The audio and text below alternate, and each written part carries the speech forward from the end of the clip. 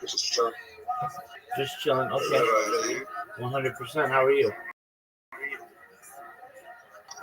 So this is where we take the 100%. You find out about me. bro. This is fucking insanity, bro. I feel on a fucking rabbit hole. I found you in a random Discord server sitting by yourself, muted. All right, good. And I saw you had like 5 fucking laptops, bro. I'm looking at your stream, like fucking 12. Yeah, that's true. Okay, what Discord you found me? Dog, it's e-girl world. You don't have to lie. It's very funny. Everybody comes in here. If they find me in another server, they're like, oh, it was Socializer. Oh, it was the camp. But everybody who comes in from e-girl world's like, oh, I don't remember. All right, well, that tells me which one it was. All right, big dog. You mind if I tell you about myself? Yeah. Excellent. I'm Rabbi Rothschild. I stream my life 24 hours a day, 7 days a week, 365 days a year for world peace. I've been doing so for more than 4 years. Going back to the pandemic, we've seen the death of a queen, the birth of AI, the coronation of a king, and everything in between. This is a real-life Truman Show, a real-life Big Brother. In 1990s, Bill Gates coined the phrase "content is king," and I'm making it true today. In 2018, in 2018, The Economist magazine stated that data had overtaken petroleum as Earth's number one resource, and I have more data archived on the internet than any person ever, which may make me an influential person someday. And when that happens, I will make you, your friends, your family, all independently wealthy. I want to make sure that you have generational wealth, and I want to make sure you can start charities of philanthropic organizations of your own. How does that sound? All right, big dog. So what do you like? What games do you like? What is that? All right, is that baller? All right, cool. What else you like doing aside from playing games? What are your hobbies? Word dog. All right, are you involved in cryptocurrency? Why not? All right, but you can make a lot of money doing it. Okay, what do you do?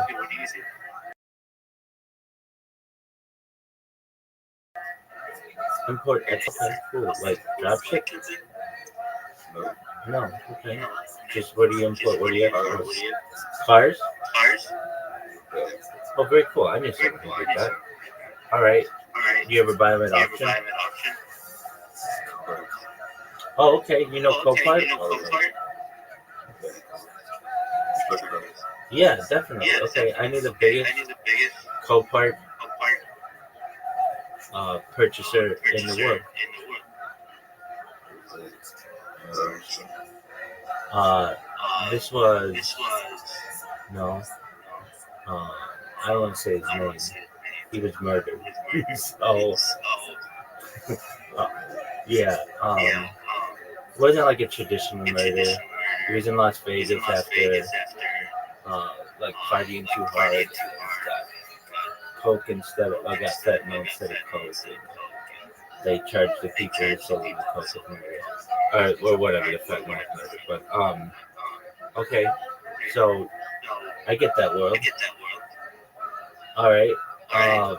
He also built a system that allowed him to bid on cars just a little bit faster than everybody else, which is like a major advantage.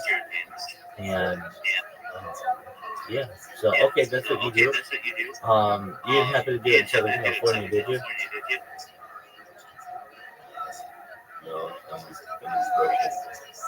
Oh, okay.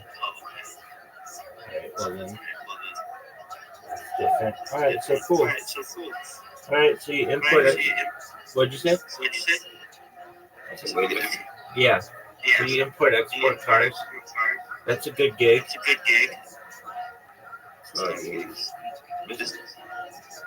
Yeah, I mean, at least in the United States, you can call it a gig, meaning it's not gig work, but it's like a good career.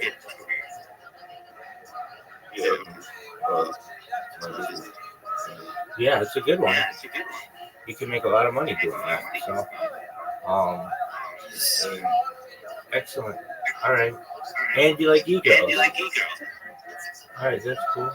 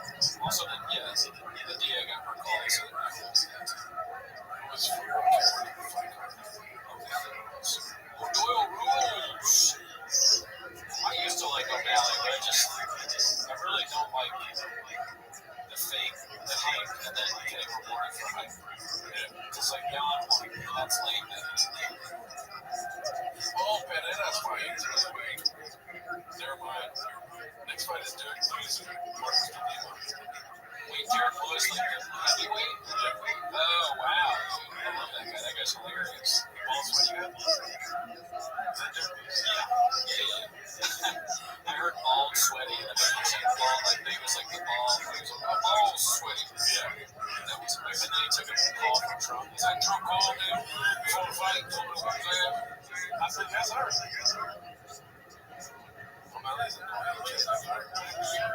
That's what I'm saying. I'm Irish and I just root for the Irish people most of the time. I follow the Irish. Like if you wear an Irish flag, and then you just support it.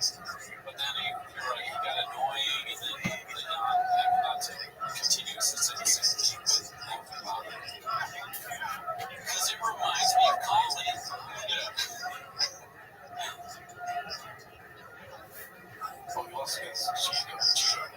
Am I getting this wrong?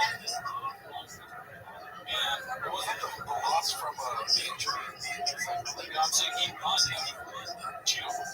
No, I'm saying that O'Malley won the unfight, but he should have been young. I was in a meeting here. Yeah. I don't know what he's talking about. Nobody knows who you are. Still messing with us. I don't know enough about UFC for you to call us out like this. Yes. I love UFC. My roommate is balls deep in UFC. Every single day is Luke Thomas on TV. Well, I've said this before. I'm never on it now, but pretty much the only podcast I listen to is this is not a bit. It's Luke's live chat, and then also the daily Morning Comment. Just the live chat. I don't think it's morning. Oh, okay. So it's just I was being live chat. I think that Morning Comment is on what's it called? I like Hero One. Does he have a podcast? Maybe I should start listening to that. He's just entertaining. He's very good at broadcast. He's got 10,000 hours in me. I'm saying mutual content. Welcome, Coach. Shut up, man.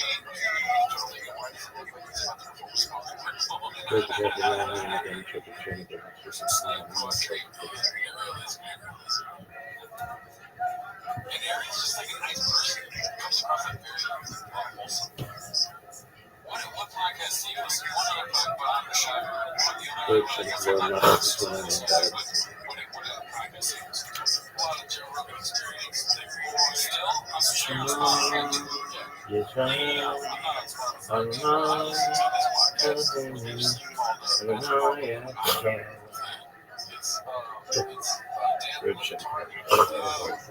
He's got a show with these two other guys, with a song, something, and some other fool.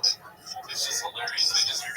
All it is they're in the world of like believing in the Illuminati and how it's all connected to basketball. It's true. So it's really good.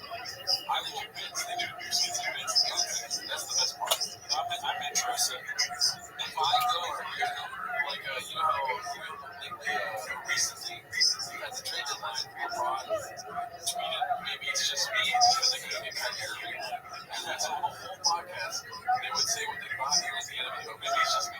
So like the whole podcast was just maybe it's just me. Cam says, have you guys ever listened to War Mode? Is that a pod? I've heard of War Mode. I haven't listened to War Mode, but that reminds me of like, I think Rogan has talked about it. I have listened to it. And I listened to that maybe old probably. I'm balls deep in Davis Con. Oh yeah? I think I got that for free. I went to the Vegas Con experience. See me now. Oh, I like when people make fun of me. Yeah, Carl. Oh yeah, well, you can do some good bits with it. Yeah, doing the big boys and all that stuff.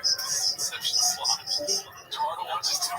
Give me a call, Kenny. I go watch it. Lieutenant Dan said his dad's not really in Hopeless Turtle. That's a good joke. So here's what I will promise you, Lieutenant Dan. If I ever go on Carl Bassett Fight Companion, I will 100% purchase. Even if I get real fast, I'm trying to, as a reader, I'm talking to you. Outside the pizza, I'm trying to watch it. Oh, yeah, you're trying to watch TV? Yeah, but, it's just pizza this one time and ice cream last night. It's fine. If you are a big slob and you wear a turtleneck, it's not going to look good. So I have to go before I go on this fight companion. I like that Bradley, shit he's wearing some short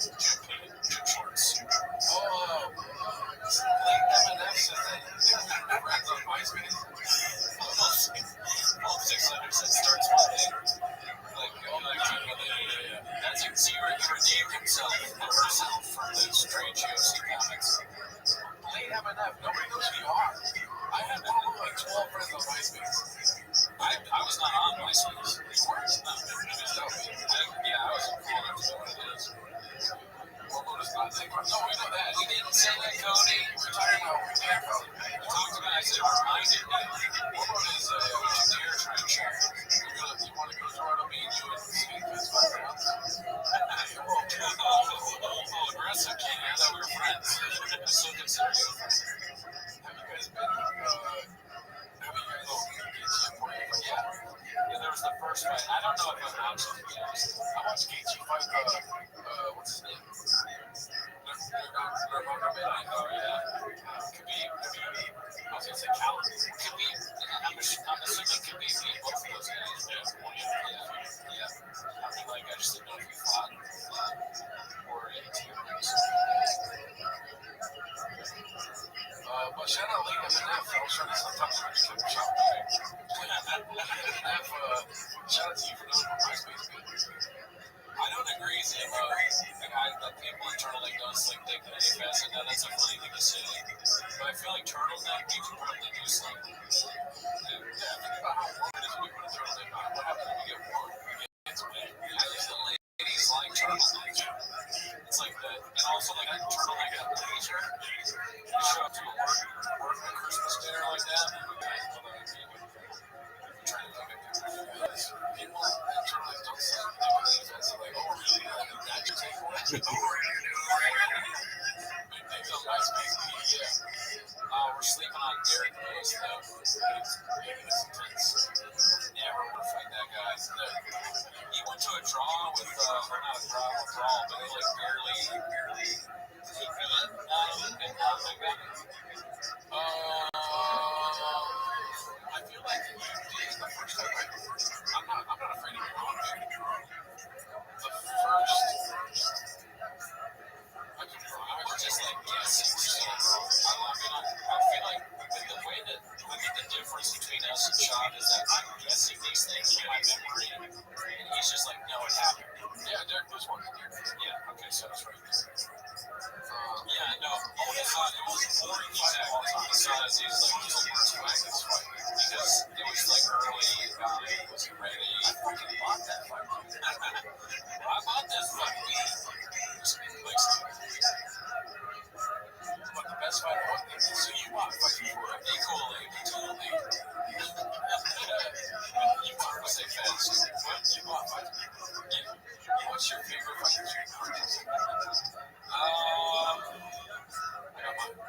What's yours? That was the best fight of all time. I think I might have seen that. The thing is, I just don't remember, like, off the top of my head, my favorite fights. That and then also too, when Conor versus Cowboy. Oh, I didn't even see that. I was at UFC, so I went to it. Oh, that's cool. UFC gym shows me my TV. Oh, I thought you were saying what the fight. You ever been to a UFC fight last? No, I wanted to go to this one. Me and Tor played on tickets to Salt Lake City. Oh, snap. I have been to two UFC games. What the fuck? Philly, I saw Tito versus Shaw. Oh my god. Yeah, that was long time. So, and then I saw one in DC because I went to tickets to it. And then Philly versus Struve. Dude, let's stop talking about dicks and Snapchat. Talk about the train side. The crowd took me recently. Talking about with numbers and actually talking about what they're drinking. Oh, shit. Oh, man. He's gonna come up. He's gonna get up. It's gotta get But it's so many serious. awesome. That was fast. Oh my god. Okay, whoa. It'd be cool, guys. How old are you?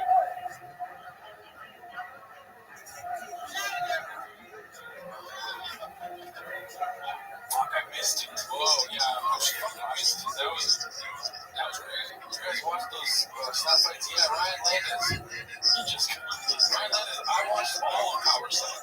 Power Slap was the shit. We're gonna just keep having to say things as a turtleneck because people are gonna join and have no idea. Yo, It is the weirdest bit of all time, but Madara, how are you?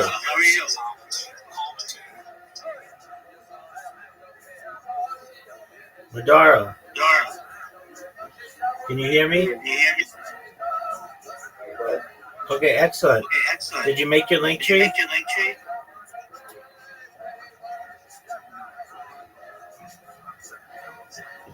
Did you make your link tree?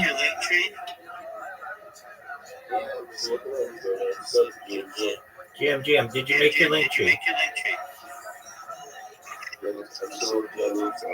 Okay. What do you need? I said I need some assistance in making it. Okay, what do you need? Alright, give me a second, let me check it out.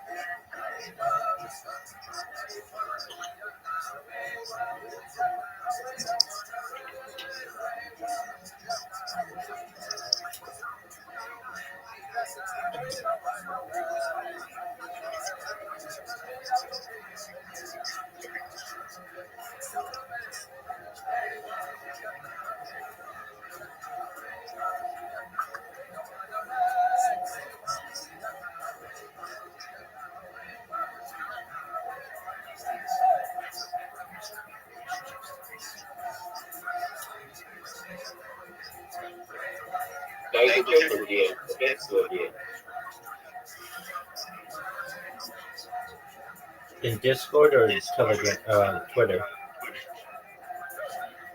Discord. Where'd you send me a message? Rabbi Rothschild. Yep, not that account. Don't use that account. I'm joining with another account right now. The one that just joined, send it there. The one that no cameras on. It's red. Yeah.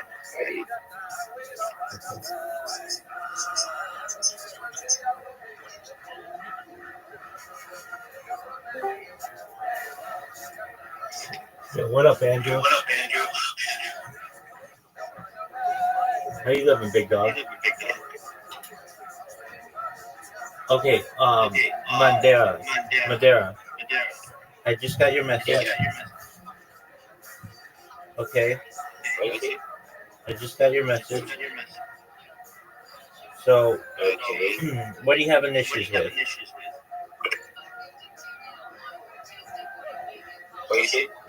What's the issue? What issues are you having? I think I've done it, so I don't what am I to do next? Okay, in the bottom left corner, you press My Link Tree, and you add all of your links. Here, I'll send you an example of what you want to do. Yeah. Oh, what's up, Randy?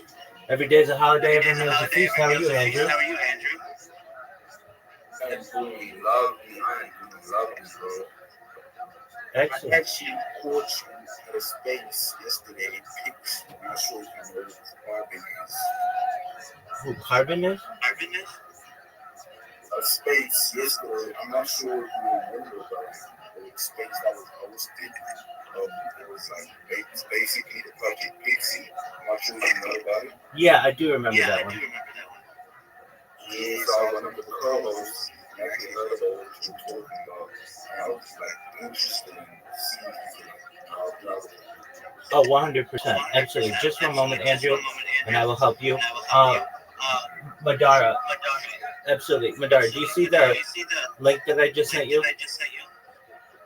Yes, Okay, so you want to make your link tree look like that, with a YouTube and an Instagram and a Snapchat and a Reddit and a Threads, all of those, okay?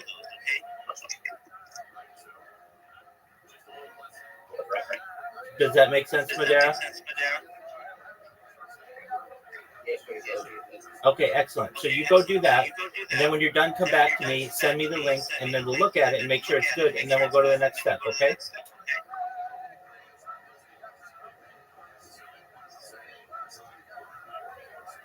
Make sense, Madara?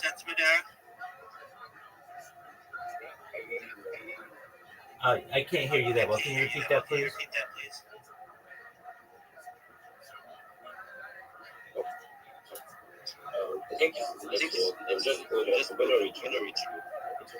Okay. Take your time. All right, Andrew. Are you a digital marketer?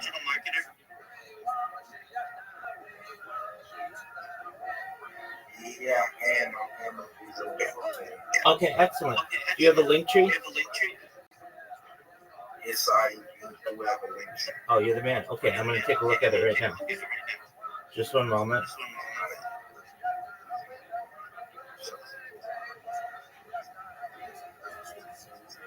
Okay, what's your link tree username?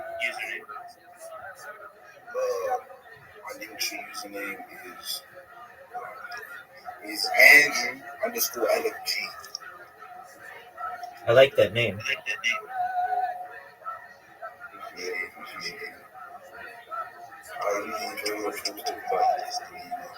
Absolutely. Okay, so you are already having a really great opportunity here. Okay, so you have 2 pieces of social media on it, and the goal is you want to have 20.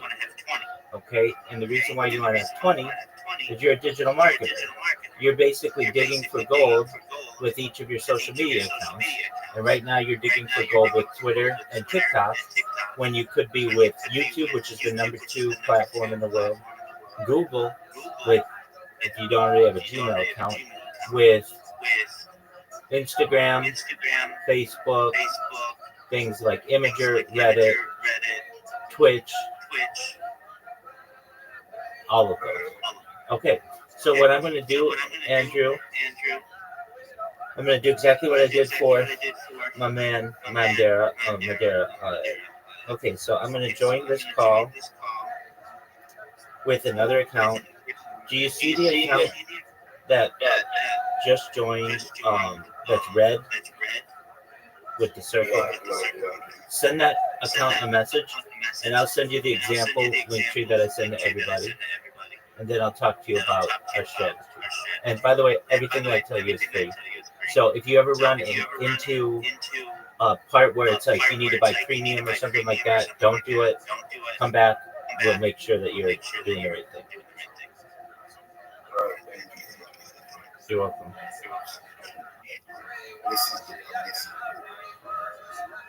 Okay, so what I want you to do is send me a message to that account, and you just did. Thank you, sir. Okay, Andrew, I want you to go to the link tree example that I just sent you. I sent it in Discord. And just take a look at it. It basically has all the social media that you're ever going to need on there, and it's really nicely organized. So when you have a client who wants to look at your portfolio, it's really simple for them. Does that make sense? Yes, I see it. Excellent. So you've got some work to do, and you've got to create your YouTube and your Instagram and your Facebook and all that stuff. And you may say, but Rabbi, I already have an Instagram. Okay, that's cool. But your clients don't want to see your vacation pics and you with your family and stuff like that. They want to see what you've done for clients. So you may have to make a new one just for business. I think that makes sense. Okay, so what do we do after you get your link tree together? Okay, once that's all done and you've got all 20 different social medias. Now you've got a really powerful tool to be able to market yourself. And we want to build that tool out. So then what we're going to do, we're going to make sure you're happy with your profile picture. And then once you are, we'll make sure that you have a nice biography for all your social media that accurately reflects who you are. A lot of people put in there, I'm a graphic designer, but they don't know graphic design. A lot of people put I'm a Web3 marketer, but they don't really know what that means. They just take what their friends have and put it in there and say, okay, I think it looks good. So we're going to make sure it's really accurate to you. Once that's done, what we're going to do is, I don't know if you've heard of Sora 2. It's basically video, AI video creation, and it is, okay, excellent. So we're going to have you make an account with that. It's free. You can make 30 videos a day. And what we're going to have you do is populate your social media with that. And the reason why, currently your social media are just skeleton accounts. And we want them to be robust. We want them to have content. So that if a client looks at it, especially a new client, there's something there. And it tells them a story of your journey, and it'll be interesting. And they're not going to sit there and memorize it, but they sort of make sure that you're not capping them, basically, that you're a real person who's really going to put social media stuff up. Okay, then what you're going to do, we're going to teach you how to make memes. And if you're like, well, I already know how to make memes, that's great, but I bet you don't know how to market with them. So what you do with a meme, you find a project. Let's say there's a project that's pretty famous online, getting more and more famous, known as the Big Steppers. Okay, so what you do is you make a meme. Excellent. You make a meme of the Big Steppers. Then you put that meme in their purple pill when they're having a space. But the thing that makes your meme different than anybody else's meme is in the corner, you're going to put your @ or you're going to put your link tree. So that when somebody sees it, not only do they upvote it and not only do they repost it, maybe they even download it for later use, but then they're going to have that impression that you made it and you're the smart guy who did it. So then people know who to contact when they want more of that kind of information. Another thing we're going to teach you how to do, if you don't already know how to do it, is to clip spaces. So you can go in anybody's space, clip important parts, interesting parts, funny parts, tag the people who are in the clip, also tag the host and perhaps co-hosts, and then those host and co-host positions are usually the bigger influencers, and then that gets you on their radar, and they're going to like that kind of reinforcement of what they're doing. You're basically highlighting their good work. Everybody likes that. Then what we're going to do is we're going to work on your pitch. So I say, and I'm sure you're probably aware, especially if you're a host, everybody comes to spaces and this is their normal pitch. GM everybody, GM everybody, GM to Andrew, GM to the host, GM to the co-host, GM to the speakers, GM to the audience. I am a Web3 marketer. I do graphic design. I'm a reply guy. I'm a commenter. I'm a shiller. I'm a rater. I will help your project. Please DM me. I would love to work with you. Now, that's not bad. It's not bad. At least you have the courage to get yourself on stage and say something and market yourself. That's great. But everybody does that. If you hear, that's like 95% of all pitches out there. What you want to do is you want to say, GM to everybody, I'm Andrew, and I'm the best marketer in Web3. And here's why. Everybody out there is a reply guy. Everybody out there is a rater. Of course I'm going to be a reply guy, and of course I'm going to be a rater. But here's what makes me different. I'm going to take any content that you have. Of course I'm going to reply to it. Of course I'm going to repost it. But I'm not just going to repost it on Twitter. I'm going to repost it on YouTube and LinkedIn and Reddit and Imager and Twitch and Rumble and Kick and all of my other 20 social media platforms. So basically, you're going to get 20 times the engagement with your project. You're going to get 20 times the amount of DMs. You're going to get 20 times the amount of people buying your coin. You're going to get 20 times the amount of people buying your NFT or whatever your project is. With my system, you're going to pay the exact same amount that you pay for anybody else. What I want you to know is that my DMs are open, and they're open to start doing business immediately. That's what you want to be able to say to people, right, Andrew? Yeah, exactly. 100%. 100%. So basically, like right now, it's like Web3 marketing is a car race, and everybody's got the same kind of car. They're all coming out with the same pitches. What you're doing by coming in here, it's like I'm a mechanic, and we are tweaking your car to be turbo and super boosted and a new engine, new tires, and all you need is a little bit of an advantage, and you're going to win the race. You just have to be a little bit better than your competition. So that's what we're going to do for you. Also, by you creating all this different social media, that opens up 20 times more avenues for people to see your content and to be able to connect with you. So they may say, hey, Andrew, I saw that you posted for a project on YouTube, and I thought it was a really interesting video that you posted. If you're like, well, I don't do video editing or anything like that, that's fine. We'll just take some AI video that is relevant to the project. We're going to take that information and we are going to basically put the project name in it. We'll put some tags in it and you put it up there. All you're doing is basically making it so that when somebody Googles that project, it shows up number one.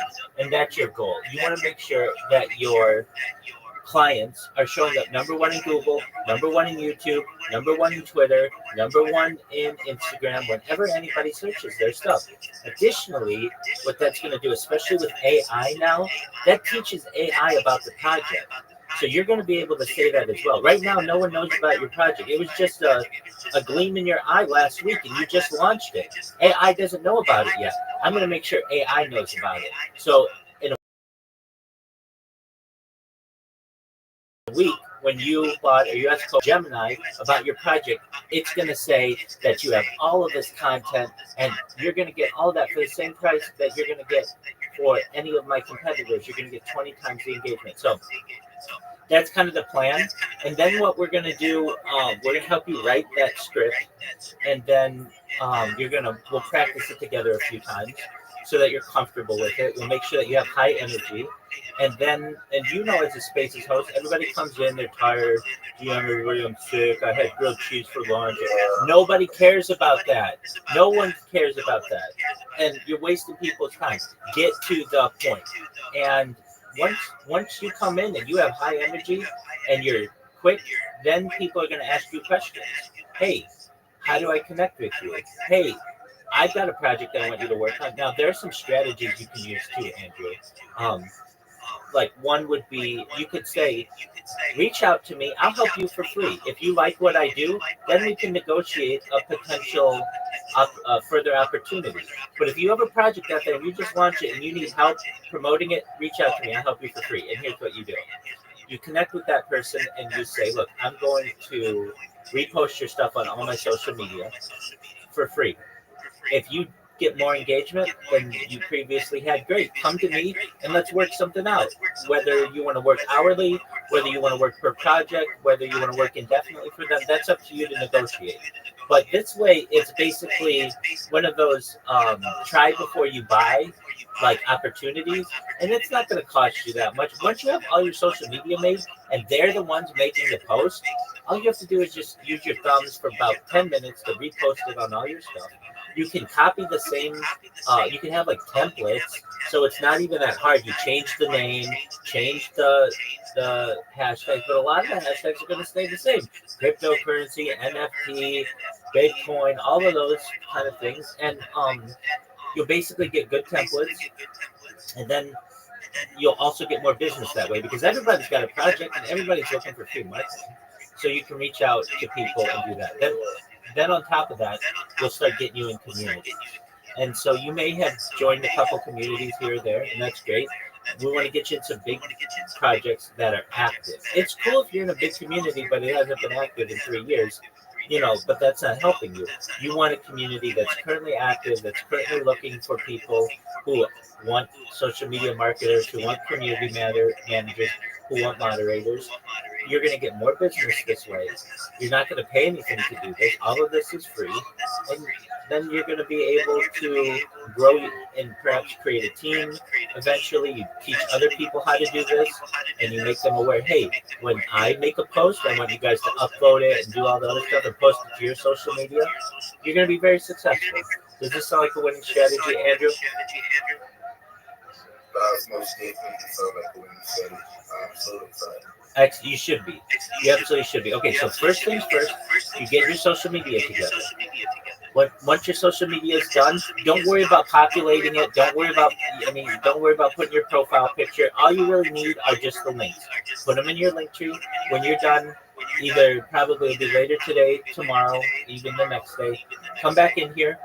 I'll look at it. Yeah, I'll be honest with you, Andrew. Your social media already looks good.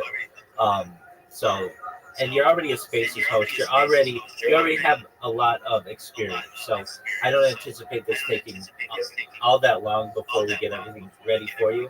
And if you have questions, feel free to come back, reach out. I'm here 24/7. Okay. We appreciate it. We appreciate it. Most definitely come back with questions. Excellent. 100%. All right. So you know what to do. First things first, create those accounts, put the links in when you're done, and you're all done and you've done them all. Come back and then I'll take a look and I'll check to make sure they're all done. Once they are, we'll move on to the next step. Okay?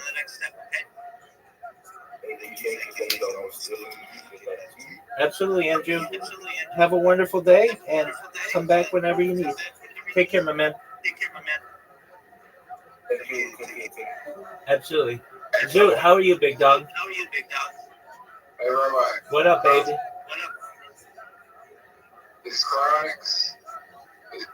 How long before chronics comes like the normal thing? Well, to some extent, cryonics are being used, at least using cold for health purposes. That's what cool sculpting is, basically the freezing of fat. It's also used as a preservative.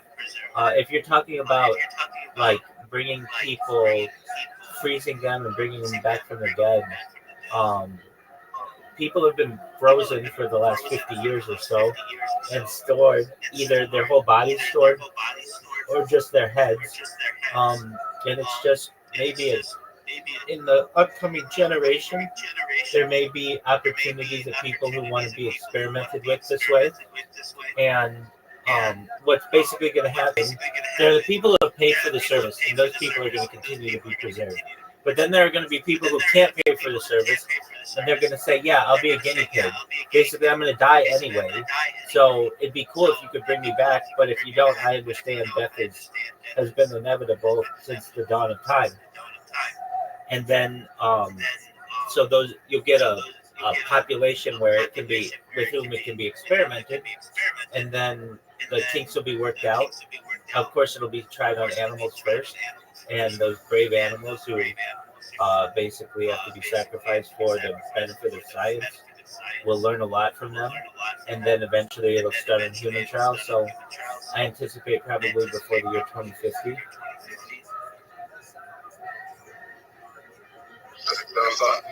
Will they stop bringing? Will they bring people back? Like, yeah. Yeah. So, there's an argument to be made that we should bring those people back with their body the way it was in the frozen state. But then there's another argument to be made that, hey, if we could just get their central nervous system and the peripheral nervous system, why not just scan that stuff and then put them in basically an artificially matured clone of themselves, basically that has never had any health problems? There's that argument to be made too. So there are going to be some people. Go ahead. What if you want to induce chronics? It's not. It's a risk. It's objective, but it could be considered suicide if you want to go do chronics and come back later. But if you're doing it for the purpose that you're going to come back later, then it's not suicide. Okay, so you're saying just like voluntarily freeze yourself at a given time? Would that be considered suicide, are you asking? It's not suicide, but it kind of it's gambling. There are similarities. There are certainly similarities. It's a good question. It's a really good question. So, would it be considered suicide? No, not in the traditional sense. I would say suicide usually has a finite end and then it's done, or an infinite end and then it's done. This would be a finite pause in your life, and so I don't think it would be that. It doesn't really have a word, so we'd have to come up with a term for it.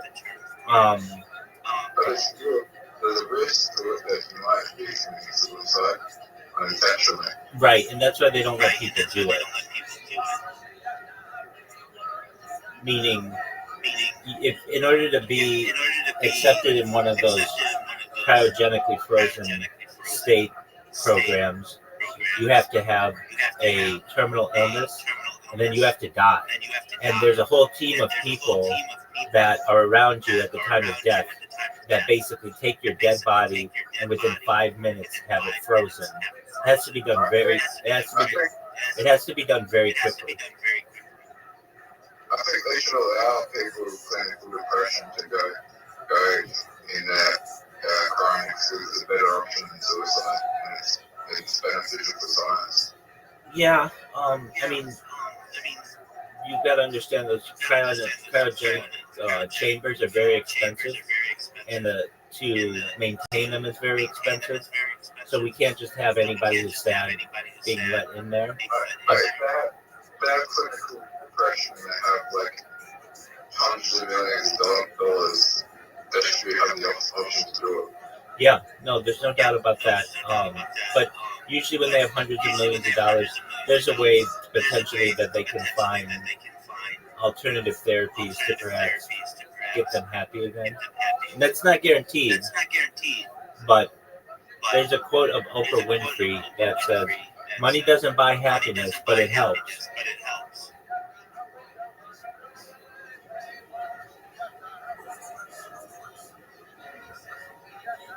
Meaning, I understand that somebody may have depression because they might just be sad, or something sad happened to them, or maybe due to some type of substance or something. But usually, if they have that kind of money, they're going to be able to get the treatment that they need to at least make life more bearable for them. But I'm of the thought that if they have the means and they really want to freeze themselves to potentially a time when humanity has a surefire way to solve their issue, then cryonics, maybe cryogenic freezing may be an option for them. What about time travel? Well, yeah, that's an interesting one. Basically, right now, the best we can do is do it in a hypothetical sense, and if anything, maybe at like a particle level. So the difference between being able to time travel into the future or perhaps into the past is right now theoretical, and probably will be for the next century or so. So to think that you can escape depression through time travel is a potentiality, but at this point in science will take a lot of development. And it's much easier to solve somebody's depression than it is to time travel.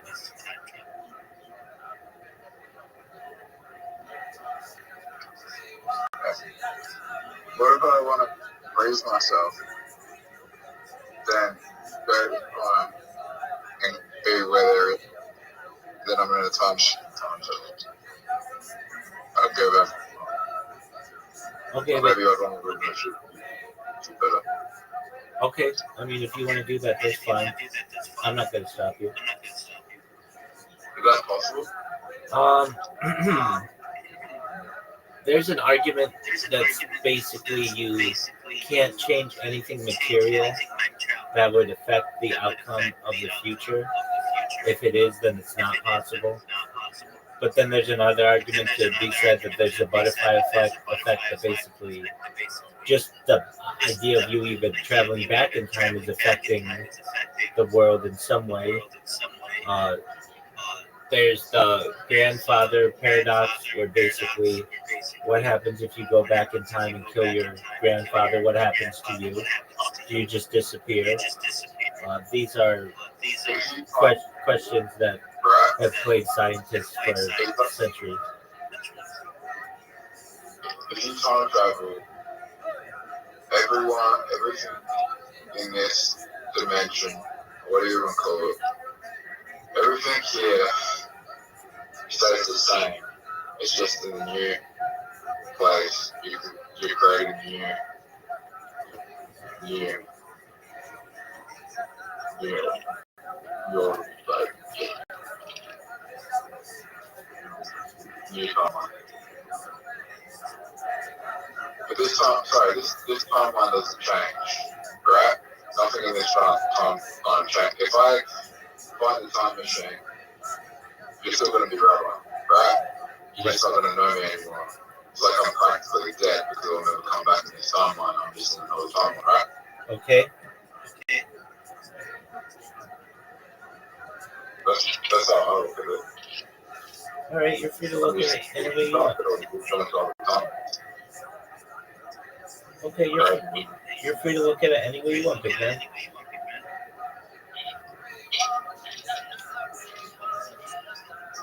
Now, could I go from one timeline and come back to this timeline?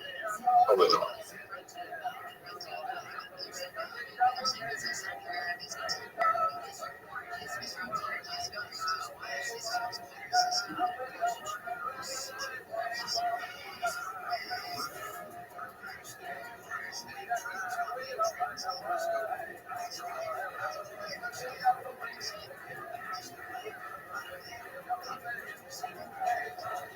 Did you watch the video?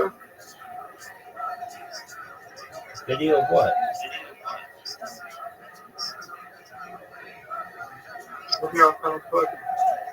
Dude, I don't look at Telegram, you know that.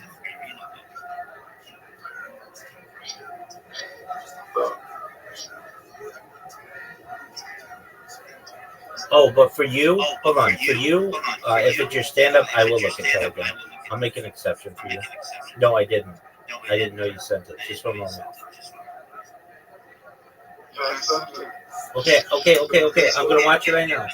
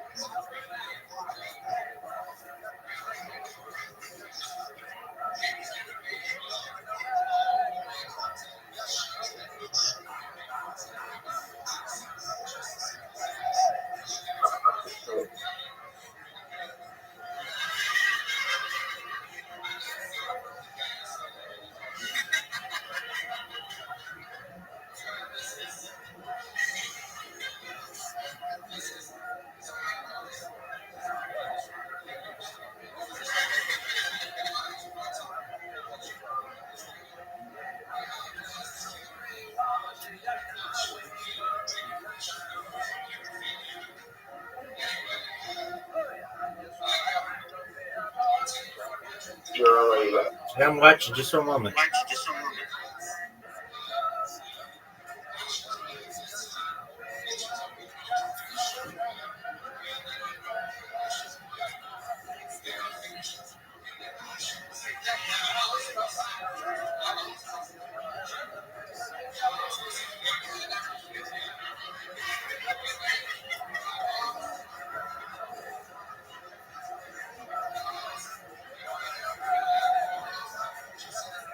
Yeah, Rabbi, did I disconnect? No, you're here. Oh, what's up? Dude, you did an excellent job. Good job. You made a lot of people laugh, and that's great. And it's your first time saying all that, so it wasn't as smooth as you would want, but they laughed really hard, and that's really great. I got distracted. I kind of got distracted because there was a few reasons why I was nervous. Well, I understand, man. That's tough material. Not everybody goes into it with like homosexual Tinder material and comes out with laughs. So they laughed harder than I thought they would. So that's really great. All right, so Zoot, the question exists. All of your material, not all of it, but a lot of it is story based. What are you going to do when you run out of stories?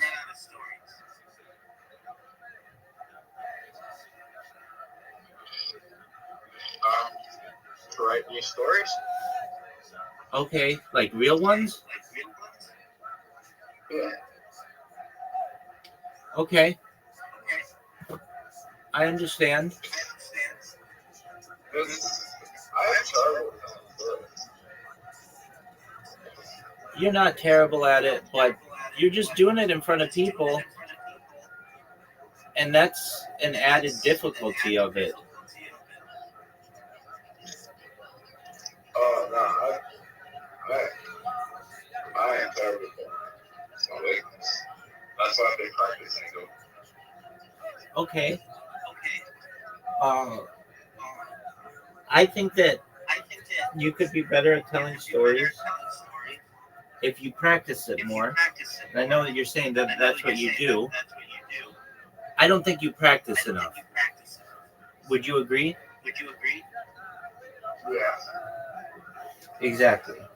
And when you're doing your stand-up, it's pretty clear you're not practicing because you've got just so many and you're not telling the right word. You're not using the right words. However, your premises are funny. So you could use those premises and make people laugh, but your comedic timing just certainly needs some work. But you make people laugh. You've got these wild premises, and they're just people aren't used to hearing them, and they obviously think that they're funny. So, I mean, I'll be honest with you. You told me that story yesterday, and I thought that's not very funny, but they thought it was funny. So who cares what I think? If you're able to make them laugh, that's great.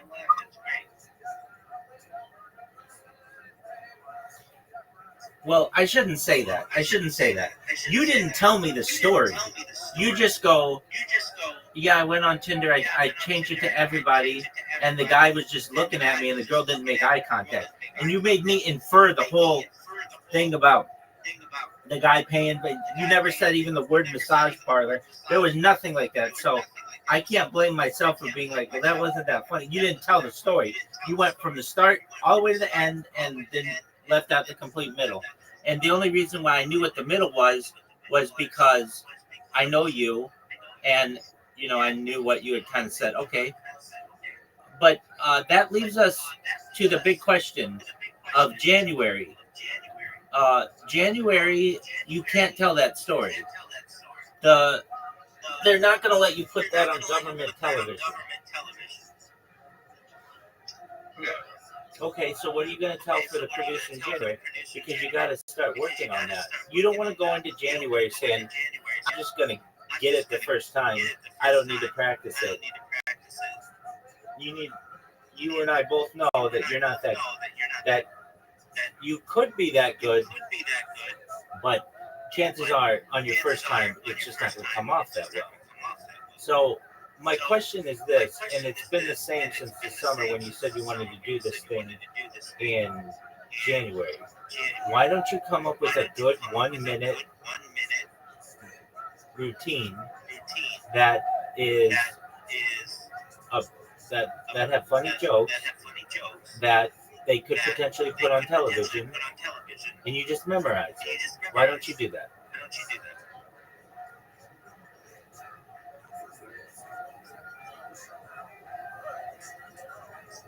What?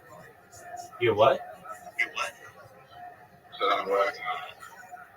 Okay. Do you have one clean joke that you would say? Not yet. Okay. I mean, I did a clean joke. I had done something set. I was just, no.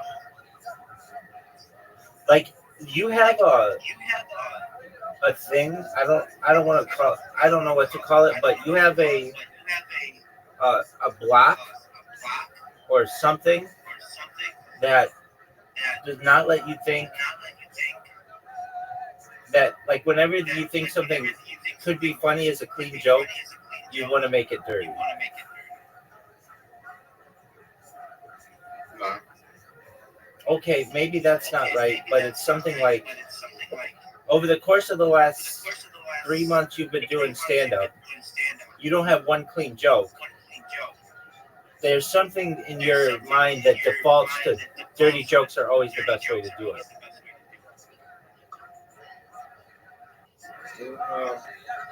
Well, then you would have told a clean joke by now.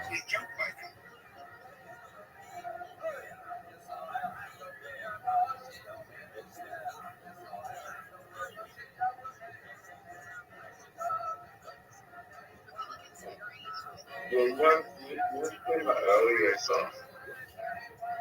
No, that's true. I've only known you to do the Amish, God with mental issues, the Amish gangbang, I know you did the thing about Tylenol, the one about the guy getting hit by the bus, and then the Tinder everybody at the massage parlor. Like, those are the only jokes that I know you have, and they're all, you can't show any of those on television. I got a funny joke. Okay, what's your funny joke, big dog?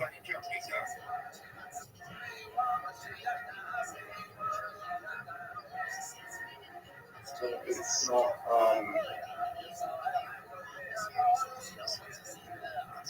so my cousin is dumber than me. Oh, this is a story. Okay, let's hear it. She, on a organ donor, she did an organ donor form when she was getting for a license, right? Right?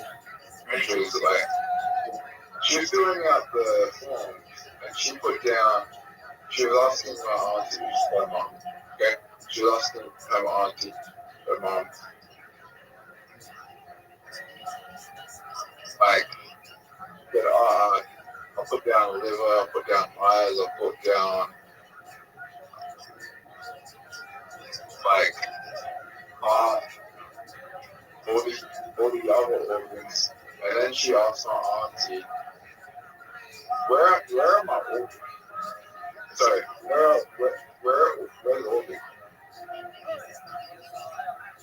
Where do I donate organs?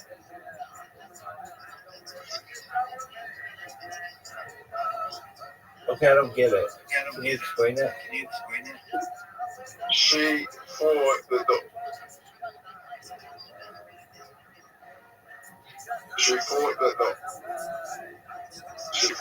organ but didn't know what organs were.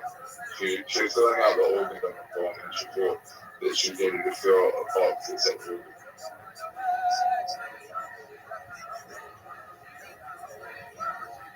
I still don't get it.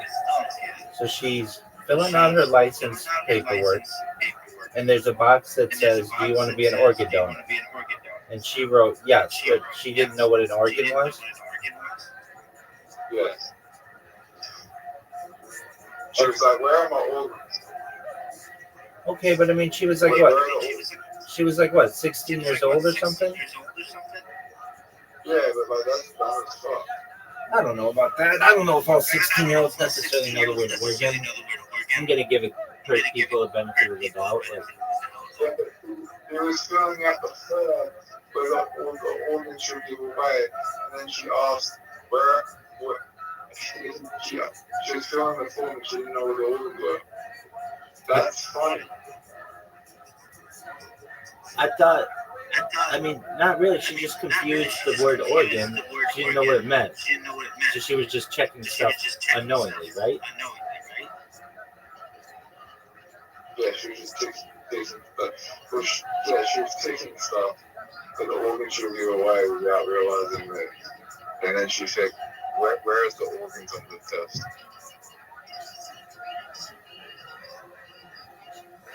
Okay, but she was 16.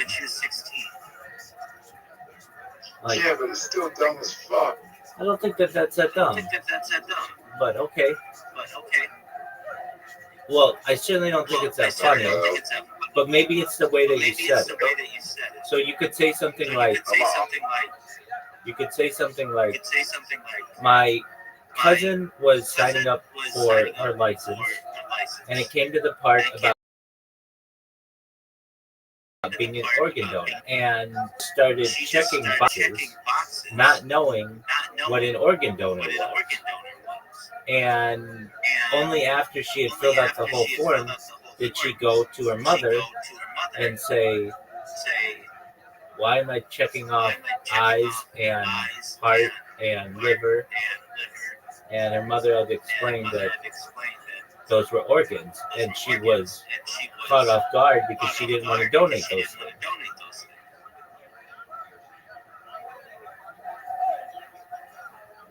That's the joke. I mean, there's more to it than that. Let me know if I'm missing something.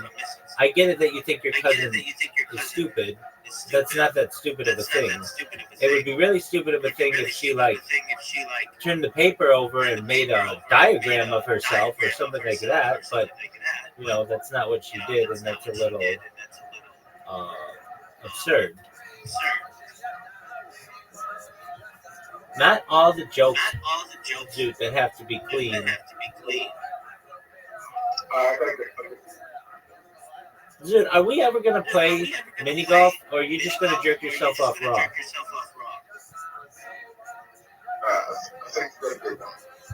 Okay, are you going to play mini golf?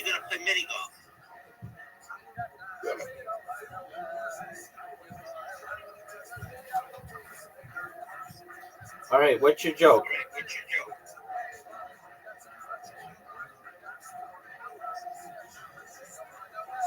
Have you ever touched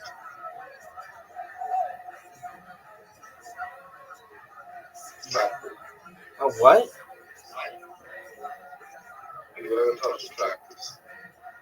Yeah.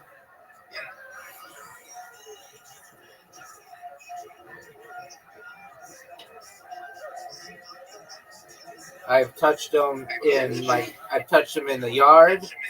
I've touched them at the store. After you touched it, was it itchy or did it sting? I touched the needles on it. So, but I touched them like really carefully. And if I would have touched them hard, it would have stung a lot. Itchy. I do my best to stay away from those. I've touched itchy shit, like from plants, but there wasn't cacti. There's some other plant. I've jumped into a Catholic. Okay. Do you have cacti down under? Yeah, so that was very cool. That was just very successful about the show that was also and 2012, 2017. And they like jump on practices. They'll like back off before Australia doesn't get as popular. But and I think for the options that I use them practices.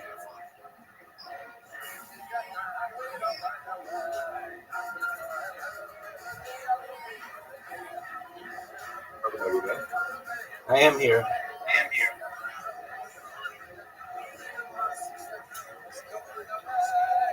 Okay, so you jumped in the cactus to be like these people? No. I didn't play.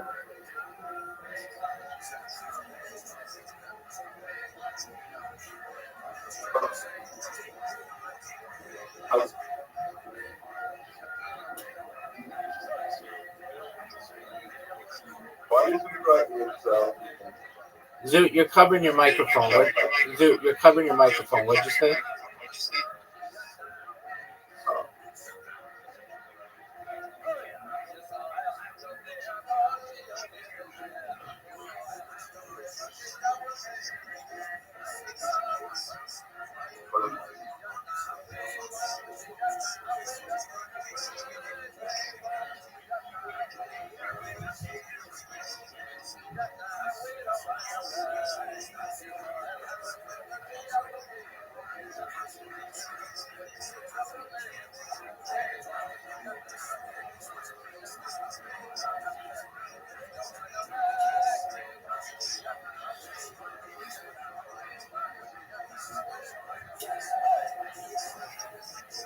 Zoot, what are you saying? Okay.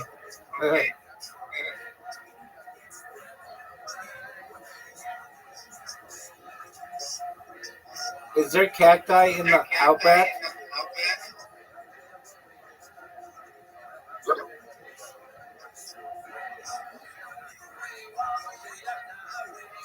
I saw a video of your boyfriend,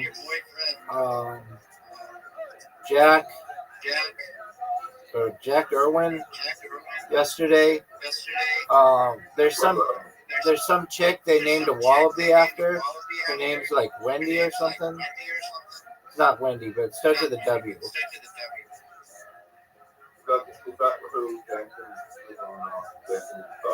No, I don't think so. It was, I could be wrong, but. Okay.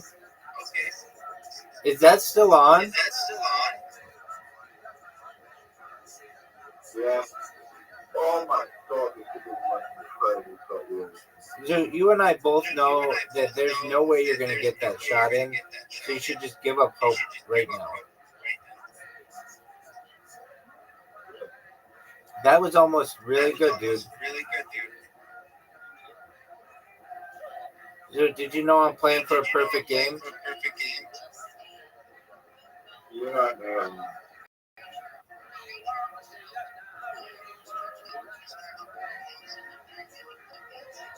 let me tell you something.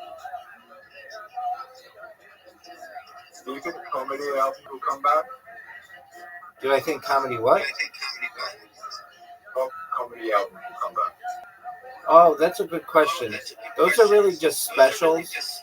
And are you talking just audio comedy albums? Yeah. No, I don't. That's dead. Because people want to see the physical comedy and the faces that somebody's making as well. So if they have the choice between listening to comedy and watching it, they're gonna go with watching it 99% of the time. Okay. What if you're on a road trip and you're just like, actually, people don't want to listen to comedy albums on the road because, like, if you find something really funny, then you could die off in a car crash. Yeah, I mean, you could die from listening to music too. I mean, that would be fucking funny. You're listening to a comedy album, you got to play in your car, and you get, then like, you die. Good morning. How are you? How are you, Brandon? That's wonderful to hear, big man. I hope you have a wonderful day. I'm here for you if you need me.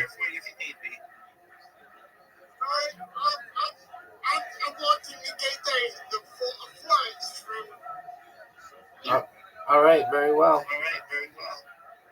Do you think anyone ever died listening to Bill Cosby's comedy album? Oh yeah. They laughed really hard and they got in a car accident. Yeah, I'm sure. It's just a numbers thing. Actually though,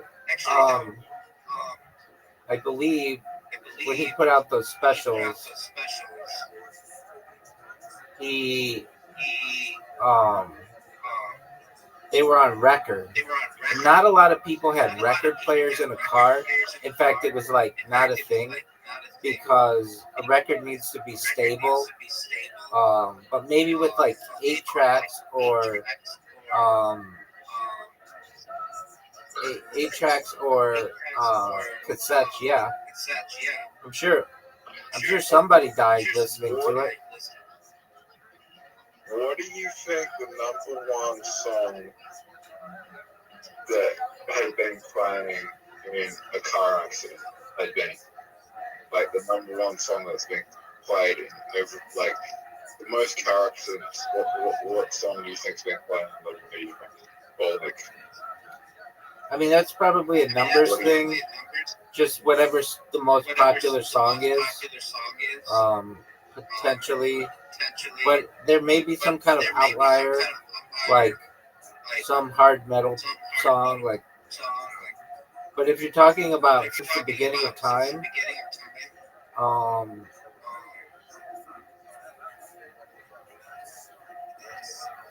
probably some holiday song because people, it's like harder to drive it during that time of the year in some states, and so I don't know, maybe something like Jingle Bells or something.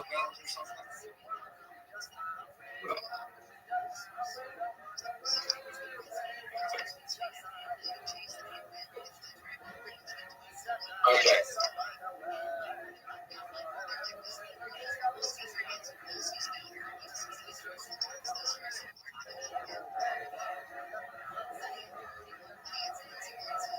What would be a fun song to get into a car accident?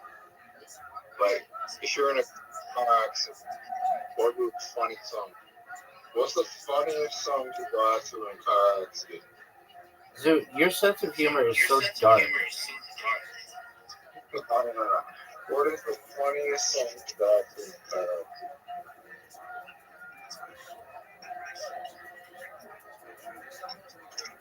I don't know, probably a song about living forever. Probably a song about living forever.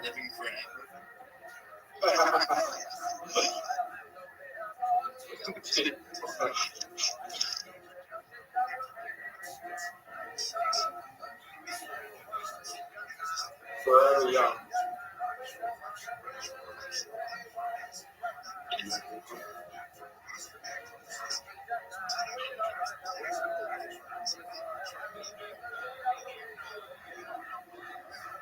Dude, you did a really good job at stand-up. You made people laugh.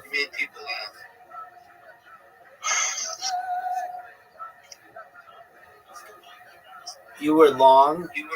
I saw when they flashed the lights at you, and that was like,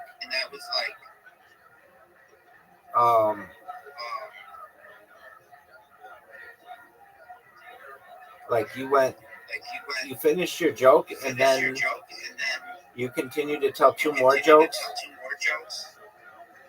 So, but I, in my opinion, it's hard to tell that the lights were flashing. I think you were looking down at the time. I could be wrong. But you made people. Oh, you saw the lights were flashing? Okay. That's why. That's another reason why I stopped because I was running out of time. How much time do they give you? 5 minutes. I went for 5 minutes. 5 minutes doing 5 minutes. The last question was after 5 minutes. So for you could go hurry up and finish. It depends on if you're in the middle of the reserve, you can keep going. You got to wrap it up. Have you been watching Kill Tony? No. Why not?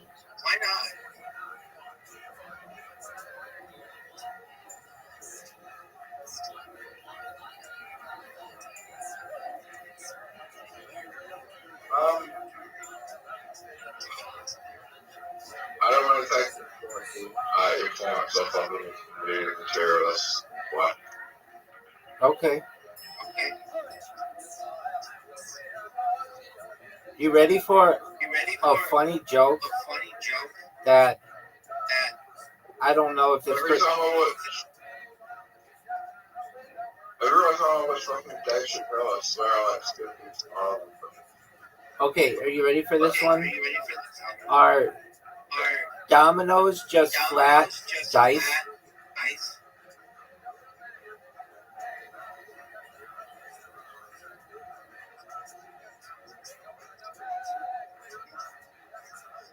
Dude, did you hear me? Are dominoes just flat dice?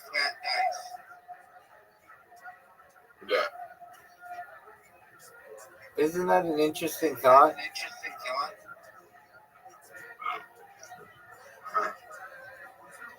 Alright, well, I think so. Oh, Zoot, we're gonna play your favorite game.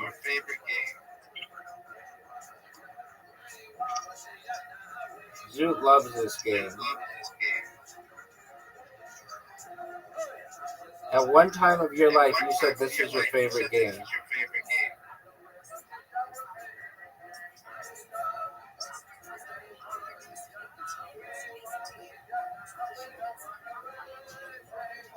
This is the most popular game in the world. I don't think that is true. What is the most popular game in the world?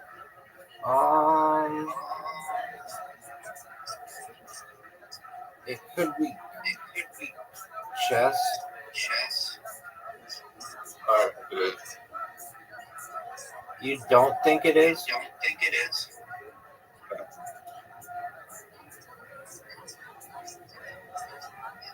That's a good question.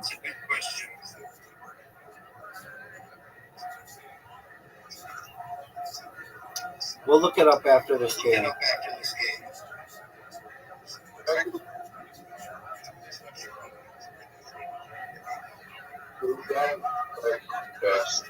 What'd you say, big dog?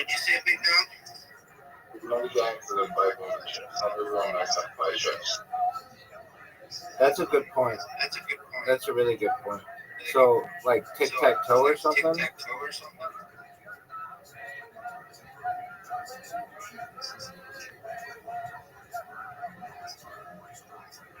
Zoo, you might fucking win.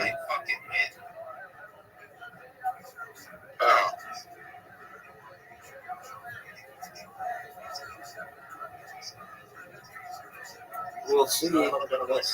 We'll see.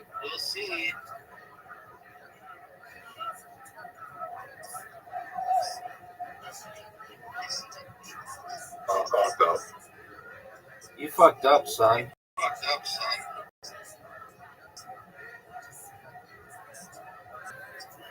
I don't know how I'm going to win. No, it's over for you now. It is game over for you, son.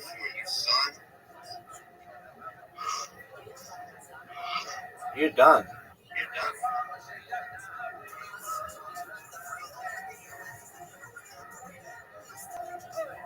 Oh, you're gonna get a ton of go. Big win.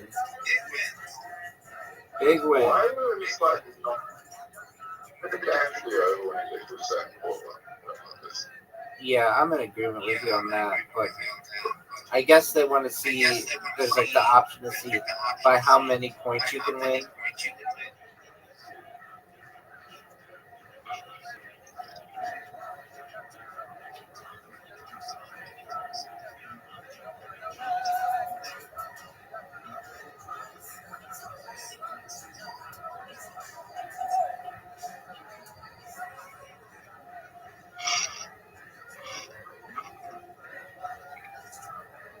Look it up. Oh yeah.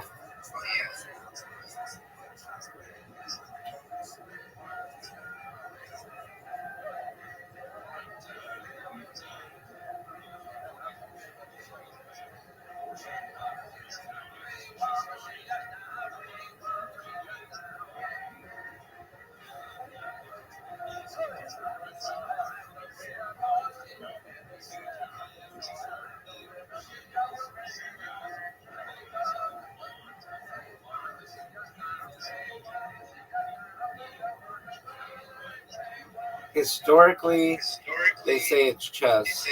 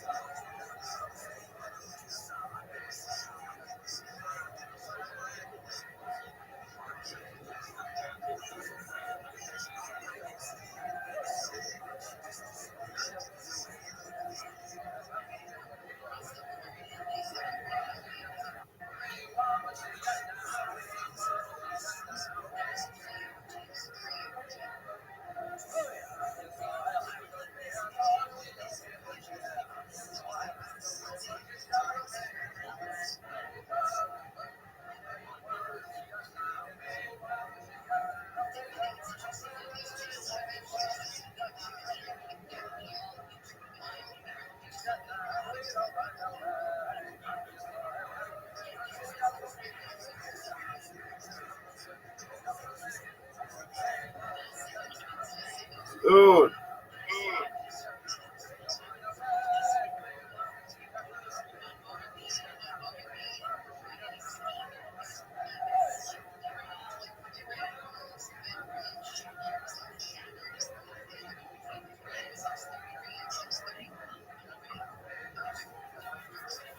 Zoot, you won. Good job, big dog. All right, I'm good for now. I have to go chill. Good job in stand-up comedy. What's the number on that in golf? Chess. Look it up. I looked it up. At least historically.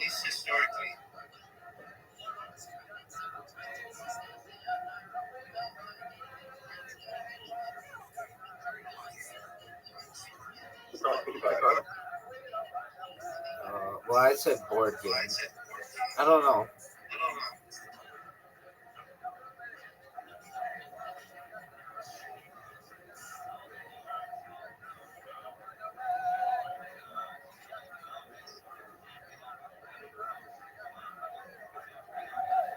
I'll look it up.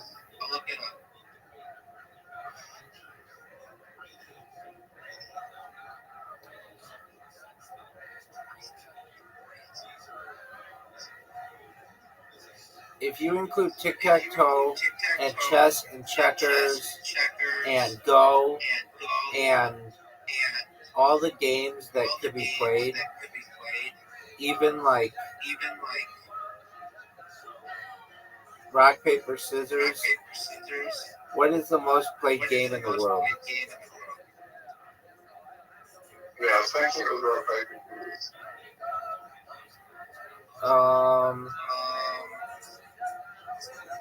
Wait.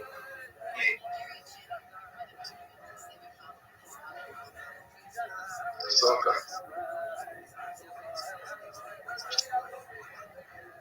Yeah, probably soccer's a big one. Okay, I'm putting games that are non-sports and non-video games. Do more people play chess every year or soccer every year?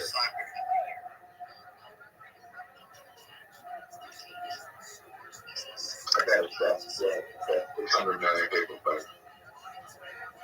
I bet more people play soccer every year.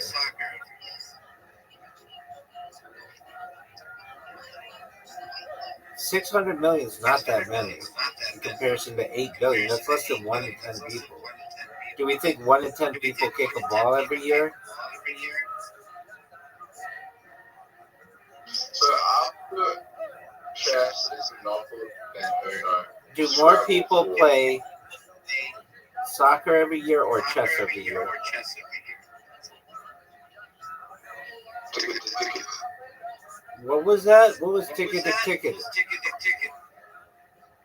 Ticket to ride. What is ticket to ride? It's a game.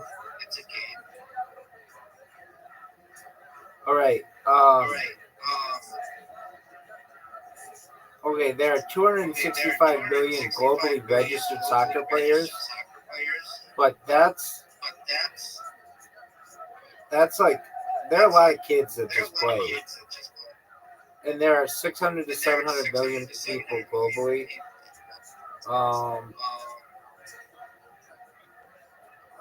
Who play chess. But what about non-registered soccer players, just like kids who play?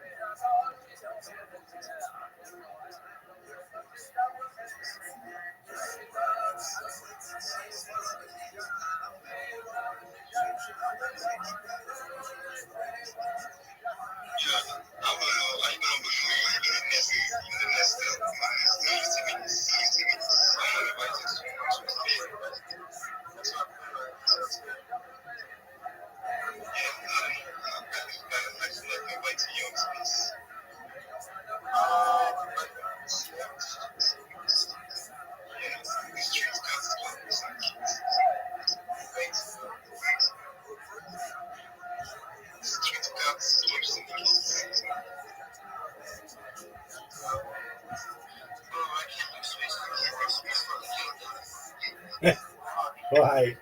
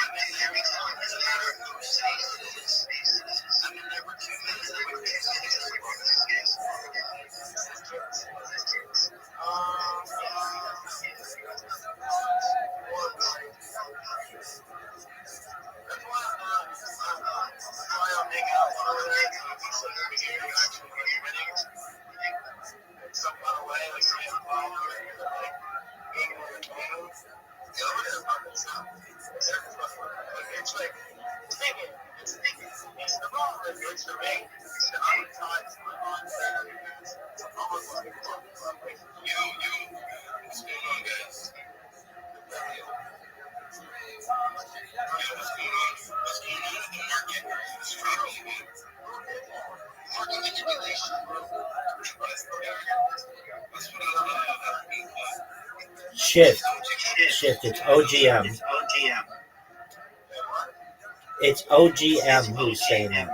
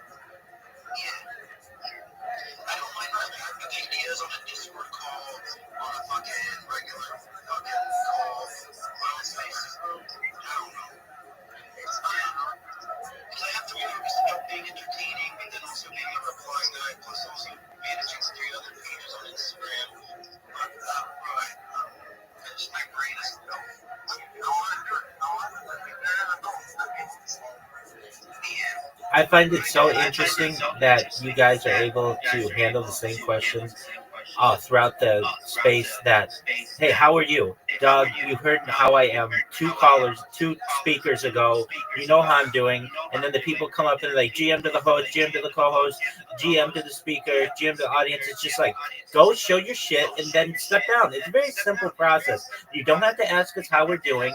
If we are interested in your project, we'll ask you more questions. If not, move on to the next person.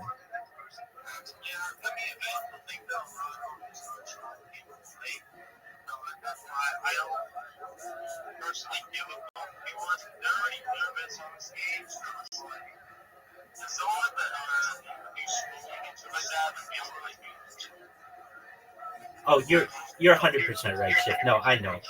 Especially when you're new to spaces, you're really nervous when you're coming in.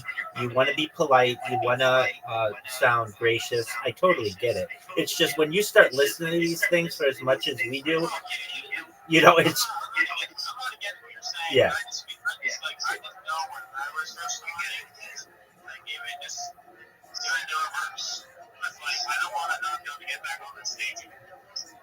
One 100%. Yeah. No, I get that. You do everything. You make sure all your I's are dotted and T's are crossed when it comes to making sure they appreciate you.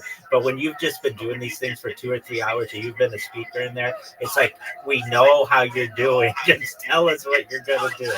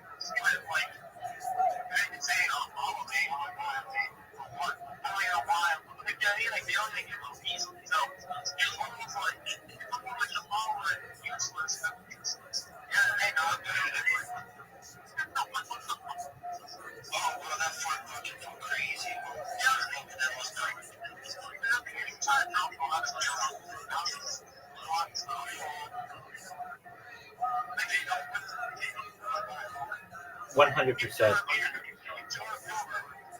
There's the generic one too. That hey, I'm a community builder.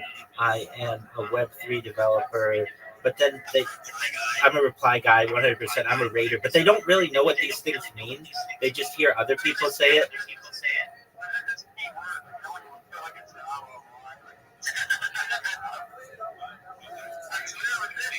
That's really what it is. 100%. And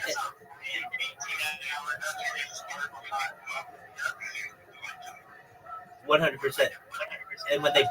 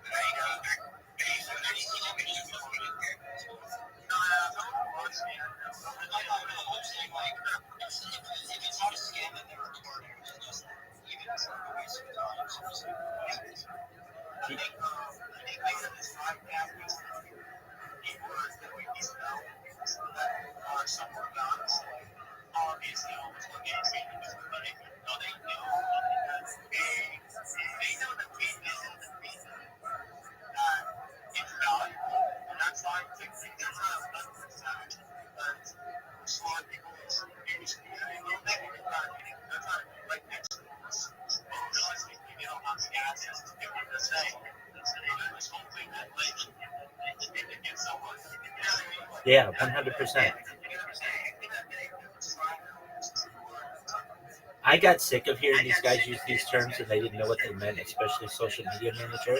So what I've been doing is telling them in my show and the other spaces, come to my Discord, I will help mentor you on these things. So what we do is we build out their link tree. A lot of times people say, oh yeah, I'm a social media manager, but they only really have Twitter and Telegram and they don't have YouTube, the #2 website in the world. They don't have Instagram. They don't have TikTok. So I've been having them build those out. And then what we do is we're using Sora to create some AI content for them, just so that they don't have skeleton accounts. Then I help them make memes and be able to market themselves with memes, and then learn how to clip people's spaces and tag the host so that they just aren't random people. They're actually connecting themselves, and then working on their elevator pitches. And we've had a lot of success. But if you don't have somebody guiding you through that, you'll seriously just be spinning your wheels, saying that you're a reply guy, saying that you're a raider, and it's really unfortunate because you're wasting our time, you're wasting your own time.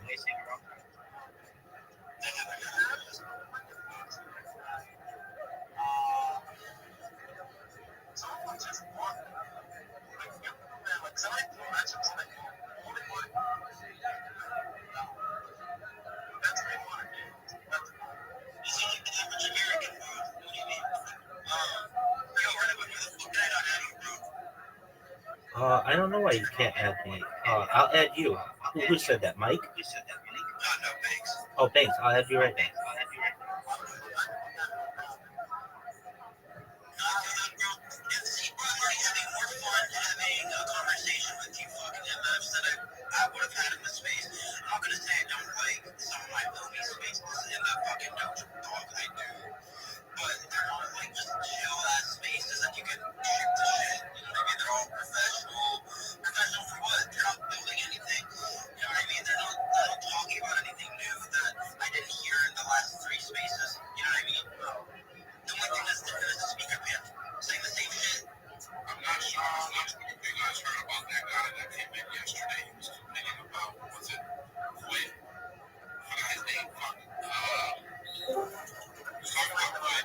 Yo, what up, LA Kyle?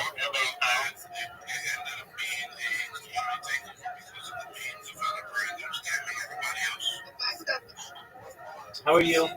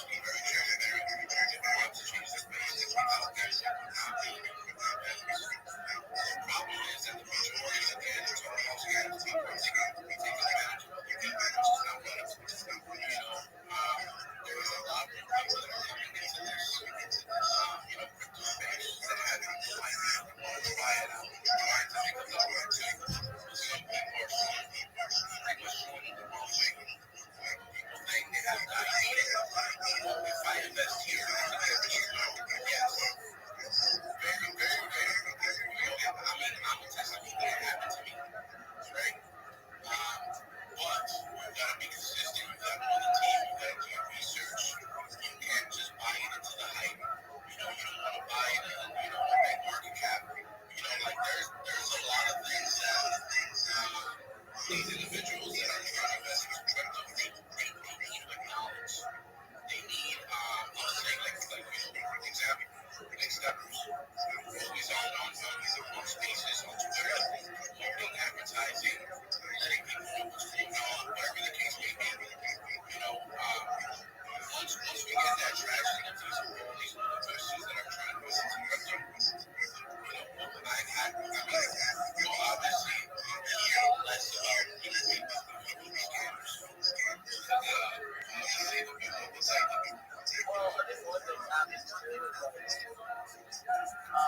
people not being scared to ask what their honest opinions. But it's like, for example, most scammers are especially when especially when they get on a stage, they're scammers that are trying to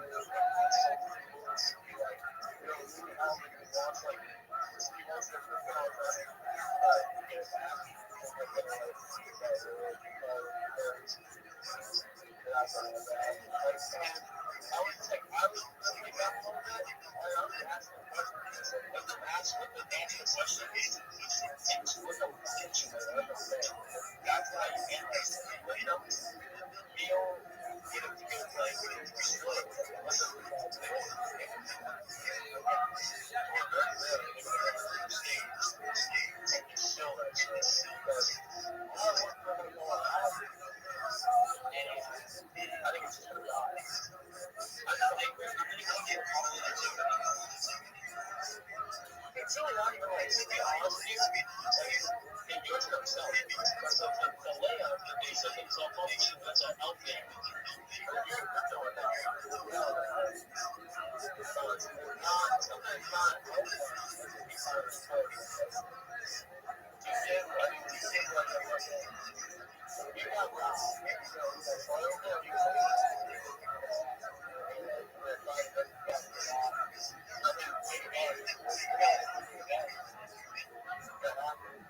%. They're going after vulnerable people who just had their wallet drained. If that happened to them, they're probably not that experienced in cryptocurrency, and they see vulnerable people to take advantage of who will give them even more money. There's no way they're getting that money back. It's gone. There's really not a good way to do it, even if they had the right intentions. So it's just taking advantage of the less fortunate, and perhaps they're even the ones draining other people's accounts and having basically multiple profit streams.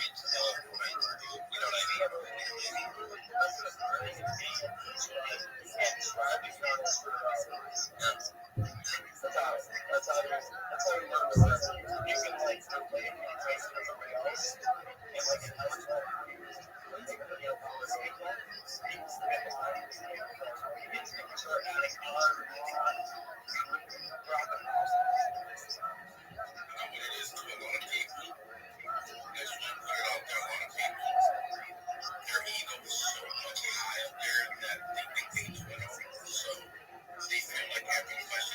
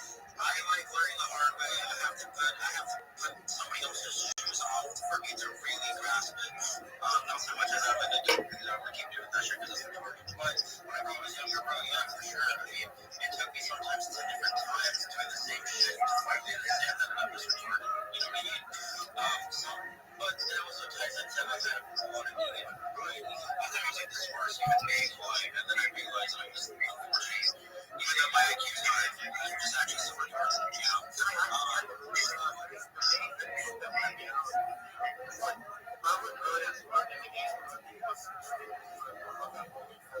That's not reality.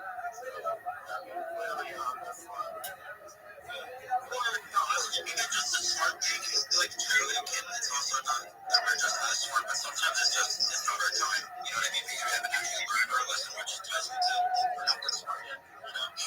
So I don't know, but then people are just actually like cool with that shit. Like they're literally just fucking cooked, and you see it with the older generation, whether it's arguing about religion, politics, finances, work, whatever the fucking thing may be. It's a lot of older people right now that I've seen that just have ego and pride. I think everybody has it, but it just I've seen it more. I guess they're expecting what's not. I think reversely. The same thing is too that they see that you're not happy with you. Yeah, so their idea, they're like, well, I was here first. So obviously, you're here first, but you ain't with it. So that's pretty much what's happening. I don't think there wasn't really like something. I'm not saying that there's a fuck on, but what I am saying is that like most of the time, you're not seeking for the information. Asking a shit ton of questions. Or laying those questions. Experiment with yourself. Like practicing things out. You're not seeking for the information. You're asking yourself, like, what do you think you get to use it? A lot of skills you should be trying to use are specifically adding on to it, and a lot of people don't. And so it's that it makes it a big thing. It's like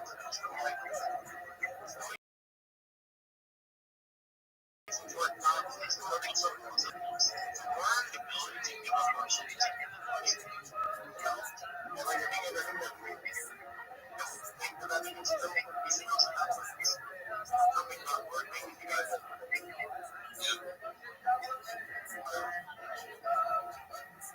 That's one thing with the older guys. Like have this thing about I'm thinking this, that's this, I'm like I look at that. I don't know if I know anything. That's the thing. I'm not saying you guys be on Becky. What the girl?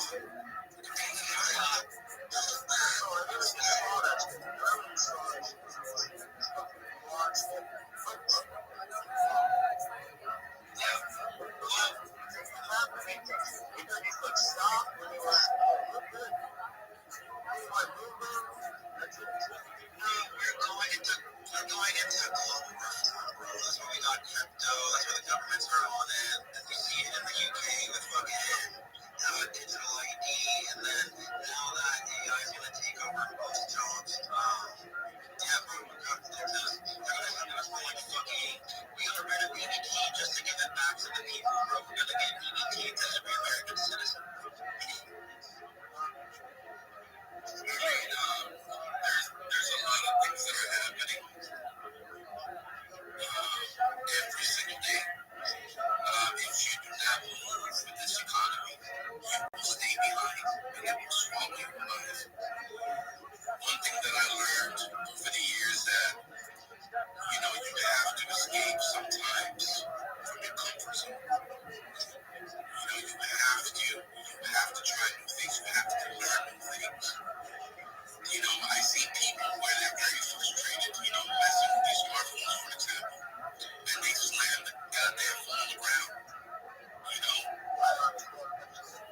And you know, I tell people, hey, relax, you know, adapt to your new environment. This is what it is. You know, I would say there's small towns that would like to keep everything the same. And guess what happens in that town? Everything goes into the ghost town. Because no one is trying to give out better ideas, better structure, control, nothing. They want to keep everything the same until they die. That's why they end up dying. The town is shit. Everybody wants to leave from there. There's nothing going on. There's no supermarkets. There's no nothing. You know? And on that topic about talking about those certain people, those certain individuals, about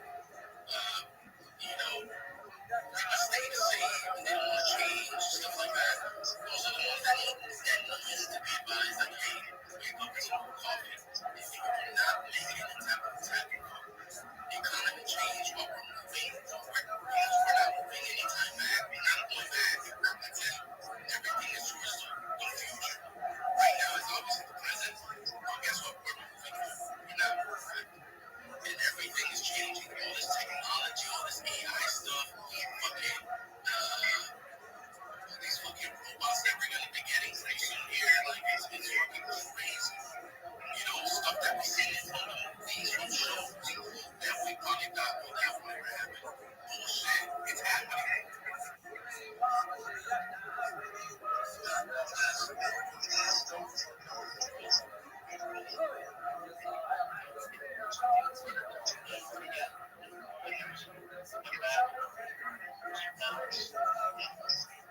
I mean, right now, like, honestly, I've been hoping do some marketing for my family startup. It's pretty much replacing call centers. So to make a long story short, and just a bit, call centers have a very low call resolution score because unfortunately there's outsourced that fucking India and they're just useless. It's easier for Fortune 40 or 500 companies or just small and pop businesses to hire these people. So his goal, my friend's goal, was to reduce the workforce by 85%, keep the top 15 performing, and then pay them more so they are now incentivized to work more. And reality is they can handle most of those back-end calls. Like specifically, like I need to talk to a person, but his AI models is pretty much learning their jobs. And just actually speaking to you, like if you were speaking to a ChatGPT, just very fluid, very non-robotic. And the test runs have increased. Like there's been no call resolution. Like there hasn't been any callbacks that affecting the call resolution scores. Like they've gone from like 30 to 40%, bringing it up to 60 to 75% in a matter of like a year that he's been doing this, bro. So I don't know. My job for him is pretty much working this shit up now or whatever comes. Like, once he's a little bit more ready, bro. But yeah, I don't know. It's pretty cool. I think it's a lot better because you're just pretty much reducing a bunch of Indians. That's like I hate to say it, but they're just useless. I would say like 99% of them are the mostly call centers. But yeah, I don't know. But that's just one wild implementation of AI. Like imagine what GM starts doing it with like their conveyor belt, like trading cards and stuff like that. You're gonna start seeing it in like fucking cell phone stores. You're gonna see it in restaurants. You already see it in McDonald's. We have like AI shops, coffee shops, bro. It's gonna be everywhere. It's gonna be everywhere. We could be living like in the fucking older garden. It's so funny. I can already see it. Not anytime soon.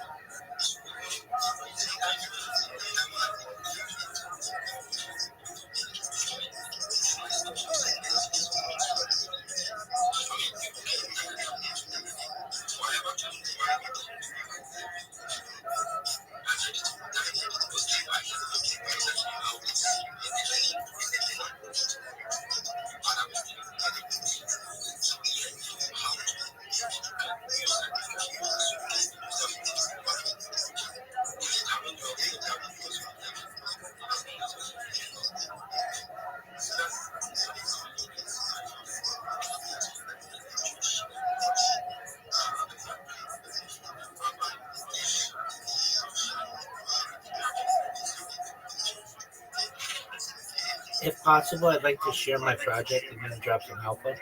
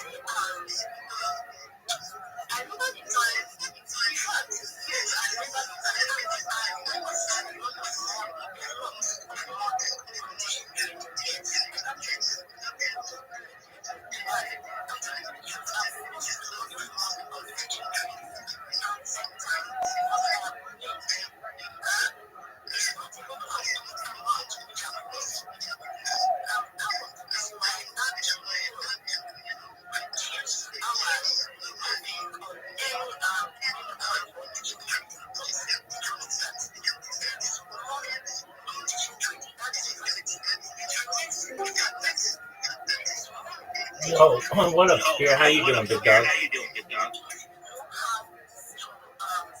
I see you're in this space with me. How are you?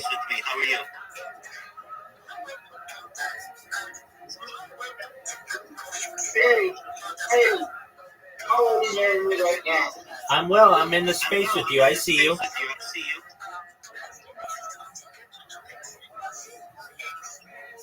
Yeah, I actually didn't know specifically being in the space as well. You know, you talk about the space. Yeah, I'm waiting for them to let me up and talk.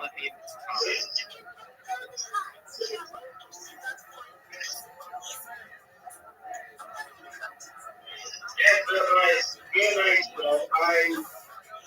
I was looking for Snap's content, which what you said yesterday about, getting to know how to pitch for pro, how to get certain social media running, when somebody clicks on my link tree, and, it gives up all my social media, and, so yeah. Absolutely. I'm actually interested, right? Okay, excellent. Spear. Absolutely, Spear. Look at your Twitter messages. I sent you an example of what you want to create. And so what you want to do is create your link tree and then create YouTube accounts and Instagram accounts and Facebook accounts and all of the ones that I sent you in the example. And when you're done and you've got all those accounts, come back to me and then we'll go to the next step. But if you have questions, feel free to reach out, okay?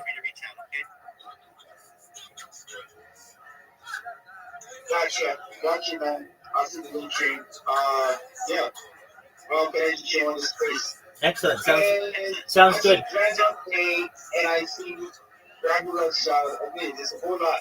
I went to check your YouTube channel yesterday and I saw a whole bunch of cameras. Good. You almost like things from your room. Good. It's great. Good. That's what I want you to see.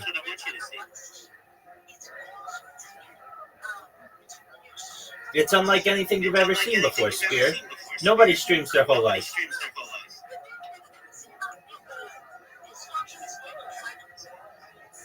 on, and I saw you have like several videos. Each one is 11 hours long. Yeah. Man, that's next level. Thank you, man. Yeah. I have more content than any person ever. Yo, welcome. How are you, Jesky? How you living, big dog? Yeah, I've been here. Okay, very well. What's new, my man? Nothing much. Just swinging on by. You probably go back. You go to Eagle World. I thought I clicked at Eagle World. Didn't it? Okay, that's cool. Hey, you're just saying hi. Check out Igor World. I'm in there too, big man. Yeah, I know this can be in there. 100%. Might end up in it. They might do you. They might tell you to Well, I'm always here if you need me. Spirit, can you hear me, big man?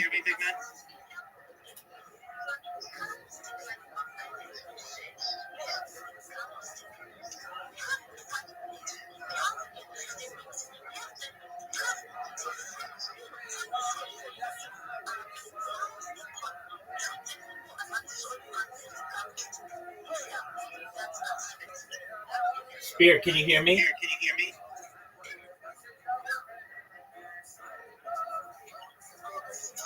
Yeah, man, I hear you. Yeah, these people won't shut the fuck up. I'm trying to tell them how to be successful, so I just have to be patient.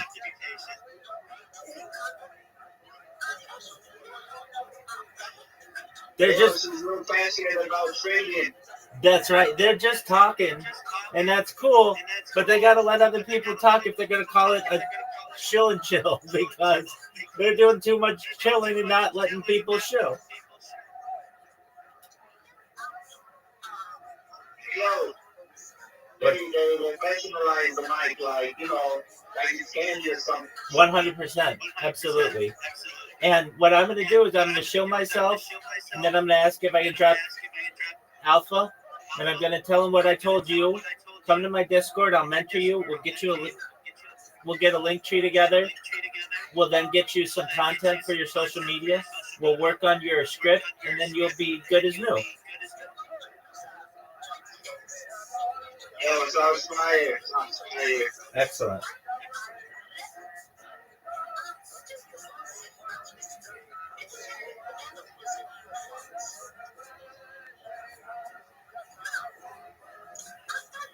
Whenever I host the space, I always make sure I'm always actively pushing the mic around each and every single speaker, so it's more interactive.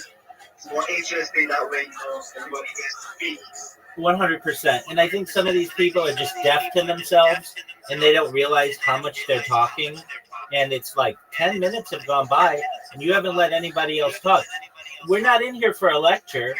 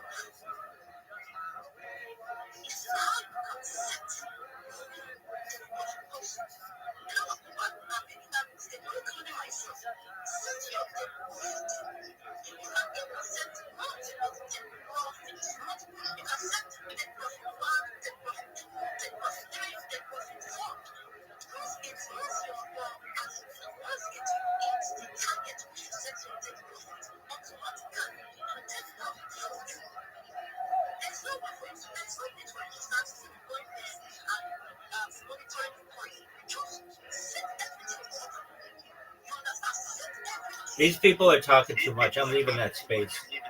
They're like, just that woman just keeps talking, and she's nice. It's great that she's having a space, but other people want to talk, and if you're just not going to pass the mic, then I can find other people to help. I'll go back to that one when She's done yapping.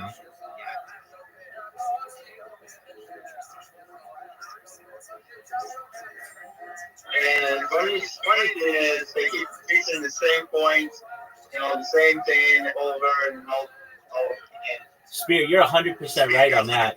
And it's like they're deaf to themselves. They don't recognize that. You already said that.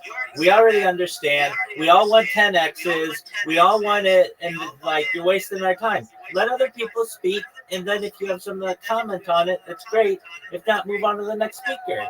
If not, you're going to lose good guests. I know I'm a good guest. I know I help people. And like, I don't have time for that, though.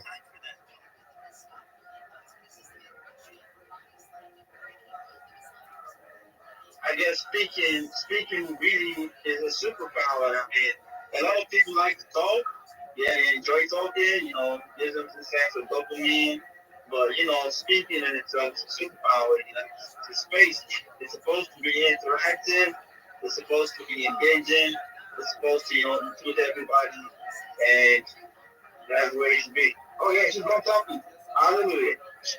Okay, excellent. I'll go back to that space and let's see if they let me talk and if we can change some lives here. Thank you for the heads up.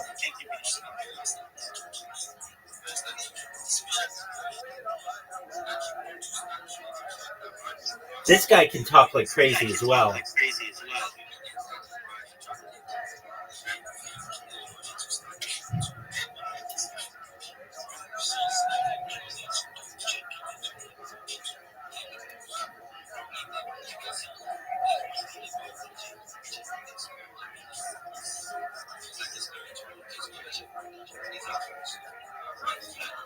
Dog, this guy can talk a lot.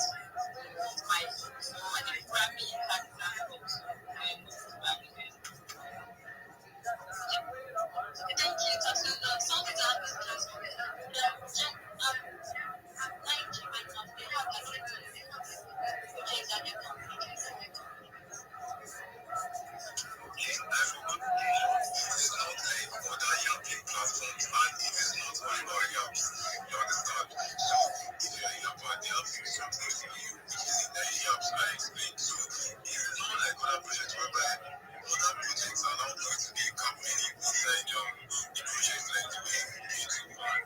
Looking at it like so what you're going to be doing, you are still going to be yapping about night itself. That's it, like like straightforward, just like quality content, man. That's I mean their requirements also is like some just to wait, and it's not hard because as they consistent, they actually reward consistency and also if you like you detect a loophole, they also reward you for that. Yes, like about $20 if honestly yeah, they reward you for that also. So yes, you are there is nothing like project is busy all night.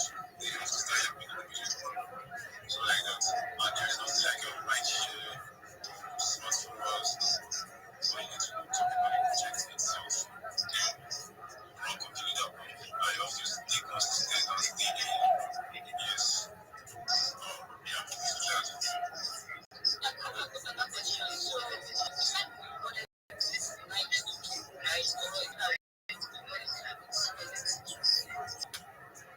okay, so the mechanism in like the economic mechanism in the now is that it is not to gain like it is not to should I say like one kind of currency listed under the solar blockchain or something.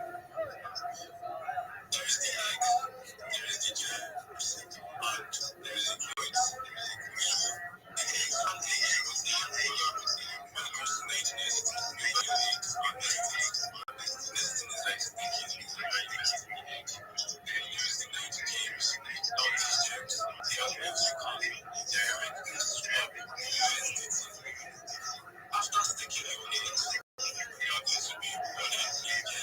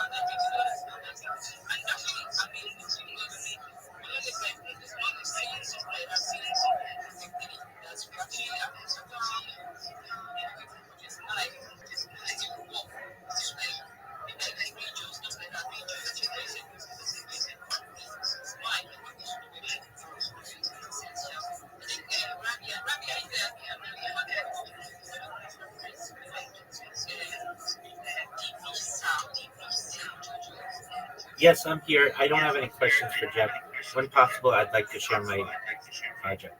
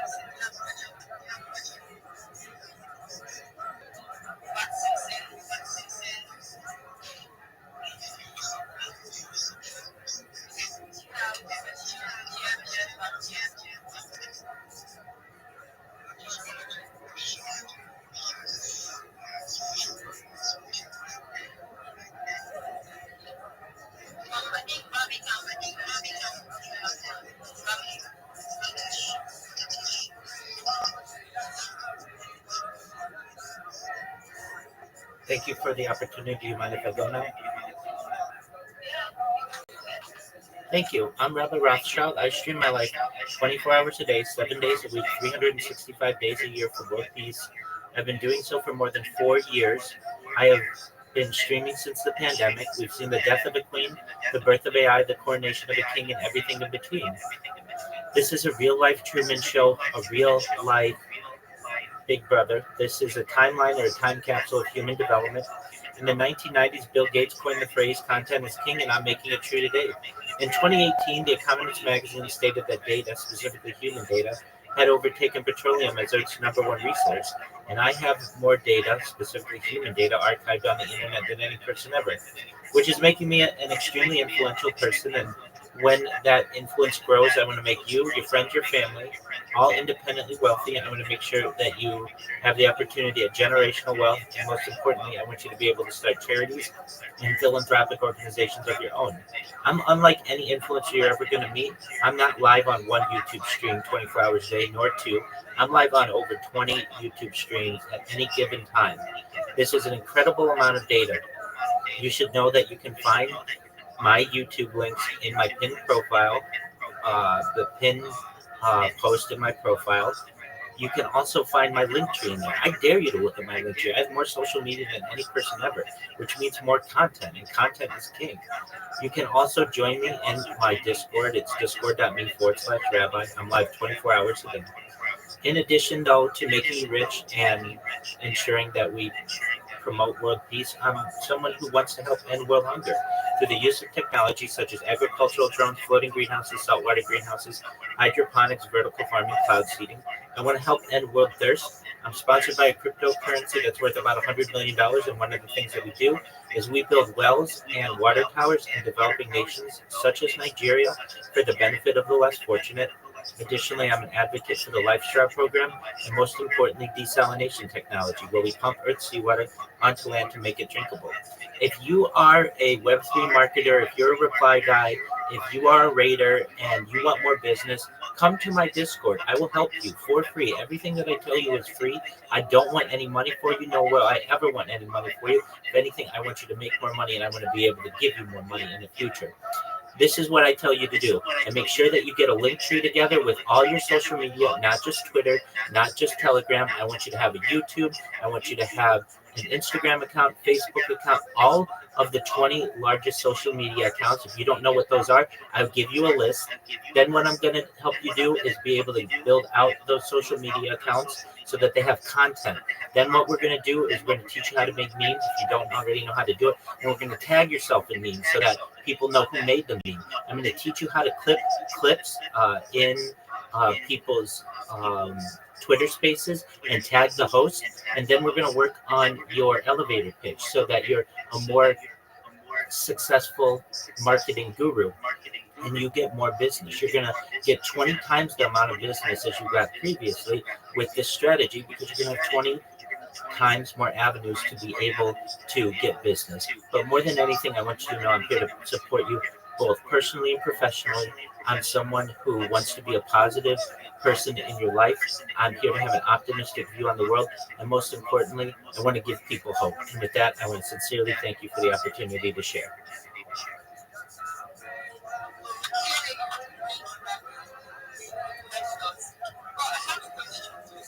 Go ahead.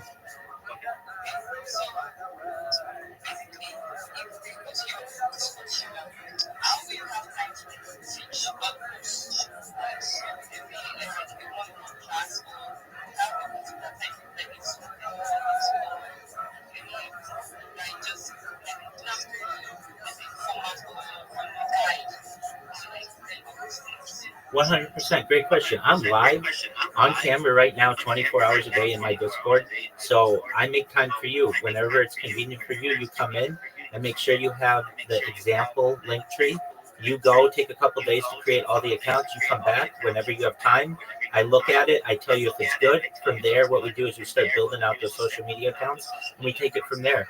So it's literally a live call 24 hours a day. So long as I'm awake, I'll help you with whatever it is you have.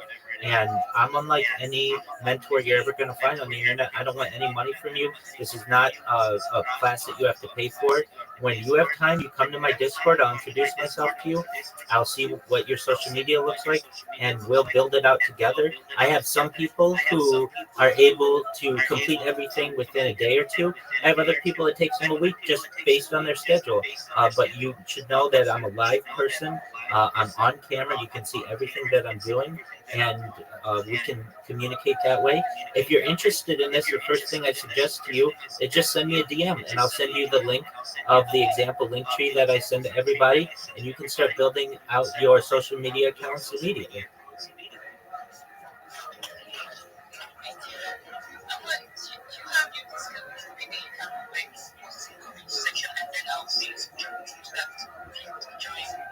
Absolutely. So I replied in the purple pill. So if you look at my reply, there is essentially a video, and it has all my links in the post. If you post that up, you can get a direct link to my Discord. Additionally, the Discord link is in my name. So if you look at my name, it says Rabbi Rothschild, and then there's a colon, and then the Discord link. So you can get it there as well.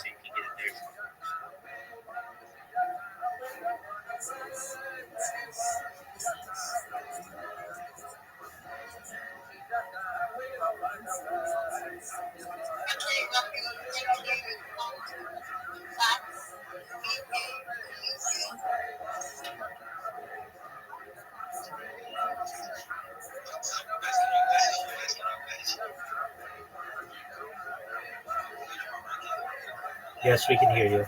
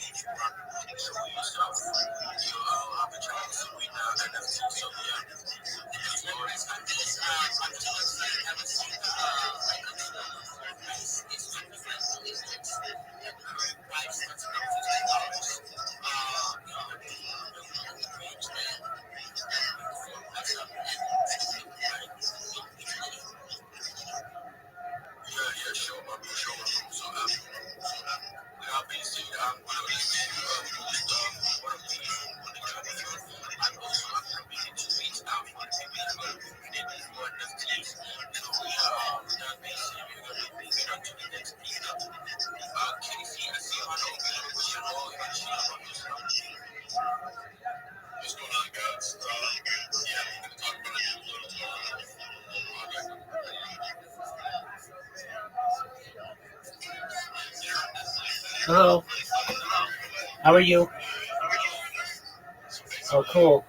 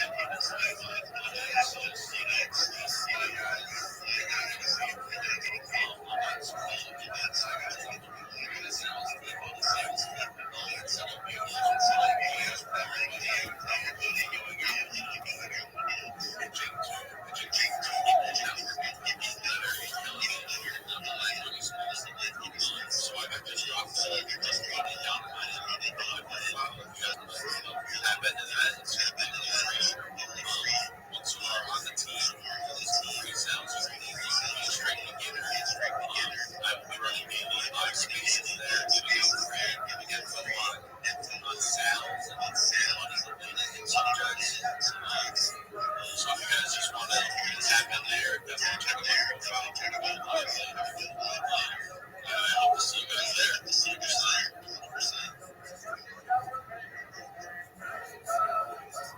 Yo, my so thank you so much for coming up. Thank you for bringing out what everybody in the space for Casey. Casey, gonna we him because he's gonna have so many for things going on. So and also help me join the space and so on.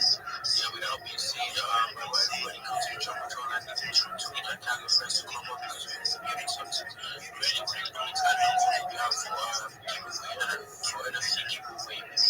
So I'm just to meet me at Black Eye and also ask for friends. Rabbi, love you about yourself. 100%. Would you mind if I share my project with you? Yeah, of course. Thank you so much for the opportunity. I'm Rabbi Rothschild. If you don't know who I am, you will. I stream my life 24 hours a day, 7 days a week, 365 days a year for world peace. I've been doing so for more than 4 years since the pandemic. We've seen the death of a queen, the birth of AI, the coronation of a king, and everything in between. This is a real-life Truman Show, a real-life Big Brother. This is a timeline or time capsule of human development. In the 1990s, Bill Gates coined the phrase, content is king, and I'm making it true today. In 2018, The Economist magazine stated that data had overtaken petroleum as Earth's #1 resource. And I have more human data archived on the internet than any person ever, which is making me a very influential person. And with that influence, I want to make you, your friends, your family, all independently wealthy. I want to ensure that you have generational wealth. And most importantly, I want you to be able to start charities and philanthropic organizations of your own. I am live in many different Discords, including my own, which is discord.me/rabbi. I'm also live in the Big Stepo's Discord. I literally live on the internet. I'm not live on one YouTube stream right now, nor two, nor three, nor four. I'm live on over 20 YouTube streams. You can view all of my links in my pinned profile post, which is available on my profile. You can also get my link tree, which has more social media than anybody else. I want you to know, I dare you to look at my link tree. I have so much social media. You'll spend days looking at all the content that I have. I want you to know, in addition to streaming my life for world peace and making you rich, I want to help end world hunger through the use of technologies such as agricultural drones, floating greenhouses, saltwater greenhouses, hydroponics, vertical farming, cloud seeding. I want to help end world thirst. I'm sponsored by a cryptocurrency that's worth about $100 million, and one of the things that we do is we build wells and water towers in developing nations such as Nigeria. I'm an advocate for the LifeStar program, and most importantly, desalination technology, where we pump earth seawater onto land to make it drinkable. If you are a Web3 marketer, if you're a reply guy, if you're a raider, if you want more business, come to my Discord. Everything I tell you is free. I will never charge you for anything. But what we will do is we will make sure that you have a link tree. We'll make sure you have social media on the top 20 social media sites. We'll make sure that you know how to clip spaces and create memes and create AI videos to be able to populate your social media. And we'll go through your elevator pitch. We'll make sure it's tight, that it's organized, that it's interesting. I'm here to help you. I want you to know that I'm here to support you both personally and professionally. I'm here to be a positive person in your world. I'm here to have an optimistic view on society. And most of all, I want to give people hope. And with that, I want to thank you for the opportunity to share.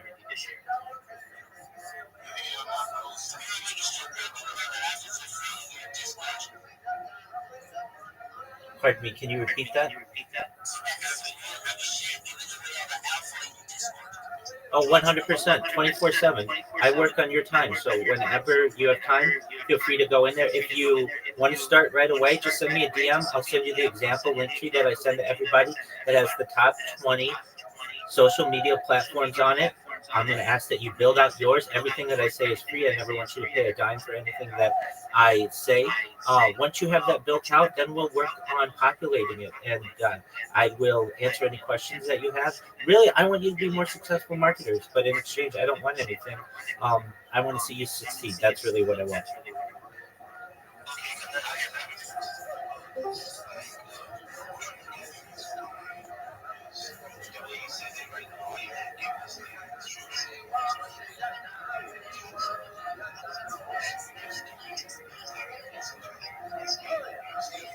Certainly, you can send me a direct message right now, and I will send you an example link tree. And what you will do in your spare time in the next few days is you'll create these social media accounts and put the links in there.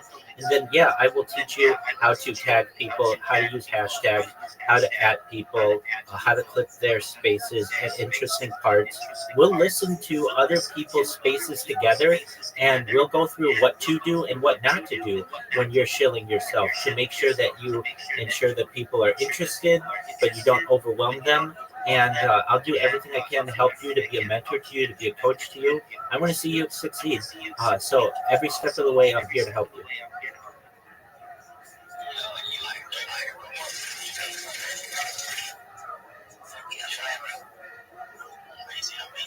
Amazing.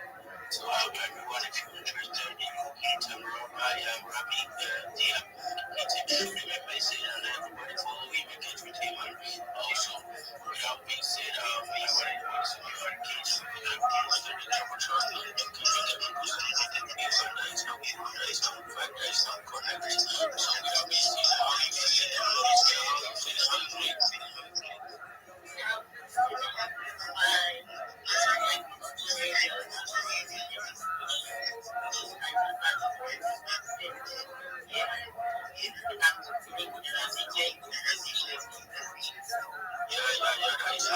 So I'm going to be giving the mic to you to start the video. I'm actually giving after the next speaker.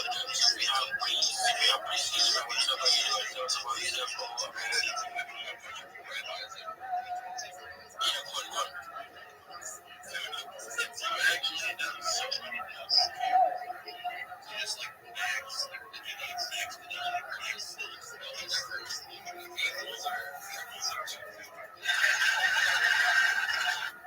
Certainly, about 4 years ago, I bought about 33 different devices, about 10 laptops or Chromebooks or such, and quite a few different handheld smartphones. And basically, I've just been using their cameras to be able to simultaneously stream myself on YouTube. And if you had the opportunity to see that some of the streams are basically from different angles. You can watch me in 360 degrees. I even have a ceiling cam. So some are cameras. Most of them are just using Chromebooks or laptop cameras. But yeah, that's essentially what I do.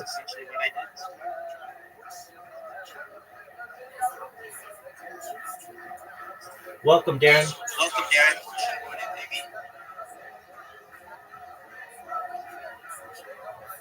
Yeah, I'm good for now, you know. Yeah, so I'm gonna be in again today. I got a big vision later, but yeah. Darren, I'll help you in a second. Because I'm watching what you're talking to, you know, so I just maybe you can get something from me, so yeah, we could discuss about it.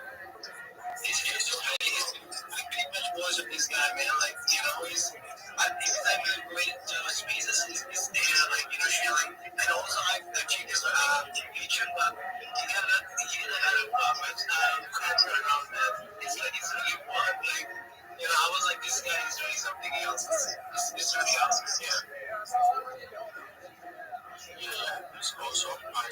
I see costumes, in the shop down and I see my boy, my guy, he's always active, my football, doing my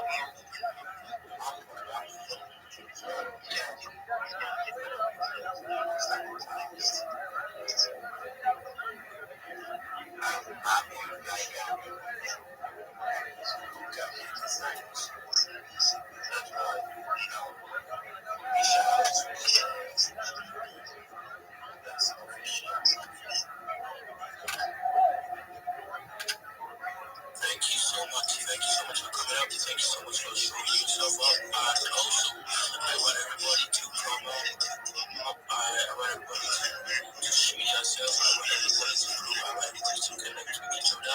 And without me saying, without you, for the team to be able to instigate you to be that being a regular guy like this, five days how we do. And they are going to be moving on to Greece. Eastern, so we have for continue short Greece. So come on, show yourself and tell us what you are here for. Yeah, else.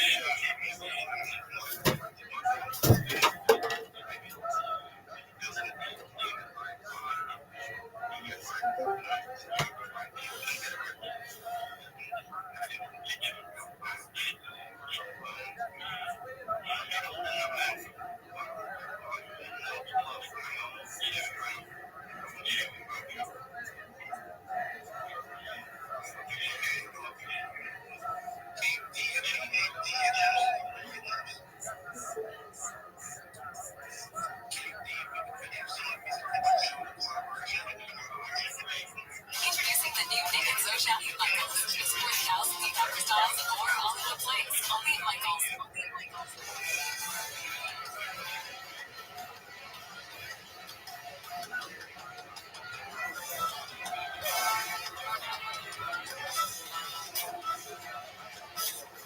Limericks were good.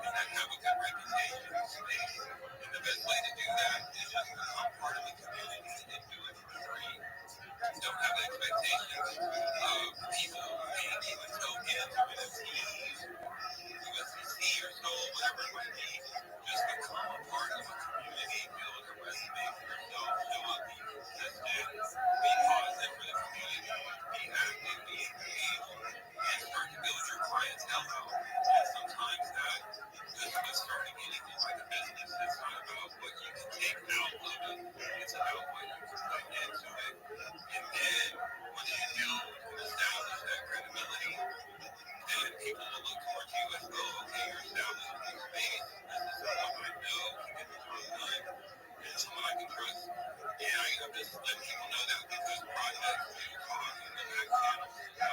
Good promoters, good community managers, good readers, those people that really stand out consistently, like I said, provide their services at a discount for free at first to build that clientele and a resume for the people that get the jobs and the gigs. So I would always recommend that to people who are not specifically looking for that, but if people want to be a part of our community, come in and support, definitely feel free to do that.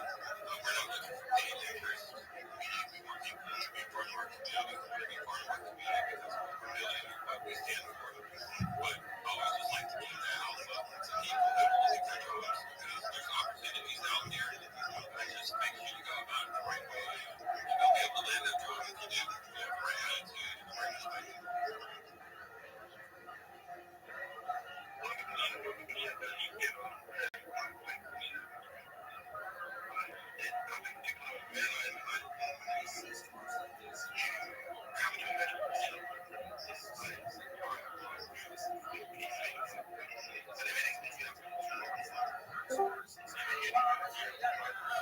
Yo, what up, Lost?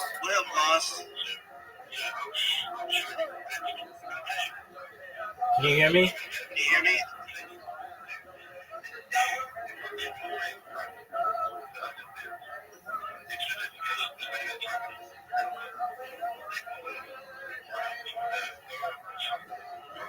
Are you talking? Can you hear me?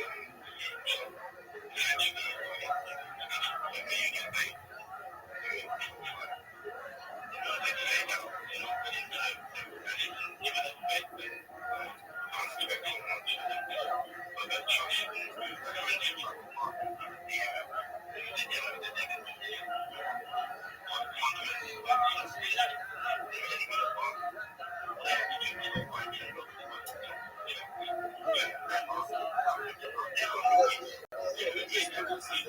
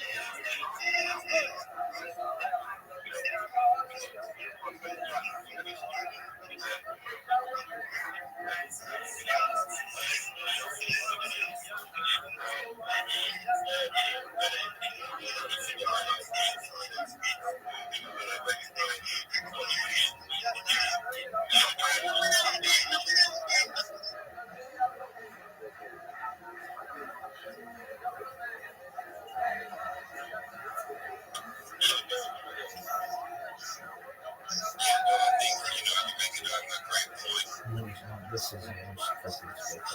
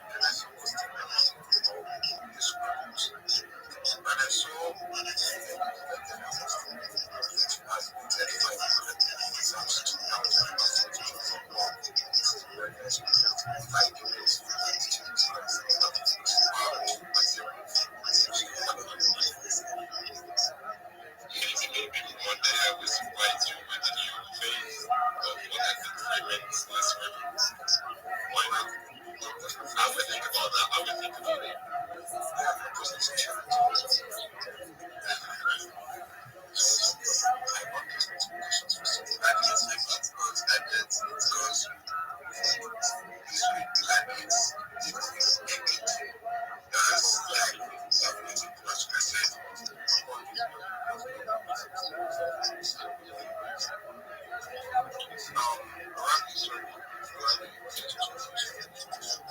No worries at all. Do you mind if I share my project with you?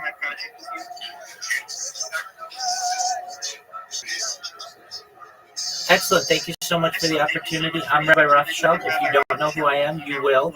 I stream my life 24 hours a day, 7 days a week, 365 days a year for world peace. I've been doing so for more than 4 years. My streams go back to the pandemic. We've seen the death of a queen, the birth of AI, the coronation of a king, and everything in between. This is a real life Truman Show, a real life Big Brother. This is a real time capsule or timeline of human development. In the 1990s, Bill Gates coined the phrase, content is king, and I'm making it true today. In 2018, The Economist magazine stated that data had overtaken petroleum as Earth's #1 resource, and I have more data archived on the internet than any person ever. That's making me a very influential person, and with that influence, I want to make you, your friends, your family, all independently wealthy. I want to ensure that you have generational wealth, and I want you to be able to start charities and philanthropic organizations of your own. I don't want your money. I want you to keep all of your money. But if you are a reply guy, if you are a raider, if you are a shiller, and you want assistance on how to work on your social media strategy, join my Discord. It's discord.me/rabbi. Look at my pinned post. I have a 60-second video on what I do. Additionally, you can find the links to all of my YouTube streams. I'm not live on one YouTube stream like a normal influencer, nor two, nor three, nor four. I'm live on over 20 different YouTube streams. You can watch my life in 360 degrees. I even have a ceiling camera if you want to take a look at that view.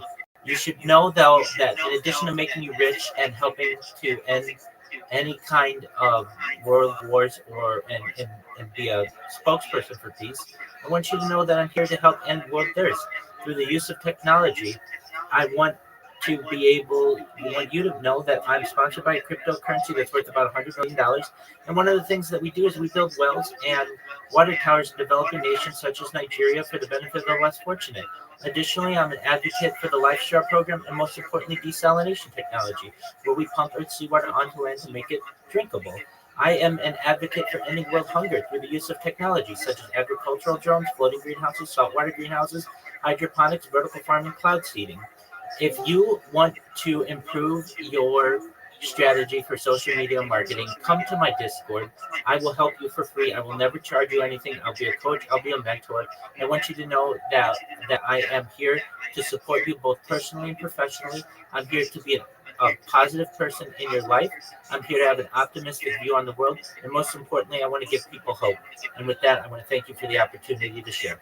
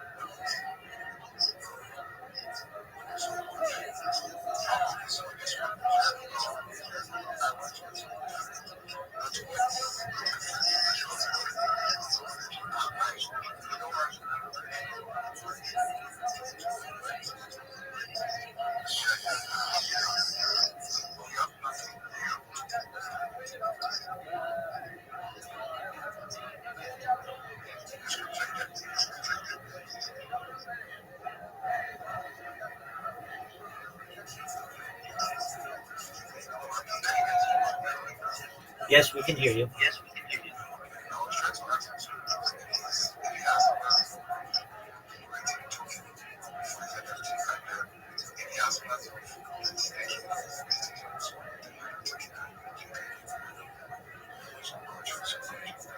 Do you mind if I provide some alpha before that? Okay, 100%. Well, firstly, thank you so much for the kind words from everybody.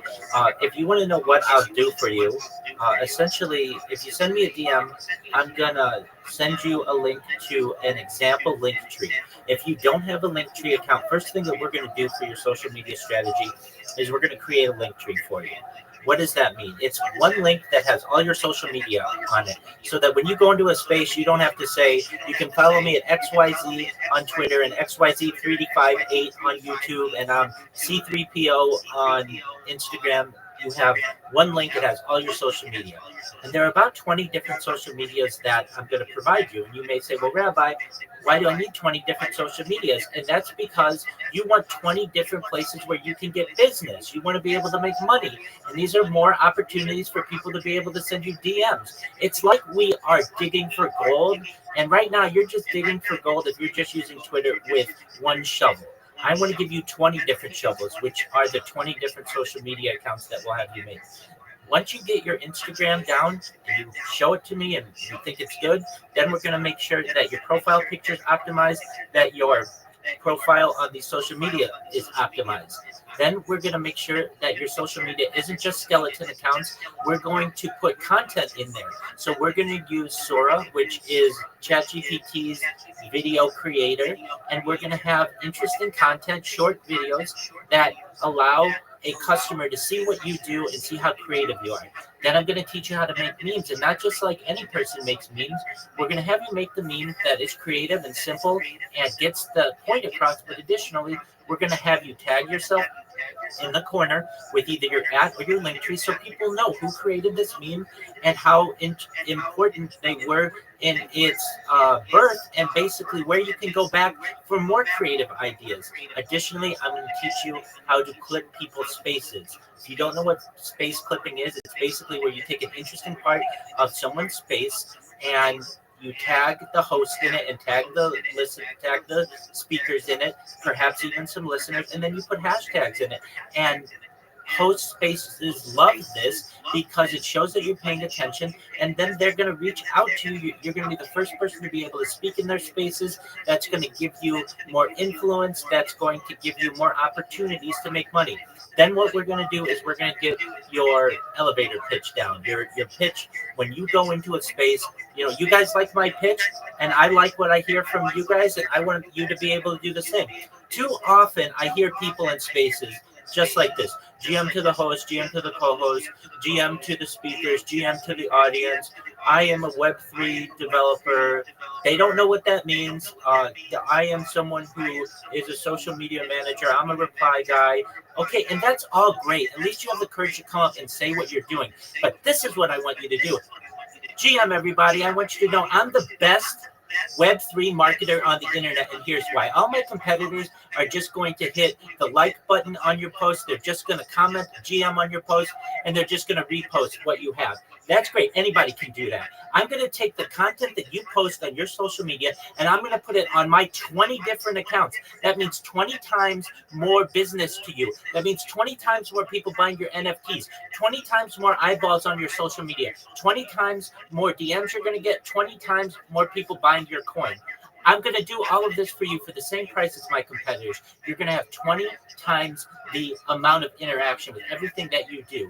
And I want you to know that I'm here. I'm willing to help you in any way possible. My DMs are open on all these different social medias, and get back to me. The sooner you connect with me, the faster you start making money. When you're able to market yourself that way, everybody wants to work with you because they say, finally, it's not somebody who's just going to repost my my post and like my post and say GM to me. It's going to be quality content. So if this is interesting to you, know that I'm never going to charge you any money. This is all free. I'm live in my Discord 24/7. You can connect with me whenever you want to. I'm a mentor to you. I'm a coach. And again, I don't want anything from you. I want you to make money for yourself. I want you to be able to be self-sufficient. But on top of that, I want you to be successful. So if this is interesting to you, send me a DM on Twitter. I will send you an example link tree, and you start building it out with your different social media. I'll send you a link to my Discord so that you can ask me questions if you ever have them, and we're going to make sure that you make more money for yourself. Thank you so much for allowing me to include that.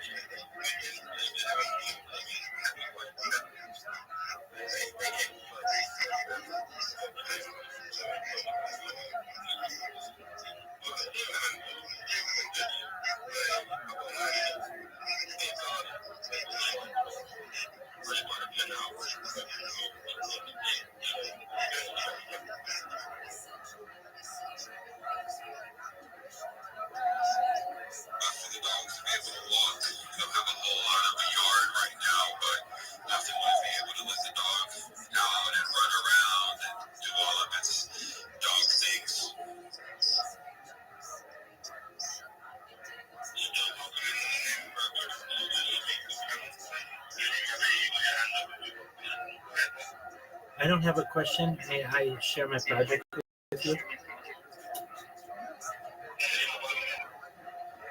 Thank you so much for the opportunity. I'm Rabbi Rothschild. If you don't know who I am, you will. I stream my life 24 hours a day, 7 days a week, 365 days a year for world peace. I've been doing so for more than 4 years. Going back to the pandemic, we've seen the death of a queen, the birth of AI, the coronation of a king, and everything in between. This is a real-life Truman Show, a real-life Big Brother. This is a timeline or a time capsule of human development. In the 1990s, Bill Gates coined the phrase content is king, and I'm making it true today. I'm the king of the internet.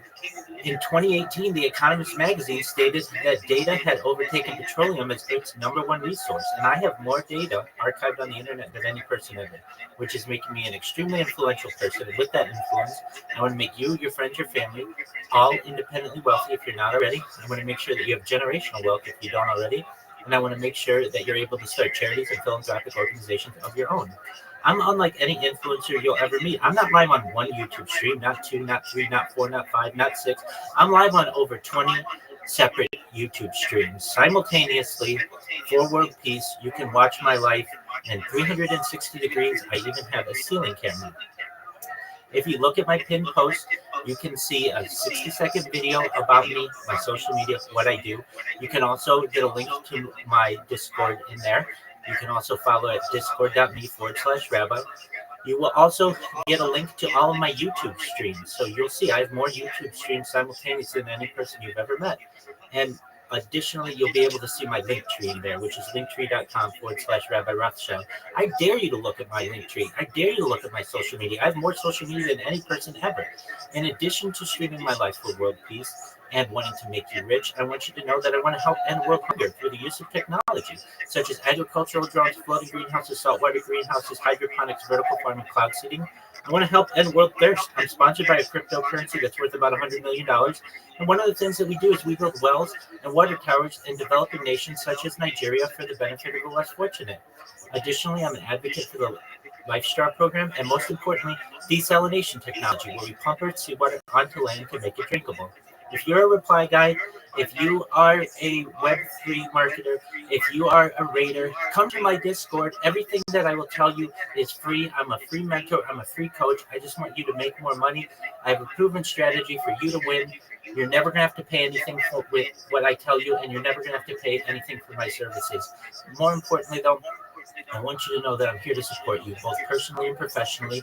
I'm here to be a positive person in your life. I'm here to have an optimistic view on the world. And most importantly, I want to give people hope. And with that, I want to thank you sincerely for the opportunity to share.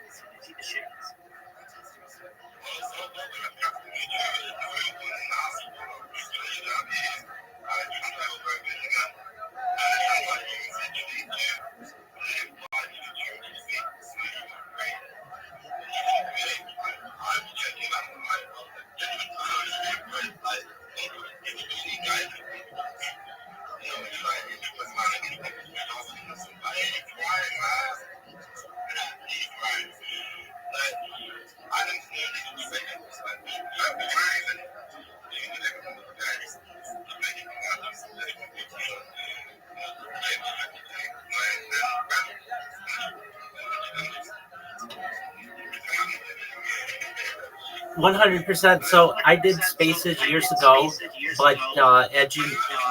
Go ahead, ask me anything you want.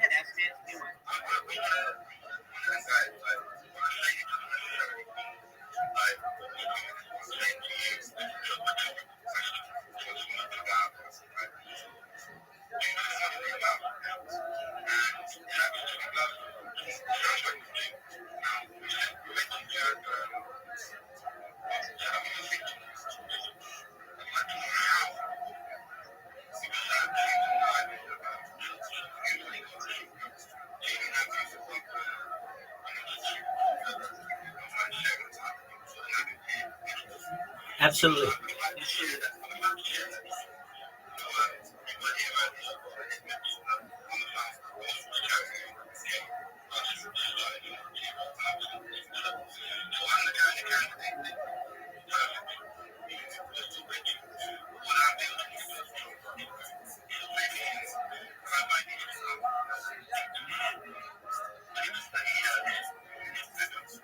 Absolutely.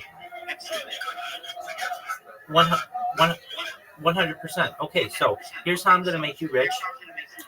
Personally, I have more data than any person ever, and that's going to be monetized once people start learning about what I do in my project and such. Data is Earth's #1 resource. There are certainly billions of dollars in this data, but perhaps trillions of dollars, especially when it comes to AI. AI needs human examples on which to build its models, and I have the most amount of human data archived on a single individual ever. It's going to make me a very influential person. Additionally, my social media. I have more social media than any person ever. I have over 100 YouTube channels, over 200 Instagram accounts, over 500 Twitch accounts, 1,000 TikTok accounts, 2,000 Twitter accounts, 5,000 Blue Sky accounts, and 10,000 Kick accounts. I'm going to be able to use my realm of social media to be able to make money as well, and basically build a trust to be able to give to the less fortunate. And I'm going to be able to do endorsements. I'm literally live 24/7. I currently endorse cryptocurrencies for compensation. So I'm sure I'll be able to do it for your Fortune 100 companies in the future and be able to market myself that way. And so those are 3 profit streams that I'll be able to utilize to be able to start not-for-profits to be able to help the world. Now, in terms of how can I make you money today, what I suggest that you do first and foremost is make yourself a link tree. If you don't know what link tree is, it's essentially one link that has all your social media on it. Many times people who consider themselves web marketers or savvy in Web3 aren't utilizing all the possible potentiality of social media. I'm not talking just having a Twitter account. I'm talking about having the top 20 social media accounts that are available to you. They're free.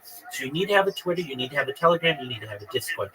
But even more importantly, of course, you need a Google account. Google's the #1 website in the world. You need a YouTube account. YouTube's the #2 website in the world. You need Instagram, you need Facebook. #3, you need to have the opportunity to be able, if you want in the future, but also you can upload content on Rumble and Kick and Twitch. You need to have a Reddit account. High net worth individuals use Reddit, and you want to be able to communicate to them, and you don't want to have to do it only when needed. You want to be able to ensure that people can see that you are a professional web marketer and that you have a web presence.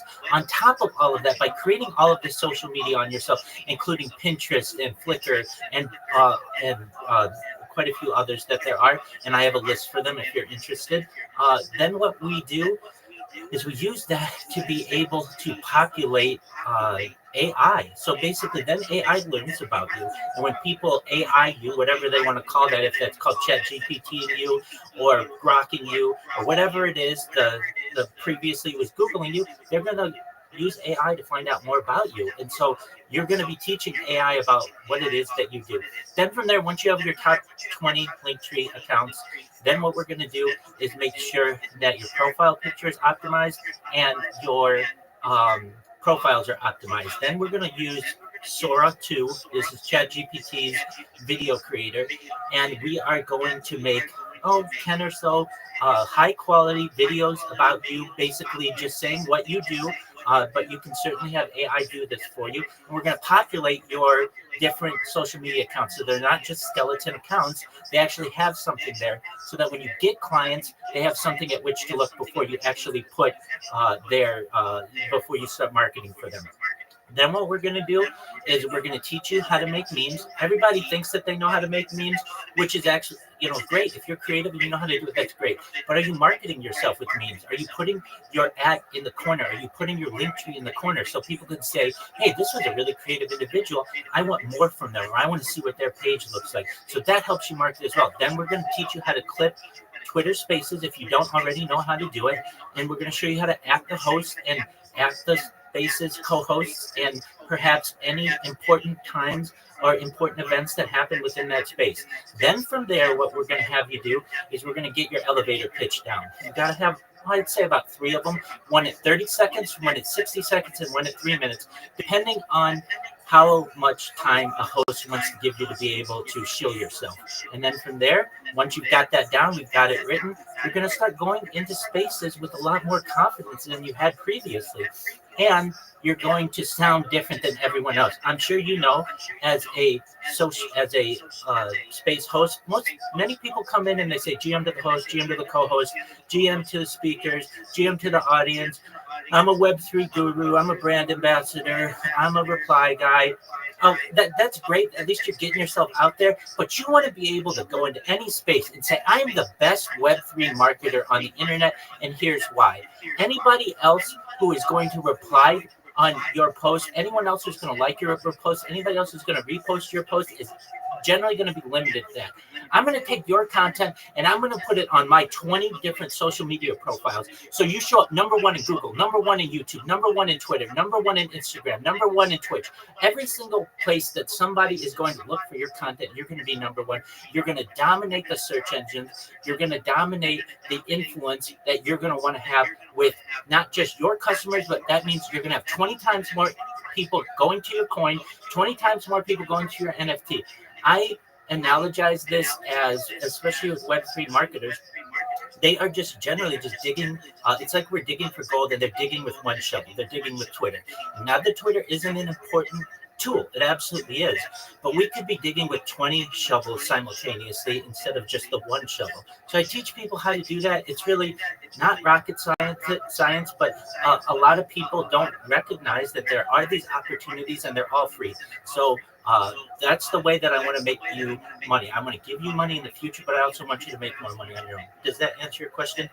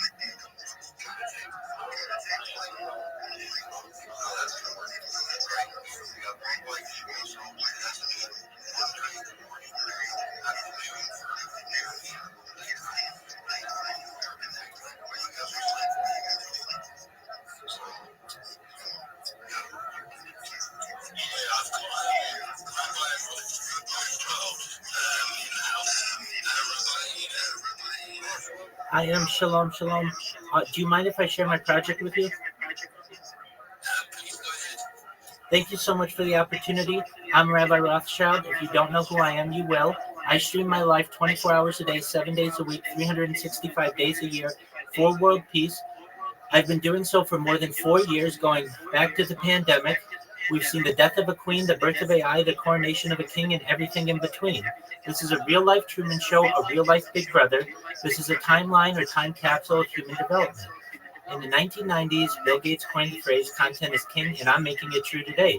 I've become king of the internet. In 2018, The Economist magazine stated that data had overtaken petroleum as Earth's #1 resource, and I have more data archived on the internet than any person ever, which is making me a very influential person. And with that influence, I want to make you, your friends, your family, all independently wealthy. I want to make sure that you have generational wealth, and I want you to be able to start charities and philanthropic organizations of your own.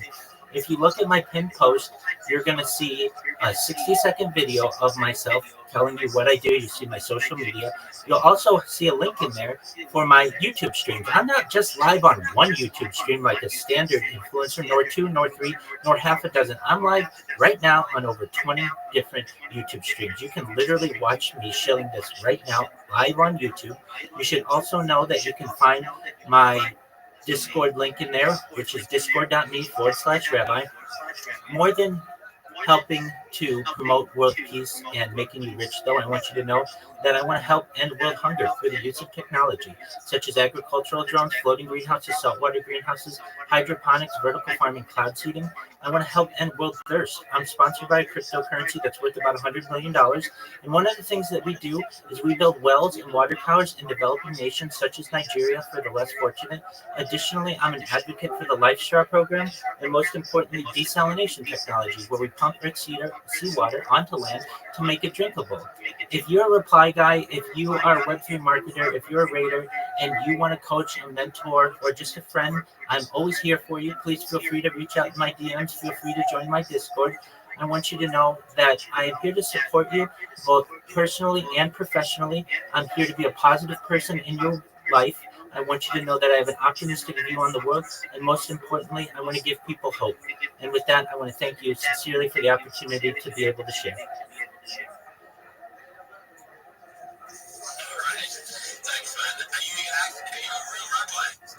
I am. I made smicha about 5 years ago.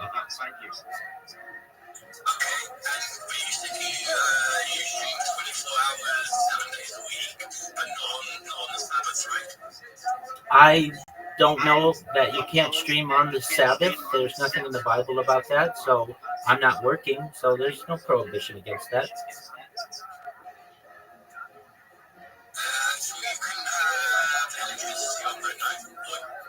Oh no, we certainly use electricity on Shabbat.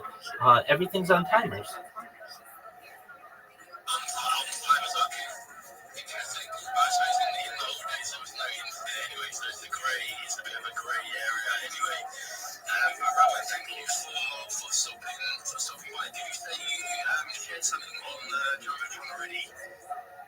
I did not.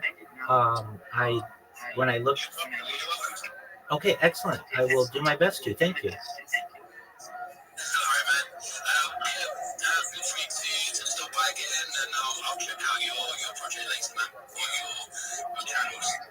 I appreciate it. Thank you so much for the opportunity.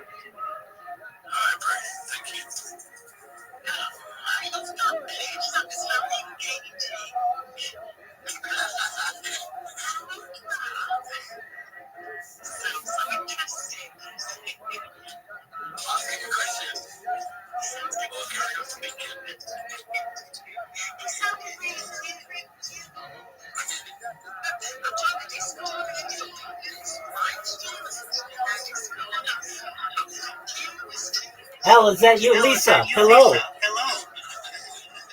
Yes, Lisa, I see you in there. Thank you so much for your kind words. Yes, I live stream my life 24/7, so I give people an opportunity anywhere in the world to reach out to me, whether they have personal issues, they want professional guidance. I do my best to be an open door to the world, and so I appreciate you joining. And once I leave this Twitter space. I'll be sure to reach out to you. If you do have any questions, I'll be happy to answer them. If you don't, I understand. I want you to know how much I appreciate your kind words.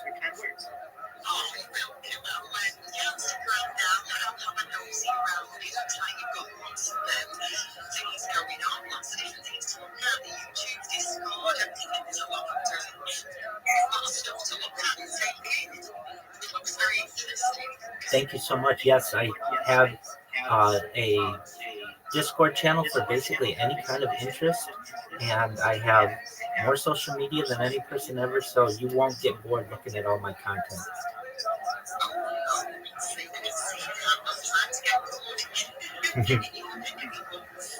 That's absolutely true.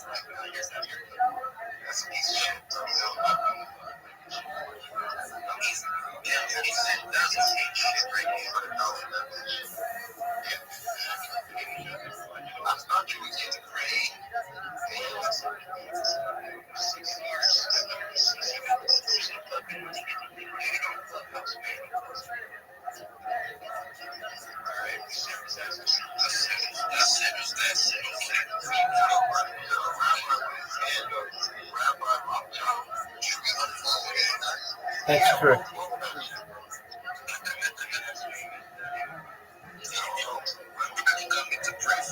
When possible, may I share my project with you? That's why I said when possible.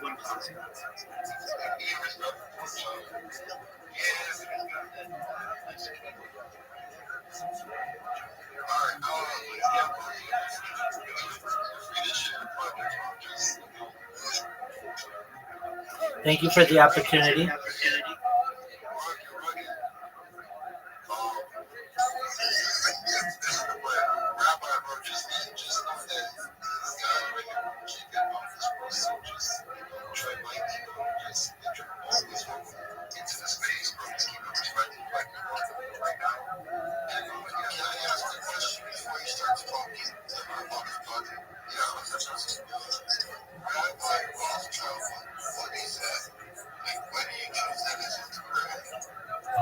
Well, I'm a rabbi, and my last name's Rothschild. My ID is in my banner.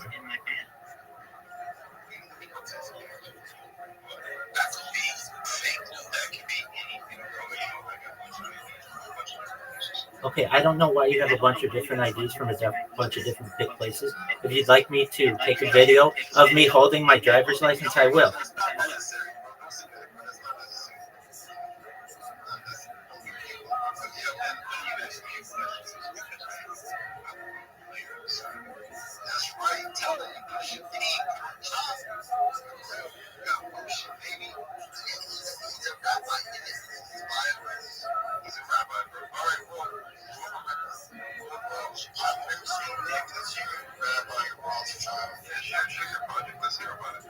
Absolutely. Thank you so much. I am Rabbi Rothschild. If you don't know who I am, you will. I stream my life 24 hours a day, 7 days a week, 365 days a year for world peace. My streams go back to the pandemic. I've been streaming for more than 4 years. We've seen the death of a queen, the birth of AI, the coronation of a king, and everything in between. This is a real-life Truman Show, a real-life Big Brother. This is a timeline or a time capsule of human development. In the 1990s, Bill Gates coined the phrase, content is king, and I'm making it true today.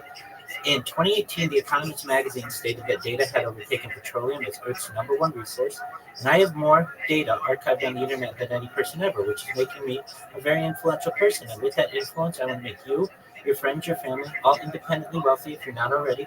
I want to make sure that you have generational wealth if you don't already, and I want you to be able to start charities and philanthropic organizations of your own. I am live not just on one YouTube stream. I'm live on over 20 simultaneous YouTube streams, 24 hours a day. You can watch my life in 360 degrees. I even have a ceiling camera. In addition to promoting world peace and making you rich, I want to help end world hunger through the use of technology, such as agricultural drones, floating greenhouses, saltwater greenhouses, hydroponics, vertical farming, cloud seeding. I want to help end world thirst. I'm sponsored by a cryptocurrency that's worth about $100 million, and one of the things that we do is we build wells and water towers in developing nations such as Nigeria. I'm an advocate for the LifeStraw program, and most importantly, desalination technology, where we pump earth seawater onto land to make it drinkable. If you look at my pinned post, you can find my Discord. I've got over 2,400 people in there. You can find a link to all my simultaneous live streams in there as well. And you can find a link to my link tree. I have more social media than any person on the internet.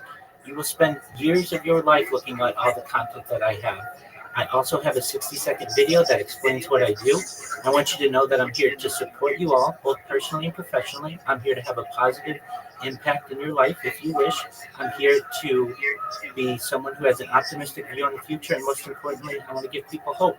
And with that, I want to thank you for the opportunity to tell you about what I do.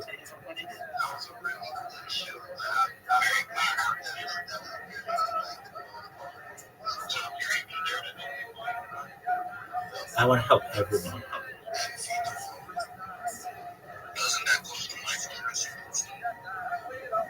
Well, people can convert.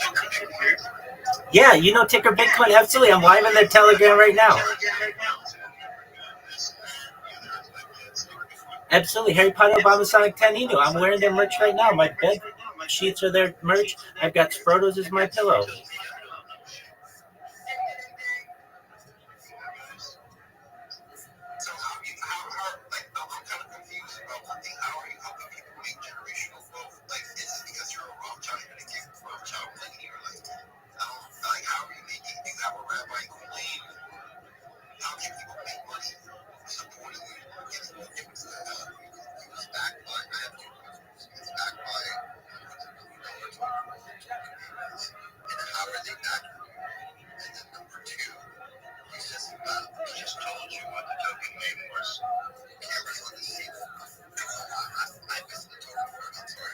That's okay. I'll explain.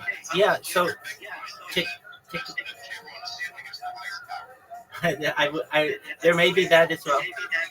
Yeah, so it's ticker Bitcoin. It's known as Harry Potter Obama Sonic 10 Enu. It's about 2 years old. I've been live streaming my life in their Telegram for 2 years now, but I've been live on YouTube for more than 4 years. Now, to the question of how am I going to make you rich? Essentially, I have more data archived on the internet than any person ever, and I'll be able to monetize that just once I get more influence. So that's one revenue stream. Another revenue stream is my social media. I have more social media than any person ever. And then a third revenue stream is endorsements. So essentially, I endorse a cryptocurrency now, and I'm compensated to be their spokesperson or one of their spokespeople.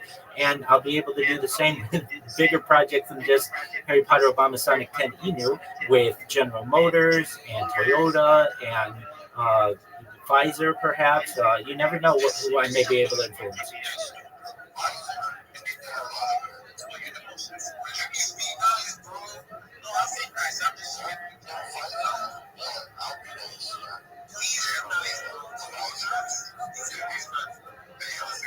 I've always made the best money and the best businesses with my Jewish friends.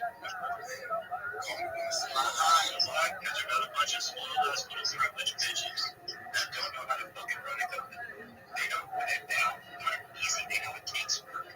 Unfortunately, these waspy motherfuckers, the people out here that we work with every day, they really don't know how to do anything. You just pretend. It's like it's playing a game and shit, and they don't really know what the fuck they're doing. This is real. Yeah, the tribe is so good. Yeah, there's the answer. Sounds still not just a white Negro. What's going on with it? What's up, bro?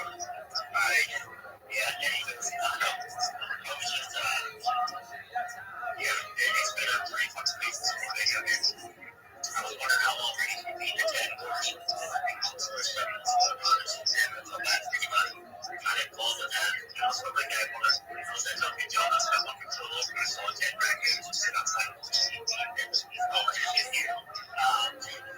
I guess we gotta know what exactly your losses take off. And as far as the Harry Potter and Obama, she was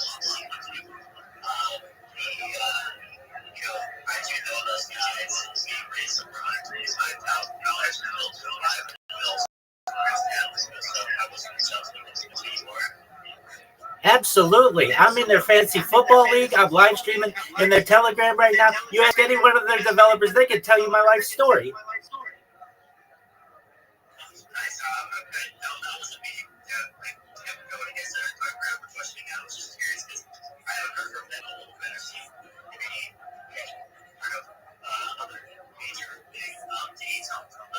But I do know that over last time I worked with them, over maybe 100%. So you'll probably know some of their devs, More Light. We've got VMU, Yo-Yo. Those are just some of the people in there. If you remember, More Light about a year ago fought BitBoy in Karate Combat, if you were aware of that. And yeah, I mean, just like with any project, there are ebbs and flows, and perhaps we're on another ebb, and we're just doing everything we can to improve the world, and I'm on a one-man mission for it.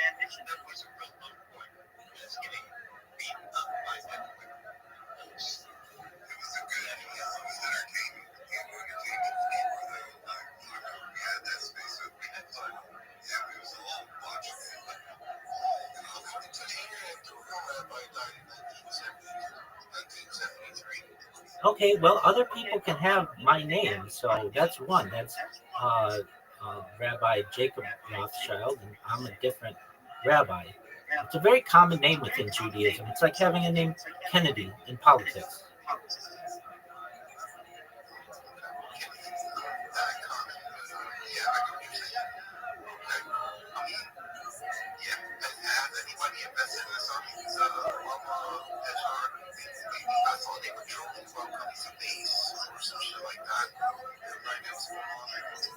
That's a good question. That's probably a better question for the devs. I just love the community. They promote me. They're very kind to me. They let me live stream in there.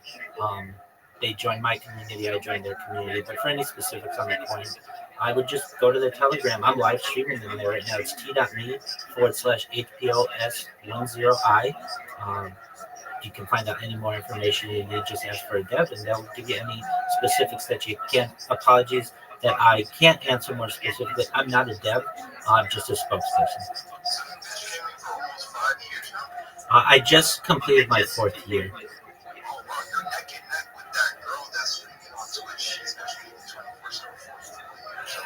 Absolutely, but let me explain what makes us different and why my project is much more important than hers. She's live streaming, and that's cool. She's giving the world a portal into her life, but her data is not being archived anymore. You can't go back to see what she was doing last month or last year or 3 or 4 years ago. You can with mine. Mine is a timeline or a time capsule. And in addition to archiving everything about my life, I keep a radio in the background that documents the events that are going on in world history. So we are both live streaming our lives, absolutely, but every 12 hours or so, I ensure that I either stop my streams or I have timers that start and stop my streams. With her stream, you can't go back and see what she was doing, so that's the big difference. I'm going to ask a simple question, direct, and it's not an absolute question, it's just why the fuck do I care? Hey, I don't know what interests you. I just wanted to tell you about what I was doing, and I just want. No, not me myself, just other people. Like, is it a generalized stupid question, right? Why would anyone care? Absolutely. Well, you may not care, people may not care specifically right now, but in terms of data and really in terms of AI needs examples, specifically human examples on which to build its models. I have more human data archive for those models in which to be built than any person ever, which gives me some influence there. Additionally, you can go to my stream any moment of any day for the last 4 years, essentially, and know what was going on in world events. 100 years ago or so, I might have been a journalist, someone who writes in a journal, or a diarist, someone who writes in a diary, but I use video as my medium of being able to archive events. So does everyone have access to that archive? Is it open source? It's live on YouTube. So if you have access to YouTube, then you have access to all of my video data. I'm also live on Twitch. I'm also live on Rumble. I'm also live. I don't need to do that. There's enough investment in AI to be able to do that. I choose not to. There's a lot of overhead for that. You need billions of dollars in servers. Well, it depends on who you. Yeah, so we can talk about that in terms of biological data.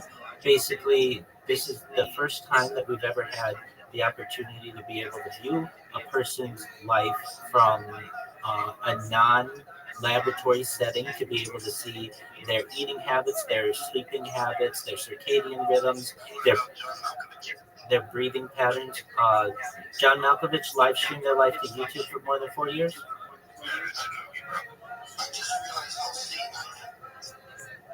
Okay, that's fine. And you guys can be as sane as you'd like. I just told you about my project. I appreciate the opportunity.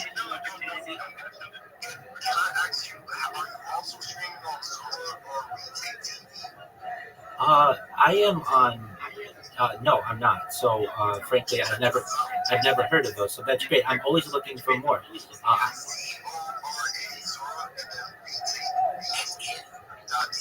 Excellent. No, I'm not. I'm on. Absolutely, please do. Oh, hey, you know what, Sarah? I was on there. Yeah. Oh, apologies. I did that.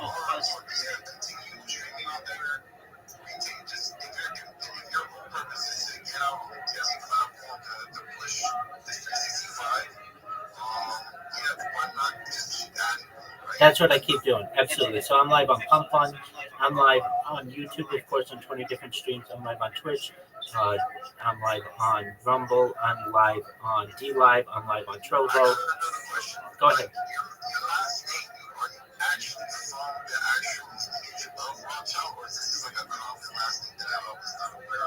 we're all related. There are 3,000 of us in the United States alone, thousands of us across the world. So, like I said, just like the name Kennedy, it's quite prevalent within our culture.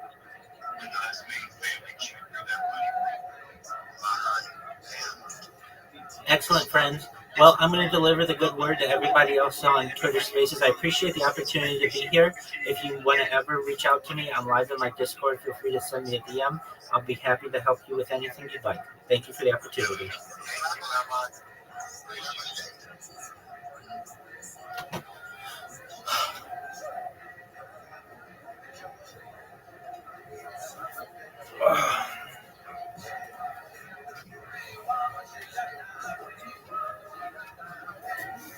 Do you, if I were to ask the people in Harry Potter Obama Sonic, would they know about you?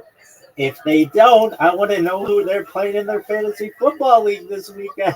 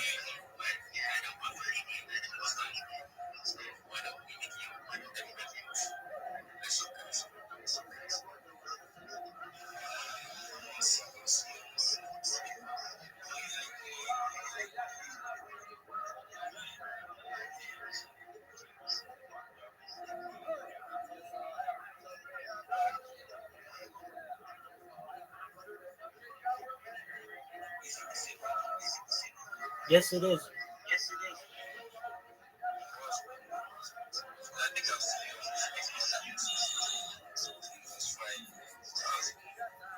Every day is a holiday. Every meal is a feast. Trojan, do you mind if I share with the room my project?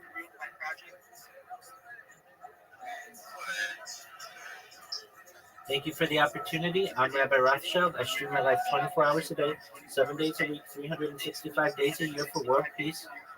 I've been streaming for more than 4 years, going back to the pandemic. We've seen the death of a queen, the birth of AI, the coronation of a king, and everything in between. This is a real life Truman Show, a real life Big Brother. This is a timeline or a time capsule of human development. In the 1990s, Bill Gates coined the phrase content is king, and I'm making it true today. In 2018, The Economist magazine stated that data had overtaken petroleum as Earth's #1 resource, and I have more data archived on the internet than any person ever, which is making me a very influential person. And with that influence, I want to make you, your friends, your family, all independently wealthy if you're not already. I want to make sure that you have generational wealth if you don't already. And I want to make sure that you have the opportunity at starting charities and philanthropic organizations of your own. I am unlike any influencer you're ever going to meet. Other influencers are live on YouTube on one stream. I'm not live on one stream, nor two, nor three, nor four. I'm live on more than 20 simultaneous YouTube streams 24 hours a day. The entire world can view my life going back for 4 years. This is an incredible amount of data. If you look at my pinned post, you can see all of my live streams. You can also see my link tree that has all my social media. I dare you to look at my link tree. I have more social media there than any person ever. If you weren't aware, you can join my Discord, which is discord.me/rabbi. I'd be happy to help you with any issues that you may have. In addition to streaming my life for world peace and making you rich, I want to help end world hunger through the use of technology, such as agricultural drones, floating greenhouses, saltwater greenhouses, hydroponics, vertical farming, cloud seeding. I want to help end world thirst. I'm sponsored by a cryptocurrency that's worth about $100 million, and one of the things that we do is we build wells and water towers in developing nations such as Nigeria for the benefit of the less fortunate. I'm an advocate for the Lifestyle program, and most importantly, I am an advocate for the use of desalination technology, where we pump our seawater onto land to make it drinkable. If you're a reply guy, if you're a Web3 marketer, if you're a raider, and you want more business, feel free to join my Discord. I have a proven strategy that is going to make you successful. I don't want any money for you. It's all free. I'm willing to coach you and be a mentor.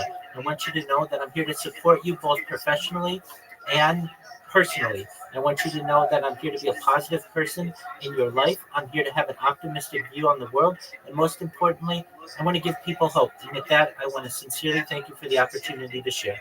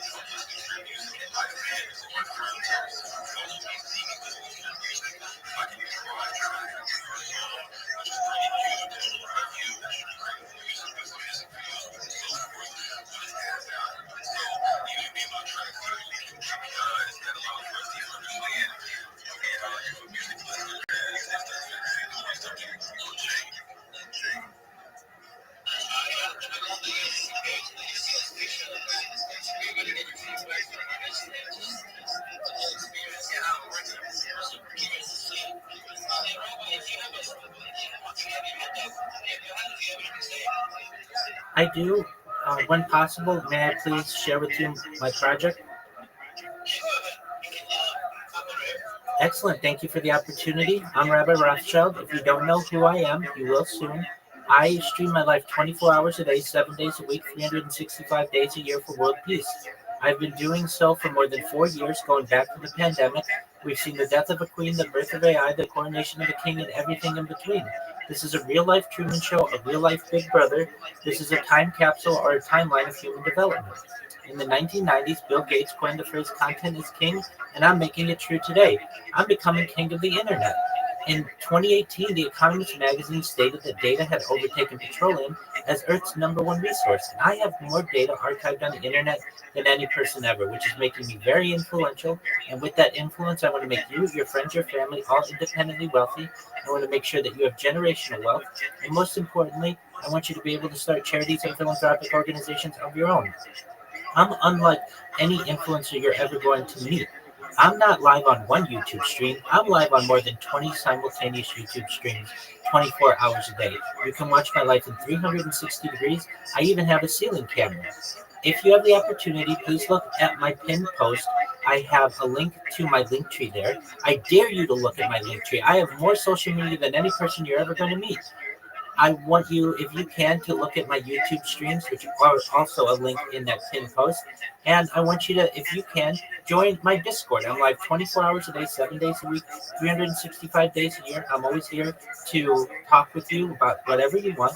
You should know, in addition to promoting my life for world peace and making you rich, I want to help end world hunger through the use of technology, such as agricultural drones, floating greenhouses, saltwater greenhouses, hydroponics, vertical farming, cloud seeding.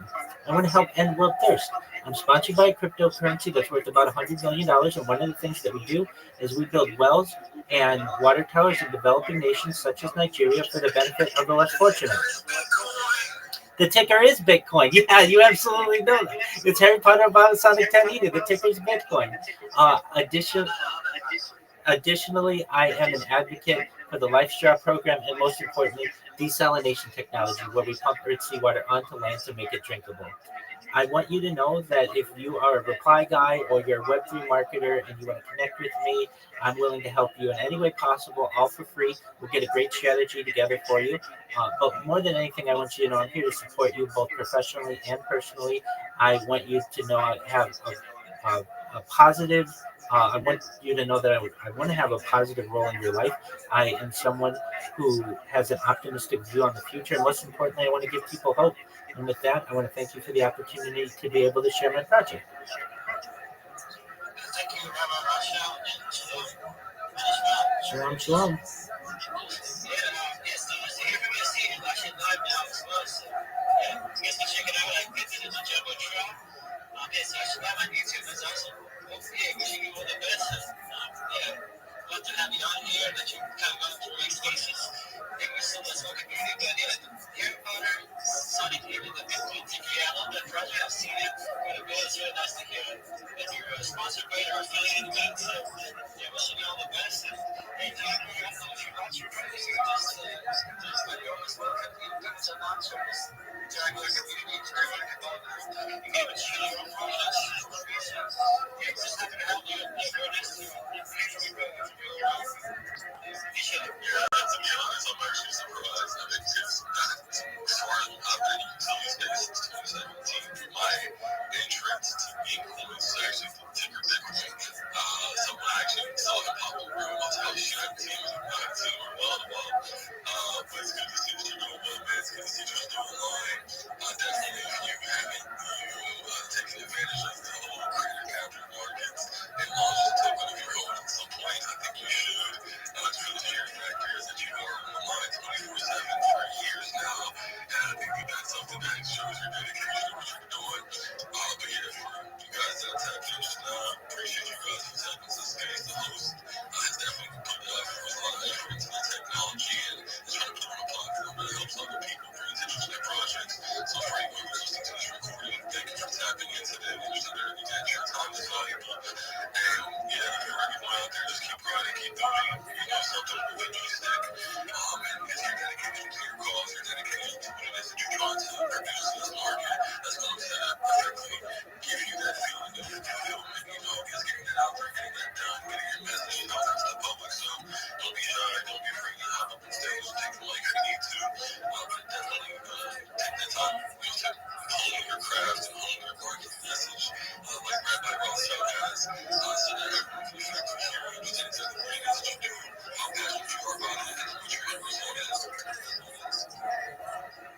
Thank you for your kind words. Thank you so much for being here. Thank you for your time, Rabbi Rothschild. Safe and free. Jimmy, here at Danger, of course. So, just imagine Danger is the one that came up with the idea for days to go. So, we got this base here at Danger.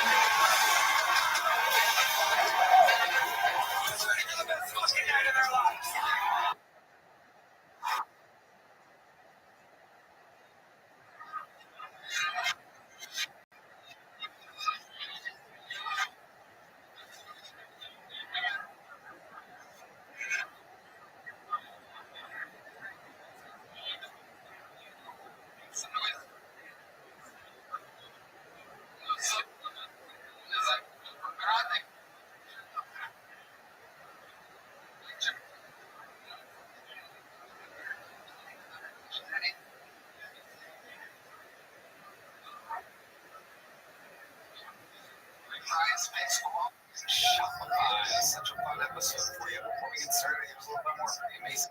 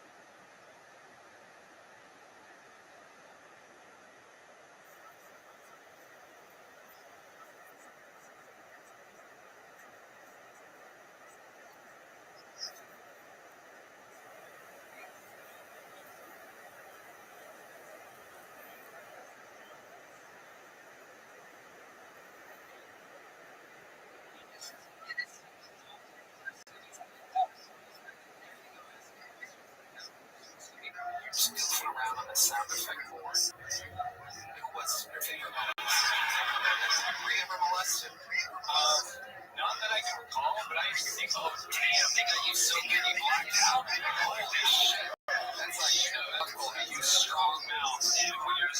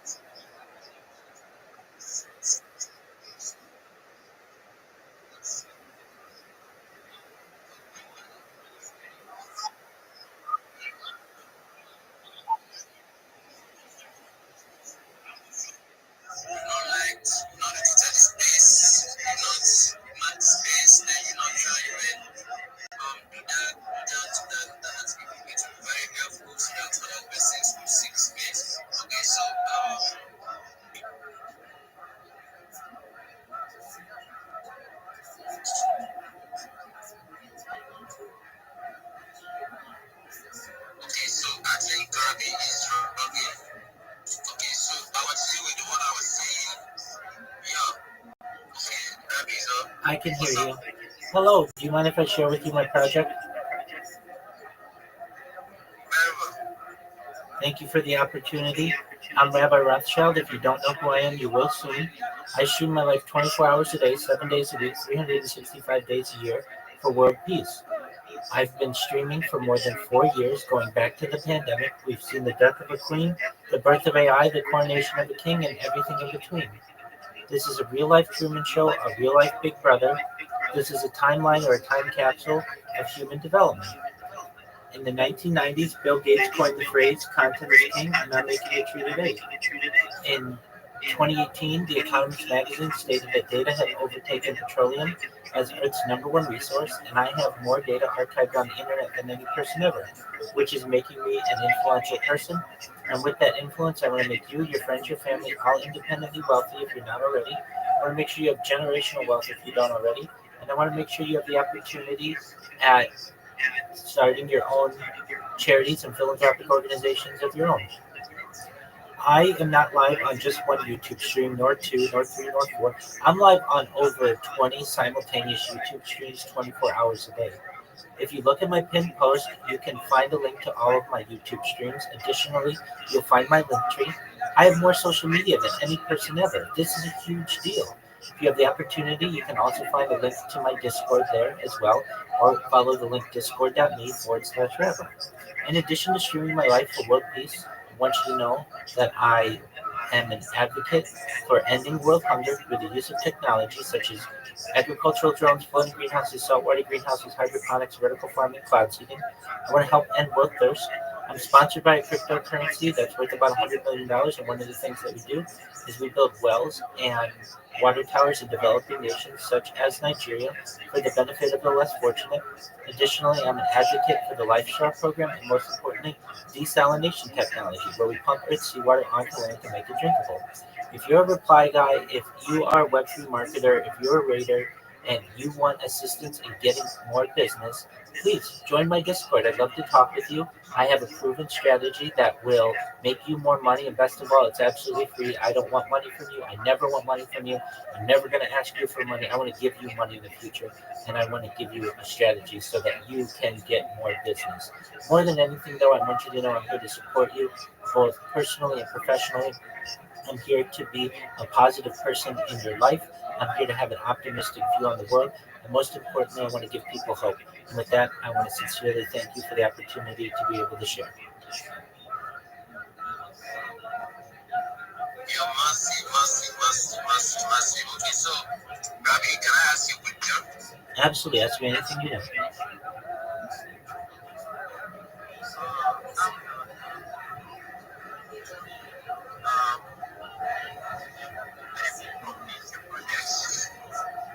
Could you repeat that? You cut out for a second. I mean, how does fees from your project? Again, you cut out. One more time. Can you repeat that? Okay. I will repeat that. How does the community benefit from your project? Excellent. I appreciate it. Okay, so it benefits in multiple ways. Firstly, I'm going to be perhaps the most influential, richest, most famous person on earth. If that happens, well, how is it going to happen? I've been live streaming my life 24/7 from more than 20 different streams for 4 years. This is the most amount of human data ever archived. AI needs human examples on which to build its models, and I'm the perfect model for it. I have more human data archived than any person ever. So that gives me some influence. Additionally, I have 4 years of data that is able to be monetized, which is perhaps billions of dollars that we're going to be able to create a not-for-profit to be able to help people. Additionally, I have more social media than any person ever. I have over 100 YouTube accounts, over 200 Instagram accounts, over 500 Twitch accounts, over 1,000 TikTok accounts, over 2,000 Twitter accounts, over 5,000 Blue Sky accounts, and over 10,000 Kick accounts. I'm going to be able to monetize the content that's on this social media and be able to also add to that trust to be able to give money away to those in need. Additionally, I am an endorser. I do endorsements for different cryptocurrencies now, but in the future it'll be Fortune 100s, major corporations, and I'll be able to have that revenue stream as well. So that's 3 revenue streams where I'm going to be able to give you money. Now, for you to be able to make more money yourself, this is the strategy that I use, and it's not rocket science, but it is practical. First thing we're going to do is we're going to make sure that you have social media accounts on all of the major social media platforms. So right now you're probably just using Twitter, maybe you have an Instagram or Discord or something like that, but you need social media accounts on at least the top 20 social media sites, and here's why. We are analogous to digging for gold as cryptocurrency entrepreneurs. And right now you are digging for gold generally with just one shovel, which would be Twitter.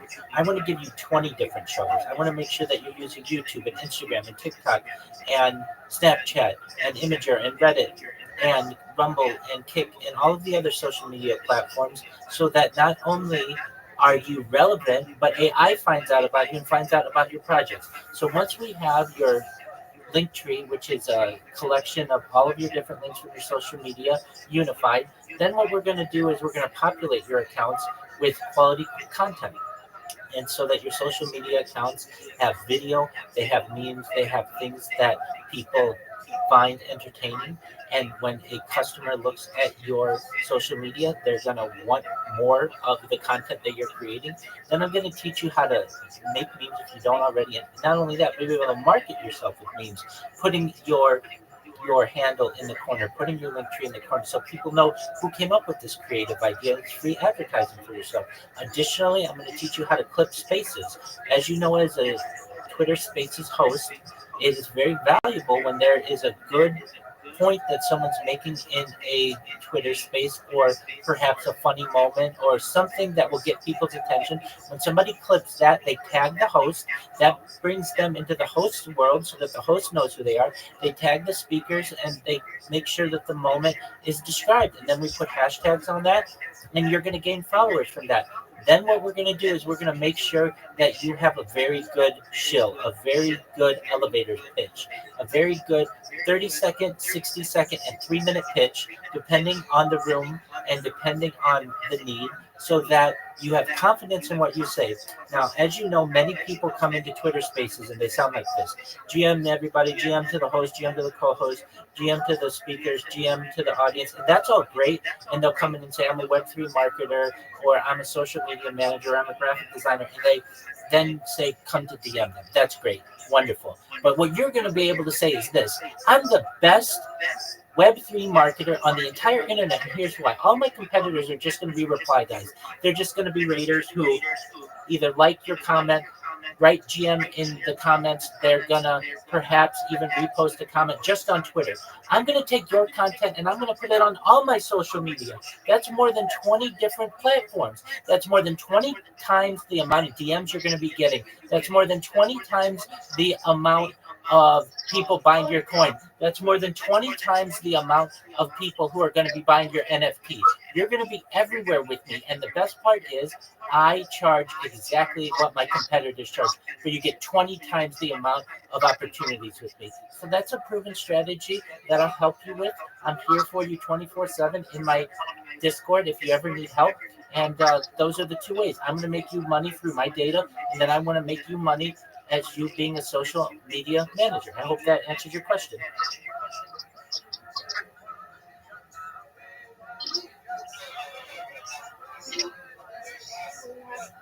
¿Alguien me gusta para hablar o algo?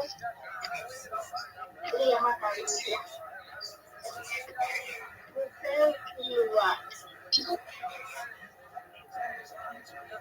Yes, I can hear you.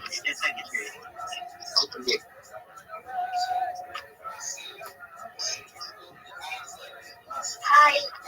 Hi, you've got to be 18 to be in here. Take care. You need to leave. Okay. Bye. Okay. Hi, you Ron Ramos. You need to leave. Go away. Bye. Okay. Which is Paraguay?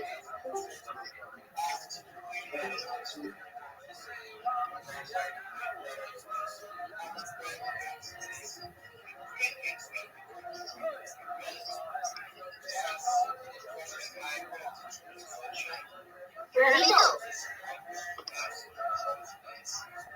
Oye. Hi. Hi.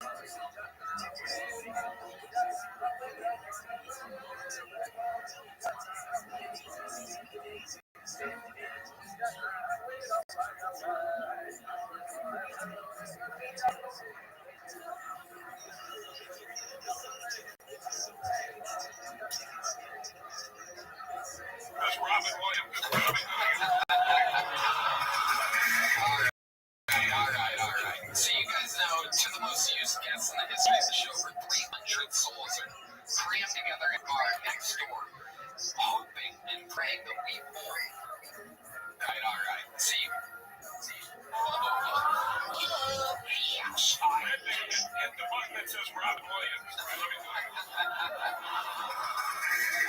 All right. So you guys know two of the most used guests in the history of the show. Over 300 souls are crammed together in a bar next door, hoping and praying that we pull their name out of this bucket. This appears to be pure non-alcoholic pick the first name. This guy has complete liver failure. He picked the first name. That's how lucky he is. Oh, look at that. He did a good job. Well, we wrangle that person who's actually in the room, very close to us. She's very close to our hearts. I'm going to bring up a special treat. This guy actually, 60 seconds sooner than time is up here. Let me get to wrap it up, then I'll see if I can make it. So this guy that's going up first tonight, that's doing the first minute here tonight, actually won this spot on an episode of The Legion of Smoke. When I was in New York City, right after I did stand-up and Kill Tony at Madison Square Garden, because that's what I do when I go to New York City. I do Madison Square Garden, and then I get on a flight and come back here, but I stayed next to Also, I do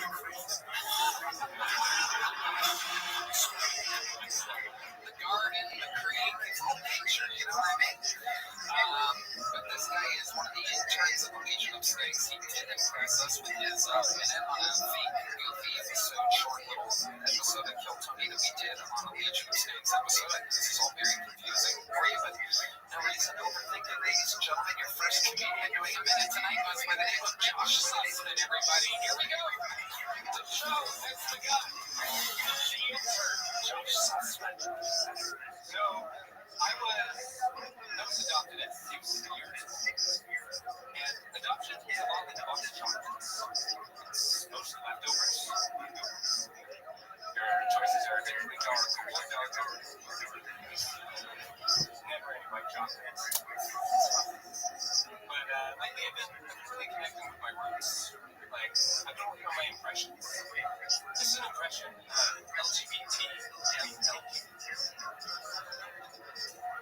I had a dream. That dream was pretty gay. It was a gay dream.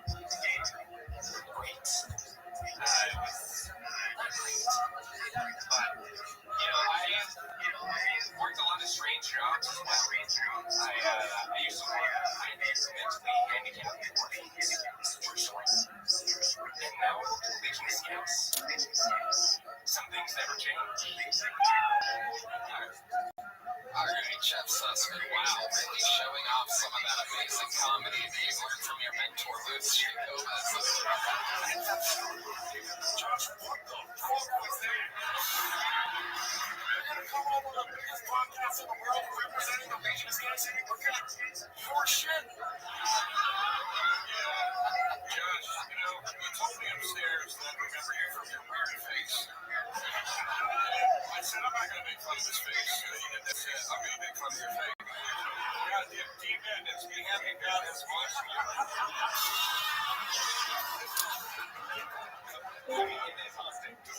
Yo, what up, you love? What do you do for Halloween? Put on the sometimes a little bit of face paint. That's about it. Right. Okay. Very interesting. What happened? Did anything ever happen? Did you ever have a horseback riding accident or something? Or is that all natural? My brother did a lot of that. So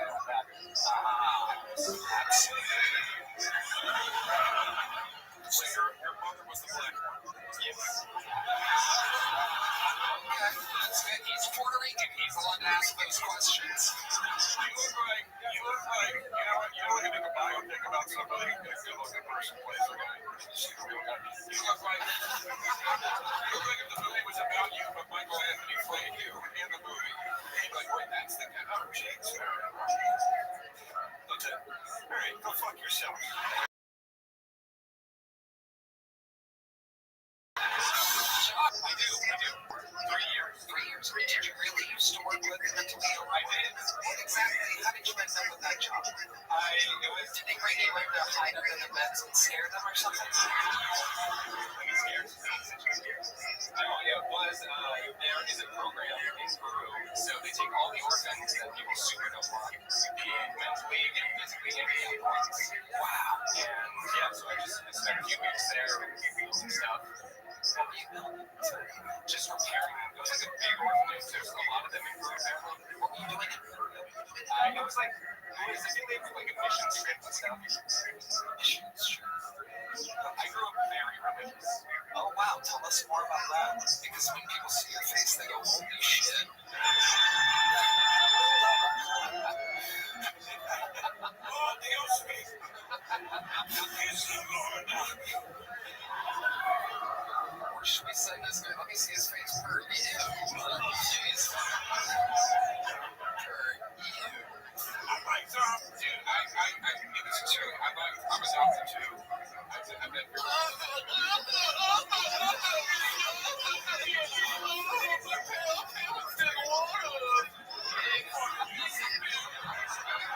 At least mine got rid of me on purpose. Not for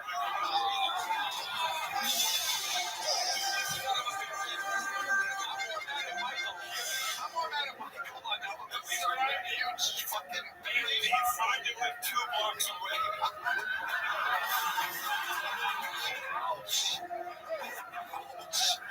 God damn. That one actually hurt. Whew. I need an ice pack or something after that. God damn. It's true. My father didn't visit me very often, and he lived 2 blocks away. Thank you, Joe. I'm so glad I shared that with you. It's one of my truly very close friends. Wow, I've just been holding on to that, huh? Just waiting for the right moment to strike down the dragon with your fucking evil slingshot. True. Papa!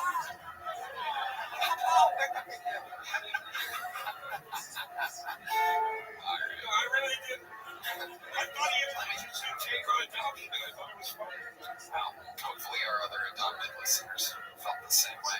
Josh, what else about your life? Tell us something interesting. Well, one of the strange things I've been learning is that I was adopted into a very strange family. So, for example, I'm a mixture of things. I'm half black, quarter Spanish, and then a quarter Native American. And then my adopted dad is Jewish. Wow, it's worse. What's next? 30% Lucifer. I'm 10% Warlord. I recently found out that my grandfather, so he was Jewish, he was in Chicago, and he ended up becoming part of the mob. The Italian mob, yeah. It was a very strange thing. They need accountants too, that makes sense. Italian mafia. Toys, they would bring in Jews to help them where they needed it. Or else they would just have invested all of their money into gold necklaces. Alright, go ahead. And then so that was interesting. Then my first mom, of course, Iraq. First father, gone, who knows? Definitely. And then my mom's side of the family, they're white houses. Straight Jews on that one. Wow. Amazing. Molested you the best. That's all those. Right, man. Why would you? This is an innocent adopted person. He's had a You're like the Kennedys. You're supposed to be just goofing around on the sound effect board. Who was your favorite molester? Were you ever molested?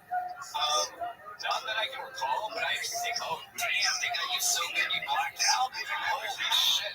That's how you know that Uncle he was strong mouth. Yeah, when you're just like,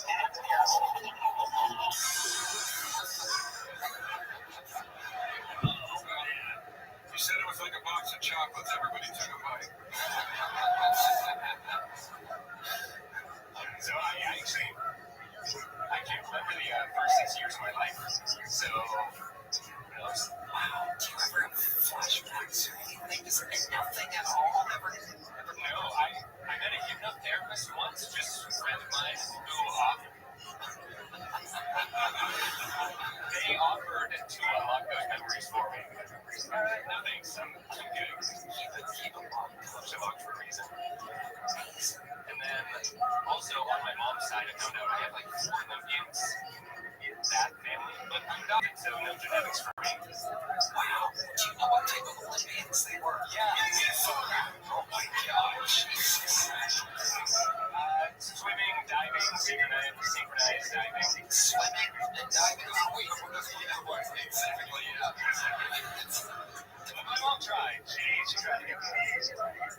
Well, Josh, a frighteningly rough performance, but the interview's great. You're a very likable guy. You wear that face well. I love that you enjoy the process, and you're smiling and enjoying yourself. That's really what it's all about. And while life may be so hard that you don't even remember the first 6 years of your life, I like to think that your best days are ahead of you. Can I add one thing? Absolutely. Go right ahead. You're 12% evil. All right. Well, this week actually marks a very special week for me because I spent the last 10 years in Switzerland. That's where I started doing comedy. And I realized that if I want to take this comedy thing seriously, I've got to there, which means that I left behind, safety and security and all of that. Oh, an ice agent real quick. All right, go ahead. Because my wife is Swiss. Why am I over there? They just look like Jews. I wish your set was Buddhist.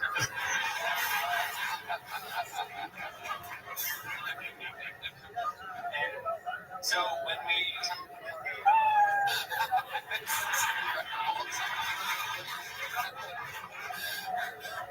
I'm getting word. Lewis is putting you up for adoption. They're sending you to a different podcast to be an intern going somewhere else. You've been picked up by... I don't forget.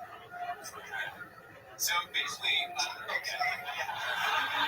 Holy shit, Josh. Anyway, long story short, it's been a dream come true coming here because I moved exactly a year ago. Are you gonna cry? You're too easy to fucking cry. I'm gay if he cries. It's just a woman. So I just want to say thanks for the opportunity. Of course. Josh, congratulations. Here's a little joke to you. Come back sometime. Josh sucks on everybody. Come on, make some noise for Josh. He's adopted. He's got a face. Looks like the inside of a grilled cheese sandwich. All right. Wow. Let's not forget that the man with full-blown liver failure in the front row picked a very special name to get this show started. You know her as the queen of the horse noise, a woman that literally became a full-time fucking employee of everything that we do.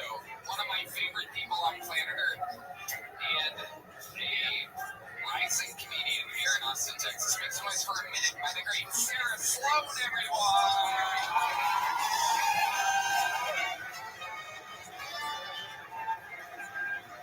Hey guys, I recently did one of those new things that I've never done before, which is getting in those Waymo cars. Yeah, I thought it was kind of cool. I get to the car and the computer turns on and asks me, where would you like to go? And so I was like, take me on an experience I've never been on before. So it took me on a date.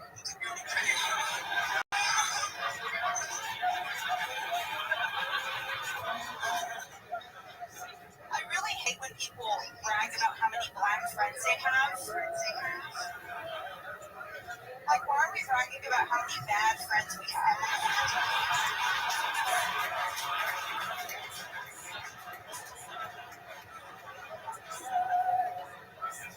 I've been working on other animal impressions, so I'm going to do a nasty and rude giraffe. Are you guys ready? All right. Hey guys, I'm Taylor Swift. I just released an album.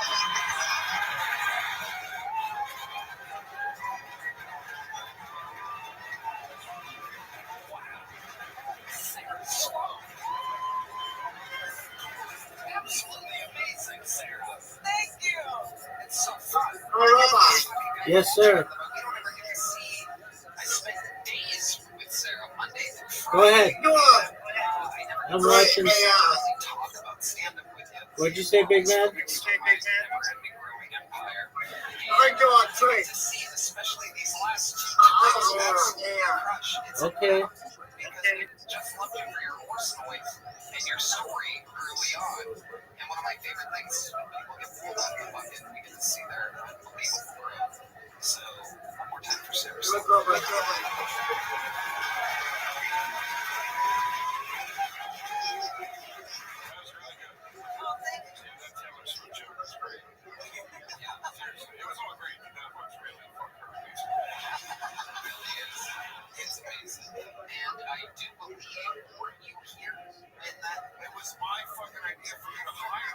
First of all, the last time I was here, I love you so much. I love you so much. I'm going to suck my cock. I'm going to shut it. Wow. I don't take that L word lately, okay?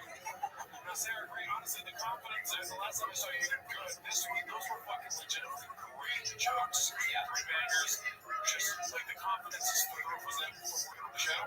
I honestly, like, I know it sounds like a random thing to say, but like, I think when you're around someone who like knows how to do it and is good at it, like, I think you're just naturally. Is Tony helping you out on your jokes? Yeah, like he's.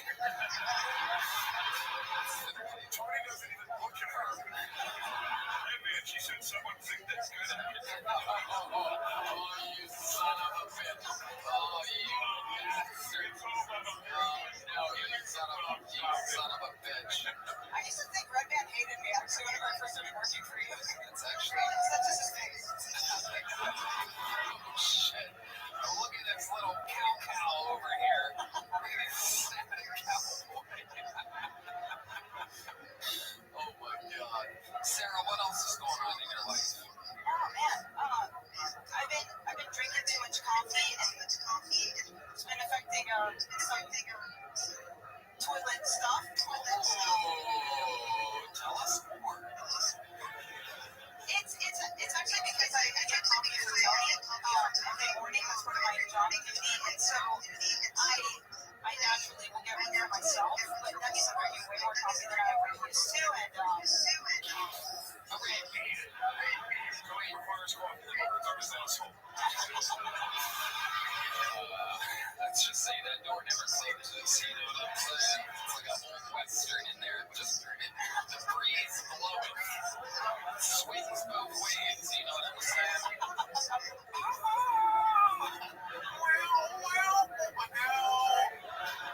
Hell yeah. 24 hours a day. So, you've been drinking too much coffee. yeah, because then I'll also have to drink coffee, and then that might make her mix like 5 cups. So I'm having like a latte on top of the 5 cups of coffee. Additional weight. You know what I'm saying? You're the best, Sarah. What else is going on? Anything else crazy we should know about before I let go? I don't know if this is actually interesting, but I've never told you this before. The only way I was working, the only way I was in school that I got into in a small town was my parents lied and said that I needed to be in English as a second language. So I tested out in the third grade, but I was in all these classes like all these classes. You knew how to speak Spanish because your mom was. Yes, my mom, she's Panamanian, so yeah, like my whole life she's spoken Spanish to me and I speak back in English. So yeah, our communication skills with each other is really good. We get along really good. But yeah, so that's always something that I realized I've never told you before. Can I say one more thing? Yeah. Okay. So basically, I'm talking to a guy for the first time in my life.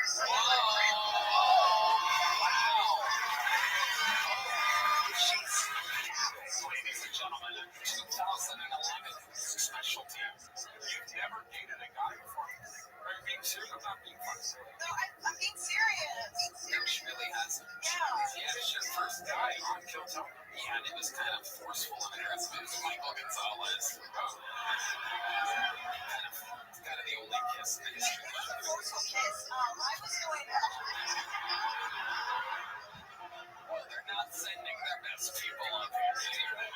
I went close mouth because I didn't know what I was doing. So it was my first kiss ever in my whole life. I was 27 years old. And he went. Should I give you that lengua? I didn't know Spanish until after I did. Yeah, look at that.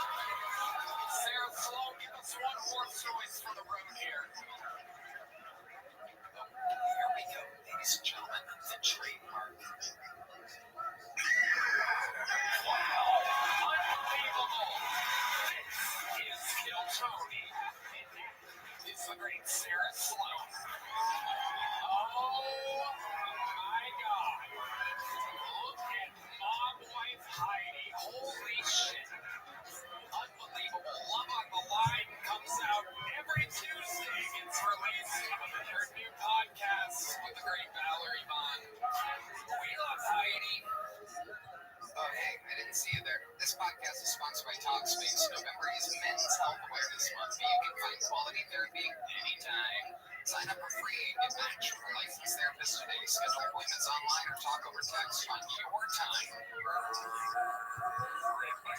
That's right, Tony. It's Men's Health Awareness Month, and Talkspace wants to know how you feel. Guys, this November, prioritize your mental health with Talkspace. I think they're providing the best mental health treatment out there. That's right. Talkspace therapy and psychiatry are covered by many insurance plans and employers. Most insured members have a $0 copay. You can easily sign up online and get paired with a licensed therapist in within 48 hours. Plus, you can always switch providers at no extra cost. You can even talk it out in between sessions by sending text, video, or audio messages to your therapist. There's more to Men's Health Awareness Month than just mustaches. Talkspace is here to help. As a listener to this podcast, you get $80 off your first month with Talkspace. You go to Talkspace.com/Tony and enter promo code SPACE80. That's SPACE80 to match with a licensed therapist today. Go to Talkspace.com/Tony and enter promo code SPACE80. All right, ladies and gentlemen, your next fucking goal, we're going to meet them all together. Looks like a DVD of the meet. Make some noise for Thomas Long Mountain, everybody. Here we go.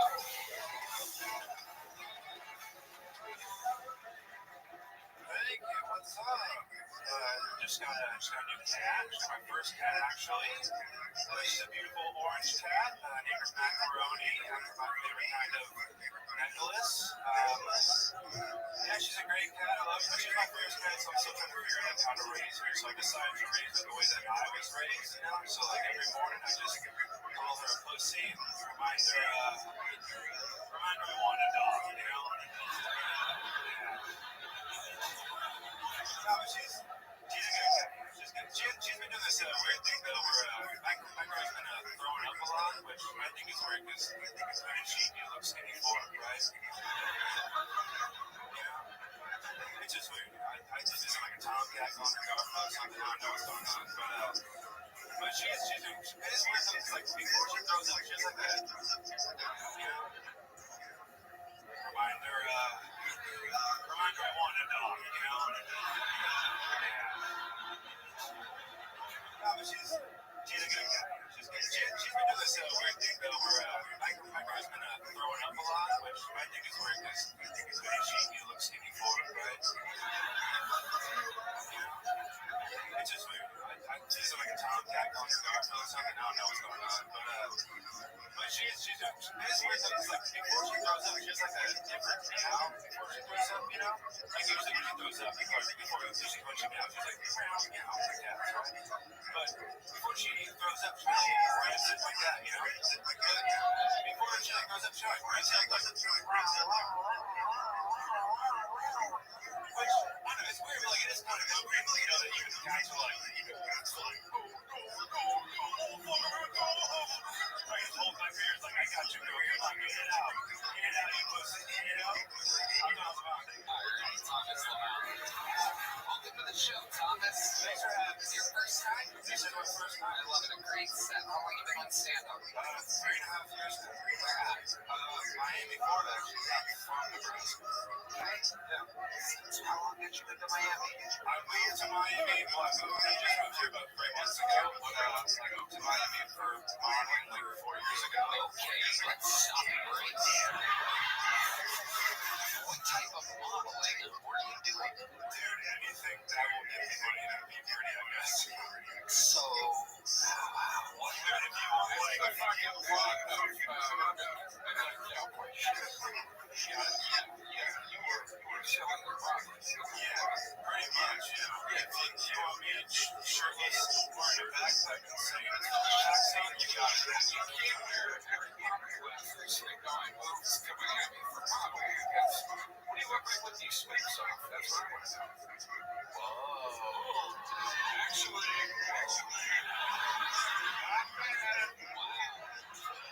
Unbelievable. As the senior gay representative on the stage, I have to say, amazing. I'm shocked that you were able to make. How much money did you make modeling? Oh, not enough to make it full time, that's for sure. Barely, I mean, it pays good, but it's only like, I get a job like maybe once a month, and I'm like $1,000 for the day. And that's gonna come.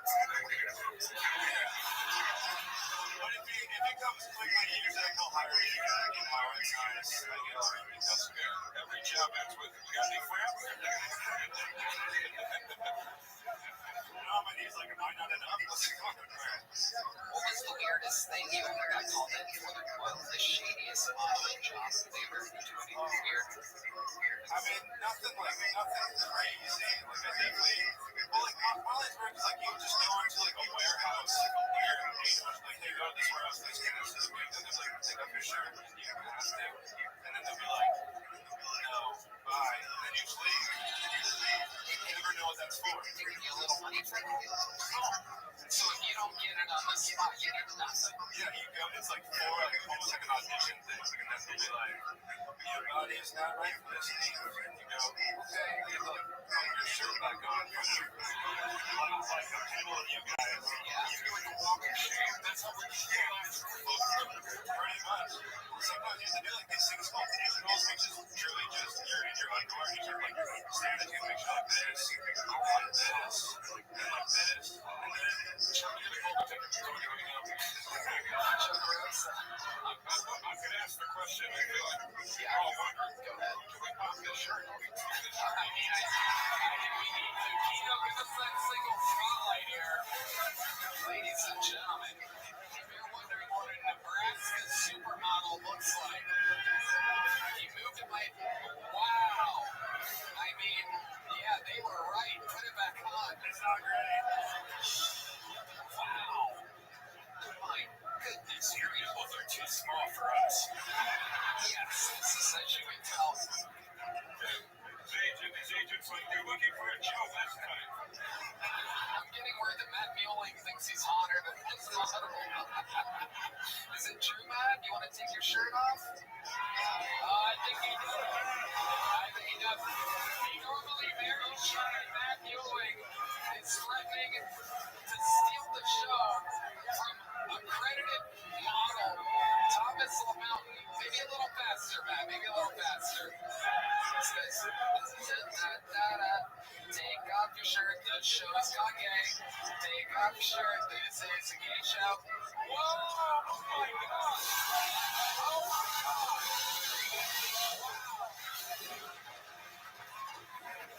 Here is Kill Tony, the gayest show on planet Earth. All right, who's next, boys? Fernando Castillo. All right. Heidi, get out here. So let's put a shirt on her. Let's give her a hoodie. Cut her up, girl. All right, Thomas, how do you make money now? Right now, I'm actually, it's a shit job. I work for CPS right now. I don't like it either. What exactly is that? It's Child Protective School. Oh, hilarious. Wow. Yeah. Maybe you've met Joe DeRosa or Josh Sussman because These buddies in CBS doing cocaine. Yeah, I'm a redactive clerk. So what happens is like children who like were in foster care, they'll like ask like Joe DeRosa. like Joe, were you in foster care? No, she's adopted. Yeah, no, they didn't want him lingering around. They went straight to super. No, they got up. By the way, I was adopted at 9 days. They got me the fuck out. Yeah, it was a Clark Coast. You're like a Nebraska model in Miami. We need to get you out of here. I'm not sure I'm an American citizen.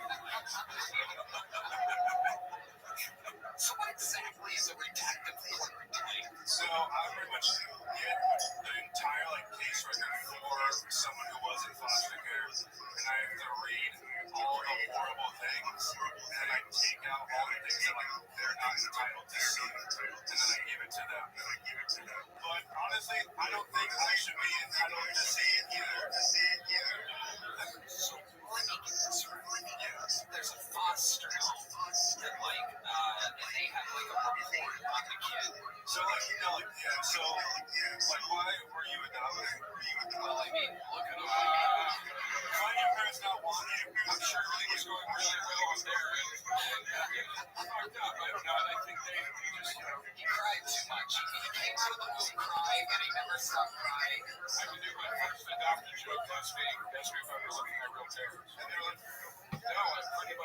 Rose,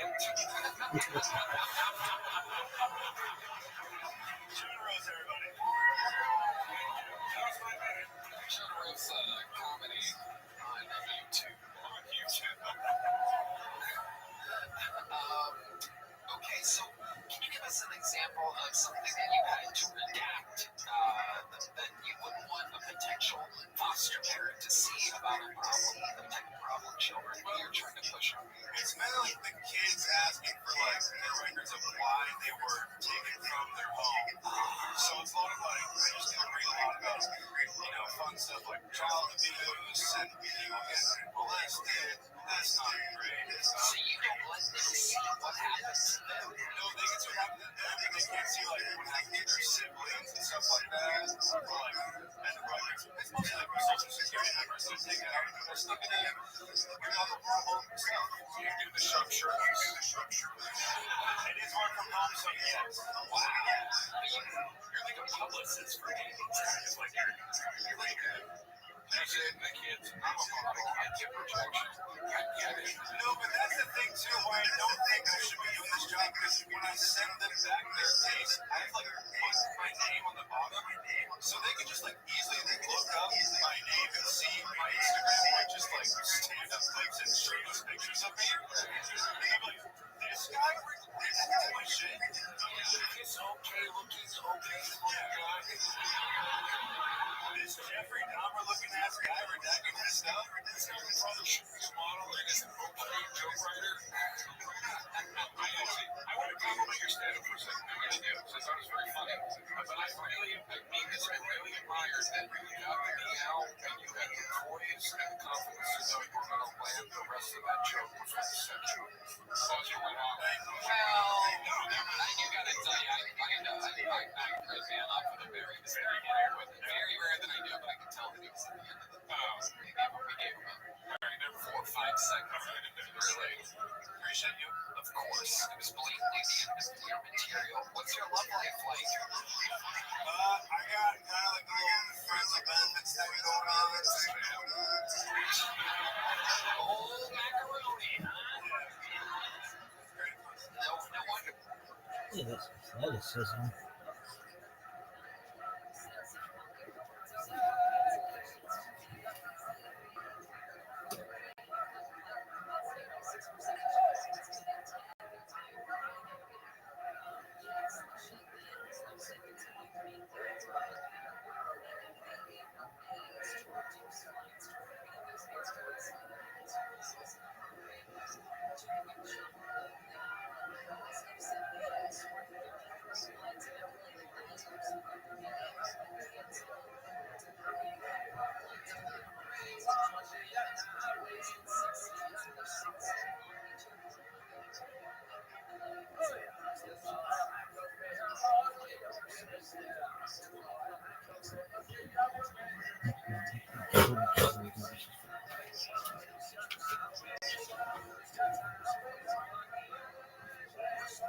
No wonder it's going up so often.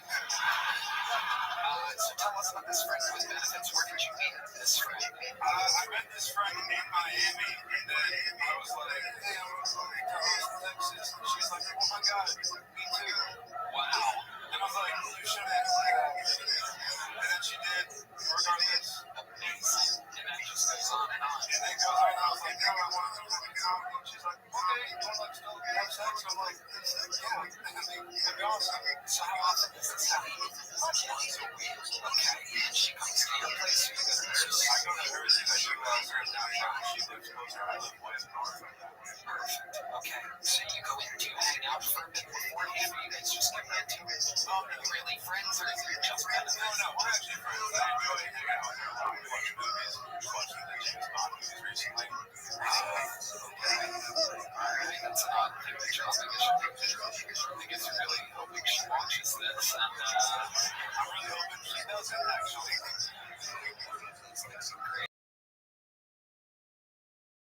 So where do you see this? But Holly will just turn into friends soon. Here you go. Why is that? Are the benefits wearing off on you? You see the benefits? No, I just think that she probably has feelings for me. I'm like, oh, that's not healthy. That's not good. And I'm a people pleaser at my core, and I'm like, I gotta listen to this. We just saw you with your shirt on. You want to put your short. More nipples. You're great, Thomas. Fun times, my friend. I love your set. Great stuff. Congratulations. It's a big joke. Thomas Lamountain, everybody. It's your Tony debut. Back to the bucket we go. It goes on and on. Can't understand how we last so long. Your next bucket pull goes by the name of Priya Lux, everyone. It's Priya Lux. Make some noise for Priya, everybody. Make some noise if you love your mother. I love my mother, but that bitch is crazy. I overheard her on the phone with customer service the other day. She was so pissed that they had given her an Indian, somebody with an Indian accent. She was so pissed that she demanded an American. Yeah, and then that American did not understand her Indian accent. Yeah, when I was 17, I got arrested, and like an Indian mother, her first instinct when she saw me there in the precinct was to just slap me.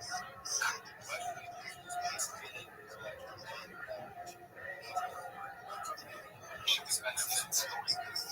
Hoping in, but Holly will just turn into friends soon. There you go.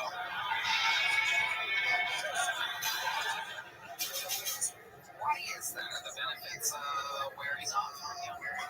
Used to the benefits. No, I just think that, she probably has more feelings for me. I'm like, oh, that's not healthy. That's not good. And I'm a people pleaser at my core, and I'm like, I gotta listen to this.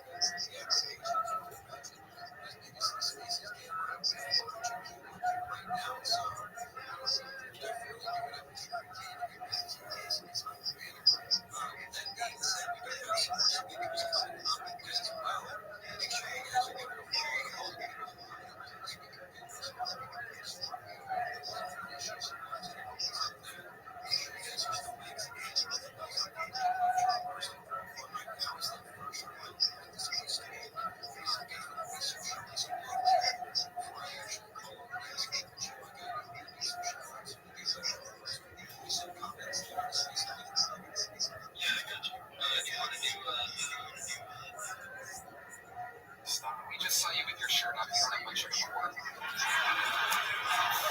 More nipples. You're great, Thomas. Fun times, my friend. I love your set. Great stuff. Congratulations. It's a big joke. Thomas Lamountain, everybody. It's Kill Tony debut. Back to the bucket we go. It goes on and on. Can't understand how we last so long. Your next bucket pull goes by the name of Priya Lux, everyone. It's Priya Lux. Make some noise for Priya, everybody. Make some noise if you love your mother. I love my mother, but that bitch is crazy. I overheard her on the phone with customer service the other day. She was so pissed that they had given her an Indian, somebody with an Indian accent. She was so pissed that she demanded an American. Yeah, and then that American did not understand her Indian accent. Yeah, when I was 17, I got arrested, and like an Indian mother, her first instinct when she saw me there in the precinct was to just slap me across the face. And the cop had to pull one of these. He was like, nope, didn't see it. And then she slapped me again. And that's when the cop was like, ma'am, I'm gonna need you to stop, because if you keep going, I do have to pay you and give you a badge. I remember before my wedding, my mom threw a tantrum because she told me there's no such thing as a traditional Indian bride bangs. So together on the spot, we had to Google Indian bride bangs. Hey, and you know what? None of those girls have bangs. Very good. Good job, Priya. You've been on this show before. Just one time, yeah. But that was much better than the last time, right? Oh, you think so? Okay. Yeah, that's good. Oh, I could have just said yes on that. No thought with the momentum that I was gifting you. Thank you. But if you want to argue about whether or not that was better than your last time, we can. No, I'm kidding, man. Great job, Priya. You've been working hard. Hell yeah. How long have you been doing stand-up? It'll be 6 years this December. And the last time you were on was a couple years ago? No, it was about a year and a half ago. Basically a couple years ago. Perfect. Wow. You seem like you'd be a real friend with benefits. So Priya, what do you do for a living? Right now I don't do anything for a living. I've been trying to do stand-up and acting full-time for the past 3 months. I do a lot of background acting work. I do some man on the street content. So if you see me harassing people on the streets of New York, you find it. So you're in New York City? Yeah, I've been between New York and here. I've been between New York and here. And I am looking for a roommate in Austin if anybody wants to live. Yes, if anybody wants to be a good old roommate. I will make the place smell. I will. I swear to God. I cook. I cook a lot.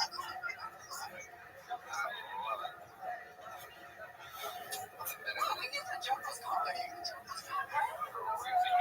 Okay, so Priya, tell the people what makes you a great roommate. See if we can't get a roommate here. I'm actually a really shitty roommate. I keep terrible hours. I cook a lot. I don't do the dishes. So it's just vibes. I have a lot of weed. That's my redeeming quality as a roommate. What do you cook a lot of? Give us some of the menu Priya wants. You know what I've been really into right now? I've been here like 2 nights ceviche. Oh, perfect. Again, I see a lot of people really. I see some couples are talking about inviting you to live in their household right now. Tuna ceviche with 30 dishes in the sink. D-Madness is literally leaving. He can't stand. Sense of smell. Yeah. It's like tuna. See you later. All right. Priya, how much is the rent? Ravioli wants to know your paying right now. Wait, what? How much is the? Wait, no, you don't have. Do you have a place here? I don't. So you were like on a night like tonight, where you stay? In an Airbnb.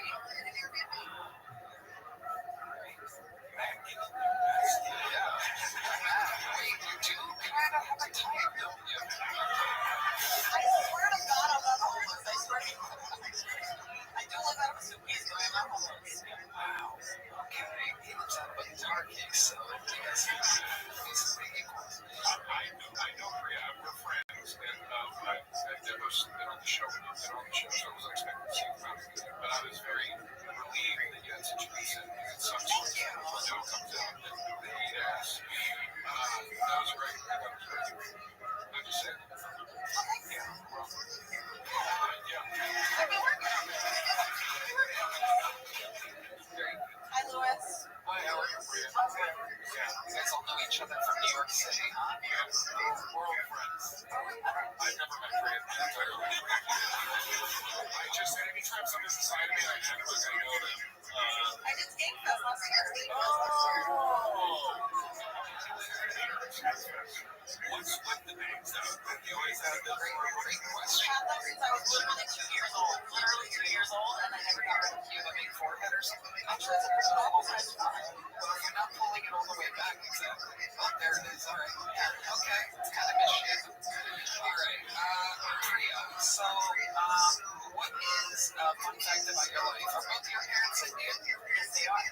Okay, what do they think about you doing stand-up? They really don't like it. They think it ruined my life, and they think it drove my ex-husband away. Okay, what did your ex-husband do? What's he? He's a crypto bro. He was a Russian crypto bro. Russian? Yeah. Made full Russian. Say he's Russian out of that relationship. It was great. I loved it. Really cool. Якобы просто меня зовут Priya.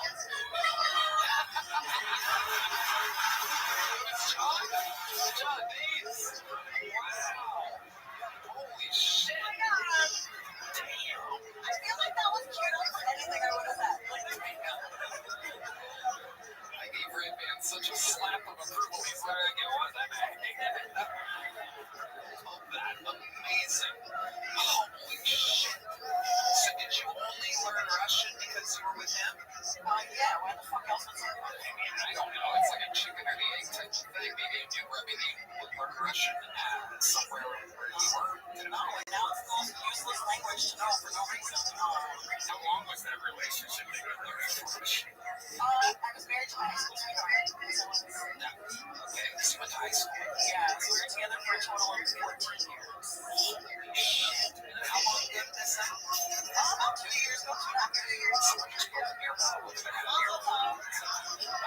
years ago, so it must be hard learning how to date new people.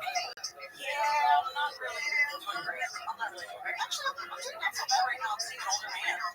Okay. Yeah. Yeah, there is dad issues on one short time. Goddammit. Yes. Wait, what? I said we're getting through these dad issues one two at a time. Okay. Two at a time. So it's an older guy, white guy? No.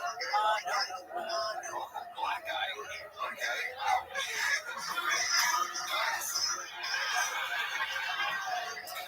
I'm just surprised there. I'm surprised they need blue chews. I always pictured them being fully operational, but that reminds me.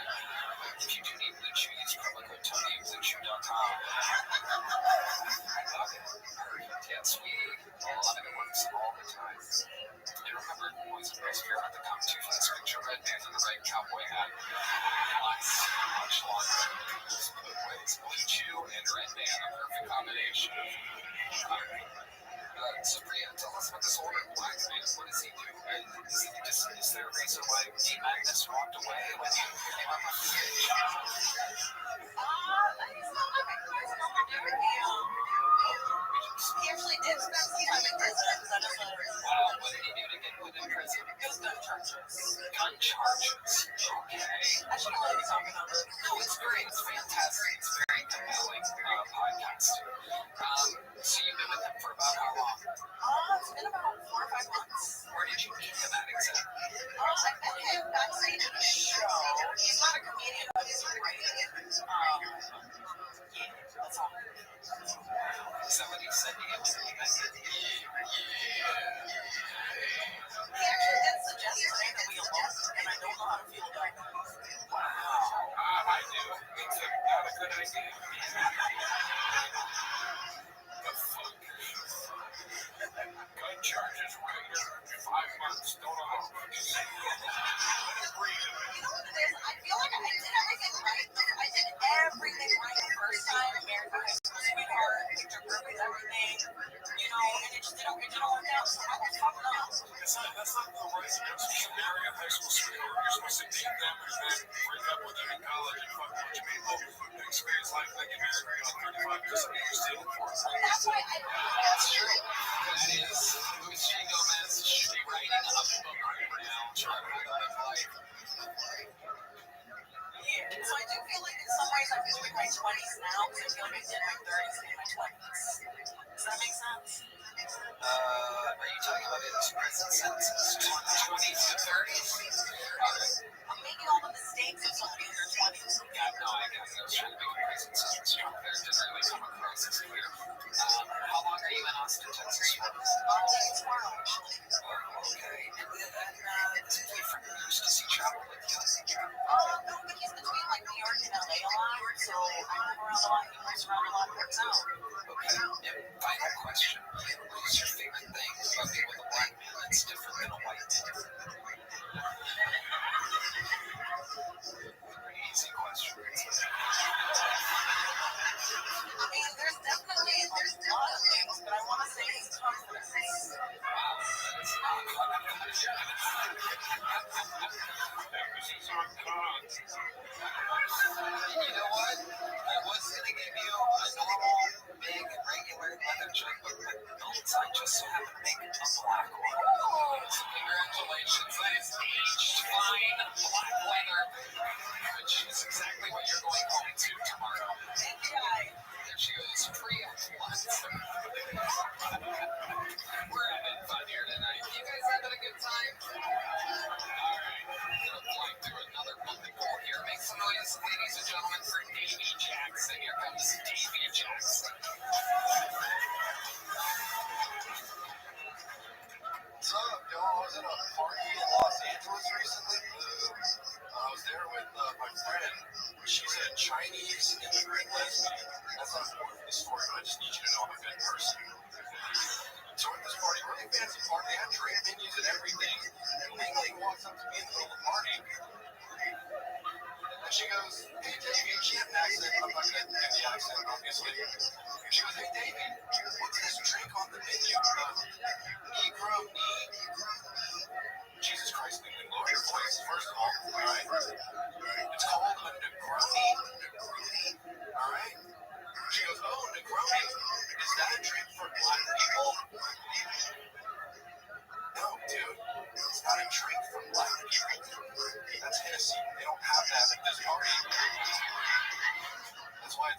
Diet party, all right? We don't name our drinks after the people that drink them. You know what I mean?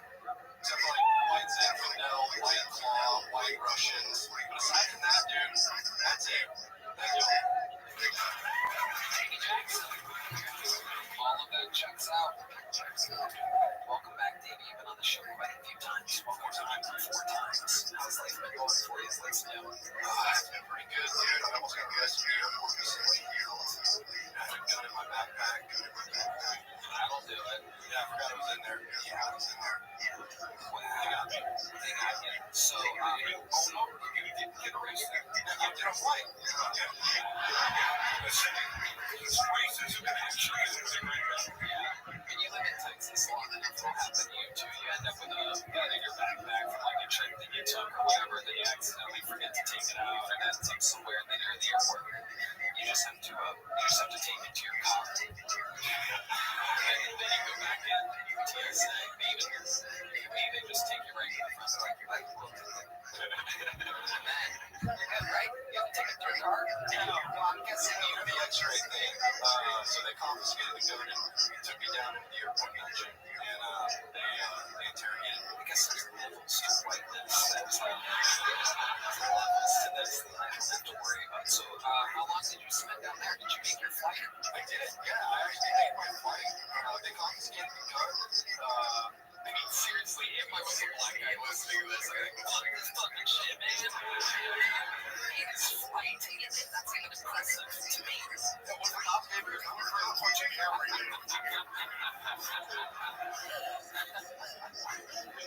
Okay, so, then you made your flight. Yeah. They fined me. They said it was going to be $10,000. Actually, one of the TSA people recognized me from the show.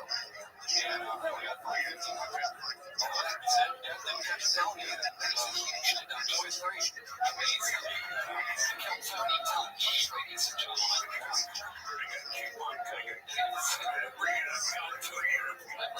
Could you use the promo code Tony? And if you get caught with a gun in TSA, promo code Kill Tony. Save 85% on your fines at an airport. Oh shit, look at this motherfucker. Madness. So Davey, what else is going on? Tell us about your love life. Are you still trying to hang out with dangerous Latino women? I remember that being a fetish of yours. You guys stacked before, like a while ago. She died. Whoa, Yeah, dude. Holy shit, she did. It's very sad, very tragic. Obviously, she's dead now. wow, amazing. How did she die? Drugs? Or you got a pain pill I problem? didn't do it. I had nothing to do with it. It was cancer. Cancer. Regular old cancer. Got her, dude. Out of nowhere. Karma's a bitch, you know? Interesting. Interesting. What kind of cancer? Cancer? No, it was not good cancer. Wow. Interesting. Okay. So, know the type of cancer? I wasn't with her. Like, I just found out that she died. Oh, yeah, you might ask a question or two.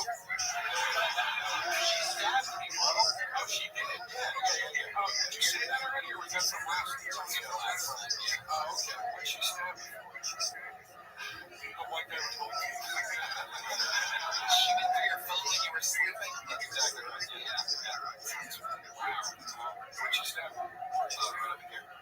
Again, all of this is, if anyone's ever dated a Latino woman before, this is just very common. You simply have to.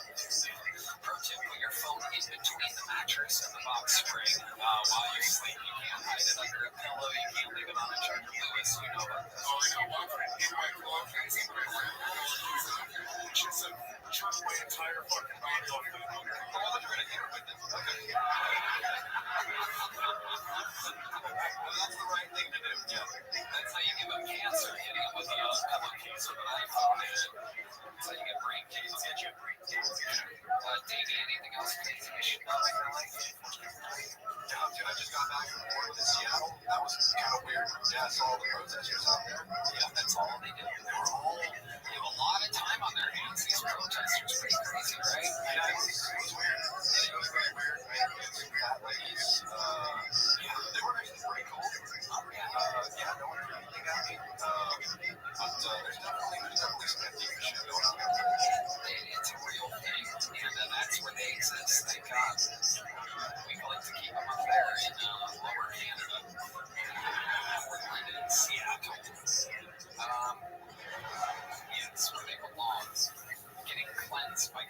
himself with never-ending rain and clouds. There's a wolf there for some reason. Very good, thank you, Redmond. Wow. Davey, you already have a big joke buster? Do you have a full? Oh, yeah. All right, here's another one. There you go, Davey Jackson, ladies and gentlemen. On to the next one we go, everybody. We are in for indeed the special treat. This is one of the elite golden ticket winners of the history of the entire show. He took a golden ticket here, which is a great show. This is watched by Howie Mandel. He decides who's on America's Got Talent. Not fucking Aaron. Oh, he sucks. Ladies and gentlemen, it's been a while. This is the return in a new minute from Aaron Belial, everybody. This guy sucks.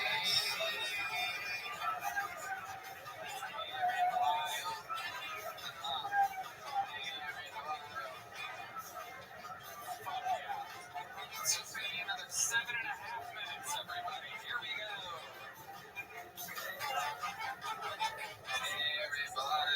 Aaron Belial. You guys got to keep playing when that's him. It takes a while. Oh, shit.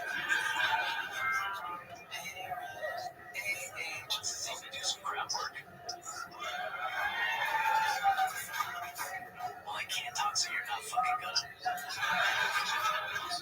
Yeah, definitely give them a follow. Try to give them a follow right back, guys. Just like Rabbi Rothschild said, everybody we want here, we're all looking for positions as, reply guys, brand ambassadors. We're trying to become content creators. We're trying to make it, for our marketing and promotion jobs. So, guys, this is how we do it, is we find other people trying to do the same things. We get good ideas from each other. We find out where the best alpha is, guys. So that's what we're doing here. We are building our own network and circle because, you know what? We are all just sick of the super rich people making their own circles, right? So we're all just going to work together. We're going to get the best information. And we're all going to make it. With that being said, thank you so much, by the way, Leo and Joe Guy, for going through a couple speakers there for me. I do have a post up there on the Jumbotron for a $50 soul giveaway. Max engage with all posts on the Jumbotron.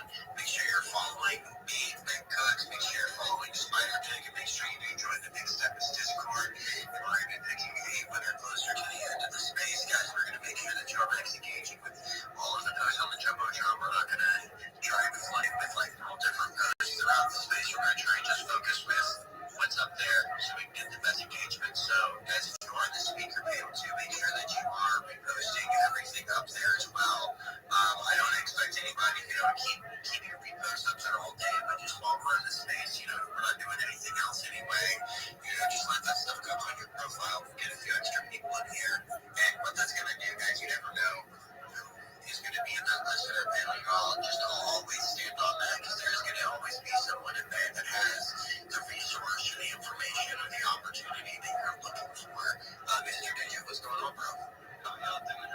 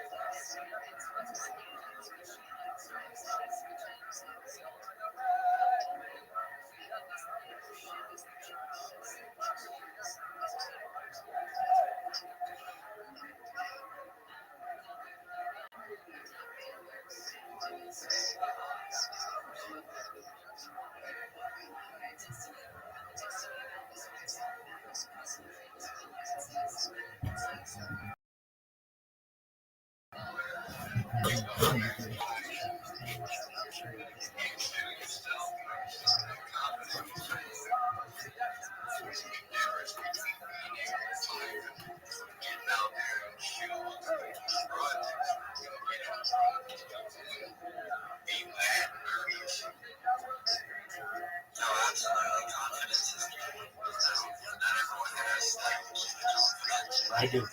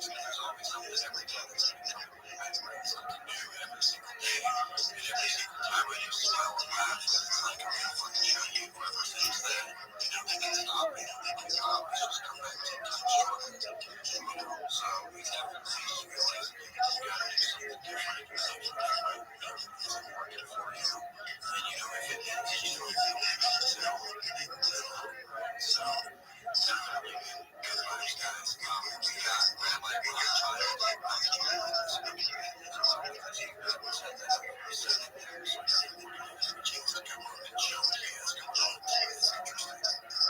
Thank you so much for the opportunity.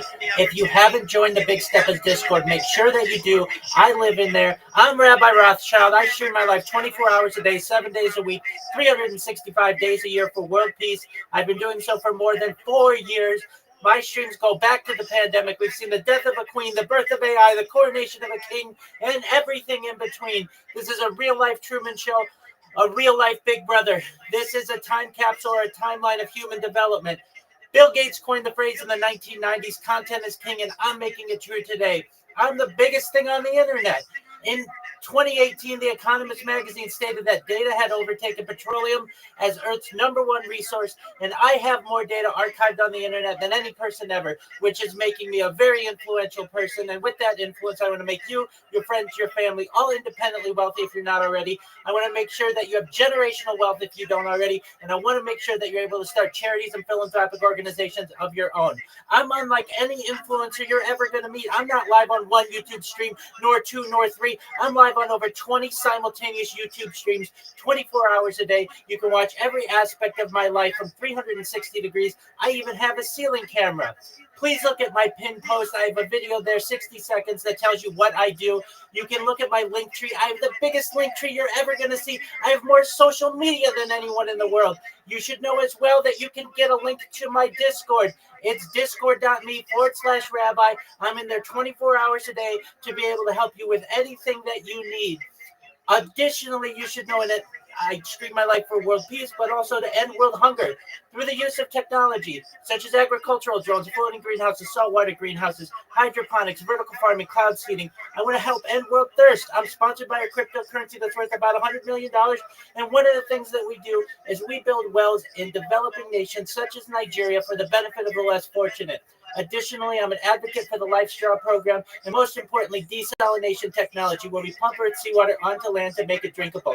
If you're a reply guy, if you're a raider, if you're a shiller, and you want free assistance on how to be better, how to make more money, join my Discord, send me a DM. I'd be happy to help you. You should know that I'm here to support you both personally and professionally. I want you to know that I'm here to be a positive person in your life. I'm here to have an optimistic view on the world. And most importantly, I want to give people hope. If there's anything that I can ever do to help you or anyone around you, please feel free to reach out to me. And with that, I want to thank you for the opportunity to share.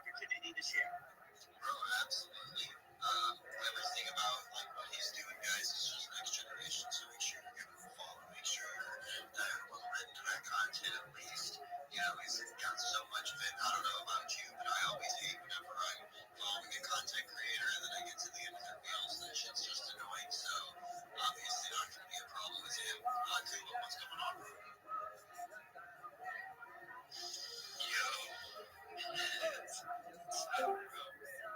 Yo, Crypto Flavy. How you doing, big dog? Can you hear me? Can you hear me?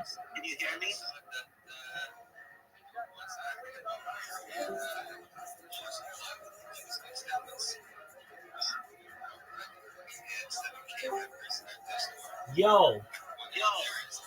How are you, Creekcraft?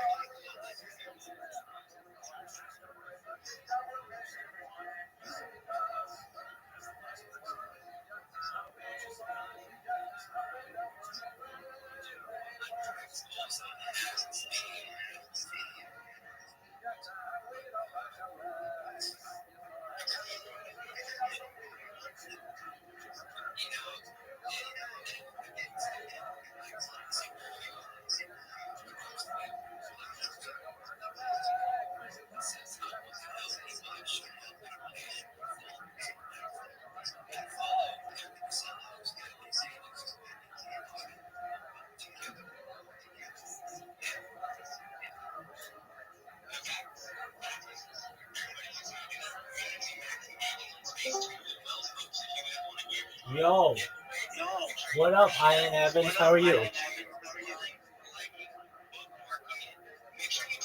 I'm doing good. Excellent. All right, big man. Are you a Web3 marketer? Yes, Excellent. Do you have a link tree? I am. Okay, just one moment, and I'll give you everything that you need. Alright. How's your day going? Pretty well. How are you? Beautifully, thank you.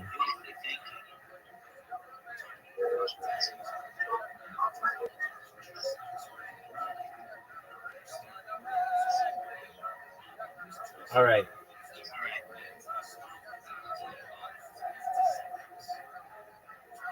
I'm gonna get you set up with what you need.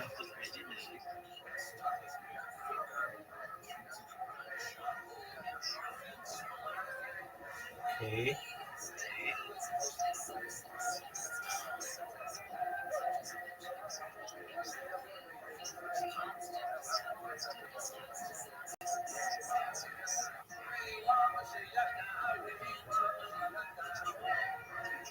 So, basically, what I'm here to do is give you guidance for free, 100%, on how to market yourself better. So the first thing that I'm doing, I'm sending you in Discord, check on your messages, a list of social media platforms that you need. The reason why you need these is because they are important for you to get out any information about yourself as a social media marketer. Additionally, it allows you to post on more platforms. Basically, if you are just using Twitter and we were digging for gold, you're just using one shovel. That's Twitter. I want you to use 20 different shovels. That's all the social media that we have in the world. I'm going to work with you. You create those accounts. You link them to your link tree. Once you're done with that, what I want you to do is I'm going to help you to make videos using AI that's free. Once we're done doing that, we're going to populate your different accounts. Then I'm going to teach you how to make memes, and not just make memes, but also market yourself with memes by putting your Linktree link in the corner. I'm going to teach you how to clip people's spaces, and then we're going to go through your pitch, your shill, your elevator pitch, and we're going to make sure it's nice and tight. You're going to have one at 30 seconds, one at 60 seconds, and one at 3 minutes. And then you're going to start doing Twitter spaces. You're going to show yourself, and you're going to get yourself some business. Does that sound good? Yeah, it does sound very nice. Thanks, bro. Excellent, my friend. Okay, so I just sent you a big long list in Discord of all the social media that you need. Now you may say, well, I don't think I need this much social media. Okay, that's fine. Then you're not a Web3 marketer. Okay, because your competition has this social media. But when you post, you want to be able to post to all of these. You also want to work for your clients and have your clients be able to see all of your social media in one place. So the first thing you're going to do is create a link tree. Then you're going to create all these different social media accounts. You may already have some of them. Gmail, you're going to create your X, YouTube, Telegram, Facebook, WhatsApp, Instagram, TikTok, WeChat, Snapchat, Pinterest, LinkedIn, Reddit, Quora, Threads, Discord, Twitch, Tumblr, Mastodon, Flickr, Clubhouse, Rumble, Truth Social, Blue Sky, Pinterest, Kick, Imager, ChatGPT. When you've got all of those and you have them linked, you come back and I'll help you. If you're like, hey, I can't get this one for whatever reason, I'll help you. Okay, I'm always here to help you. I'm live 24/7. Come back here and connect with me, and I'll advise you in the best way possible. First thing you have to do, though, and only you can do, is create those social media accounts for yourself, okay?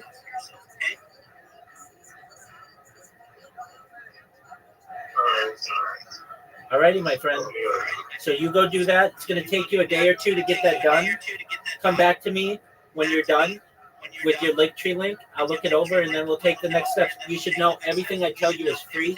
Don't pay for anything. If you run into something that says you have to pay for something, come to me because everything that we say is free, okay? Alright, bro.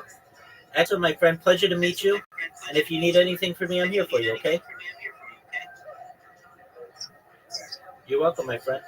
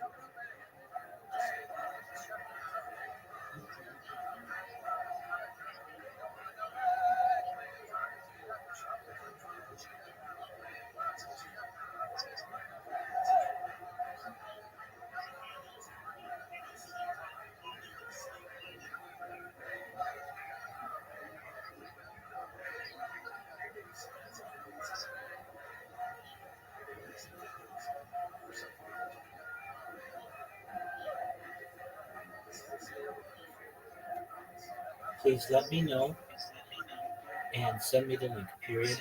I will review it with you, and we will then move on to the next steps. Period.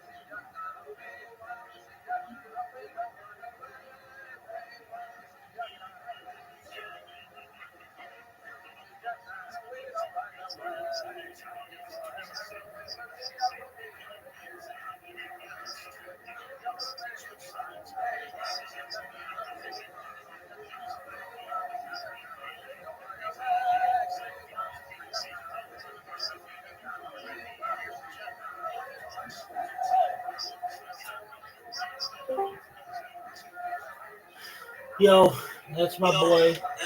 How are you, Spear?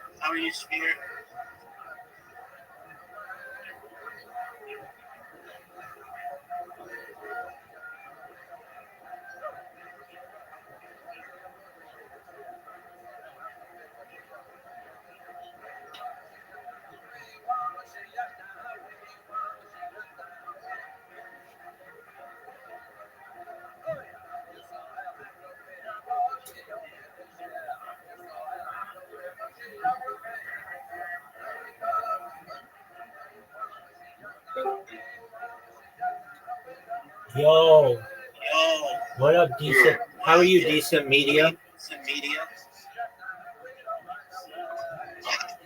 Oh, yo, Spear. How are you? How are you?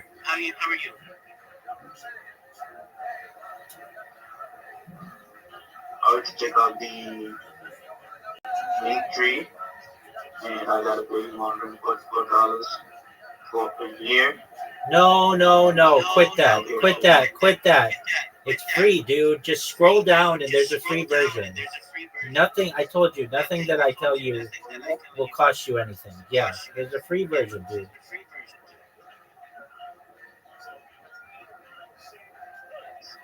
Checking it out. Scroll down and look, there's a free version.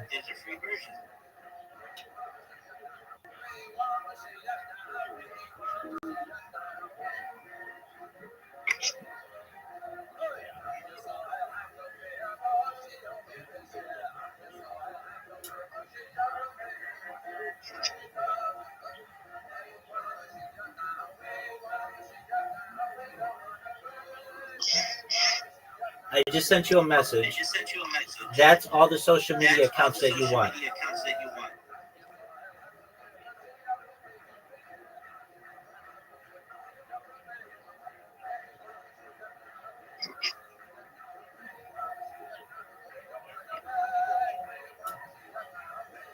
Spear, on the page that it says that you have to pay money, scroll down. There's a free version.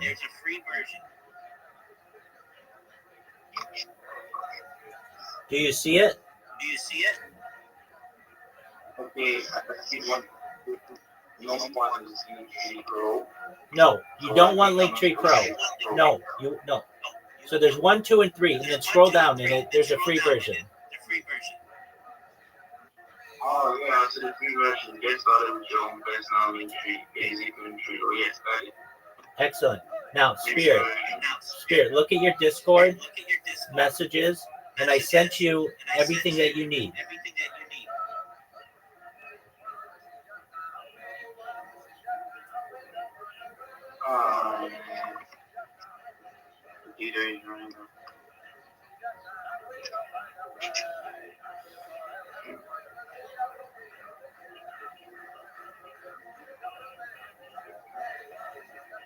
Spear, go to the message that I sent you and make sure everything is clear and that you understand it. Let me know if you have any questions, okay? I got you, Rothschild. That's how we go. Go ahead and break into now and go through message. You're good. Should I have any questions? Absolutely. You call me Rabbi, okay? Okay, Rabbi. Excellent, my man. All right, if you have any questions, come back in here. I'll help you, okay? More than anything, though, don't pay for anything. Everything that I tell you is going to be free from now and forever, and from me.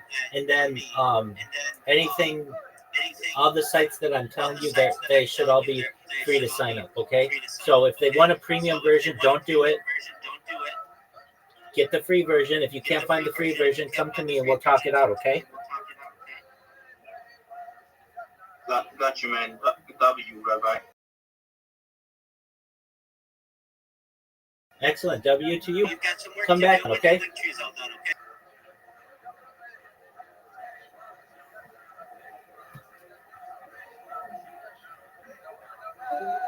There you go.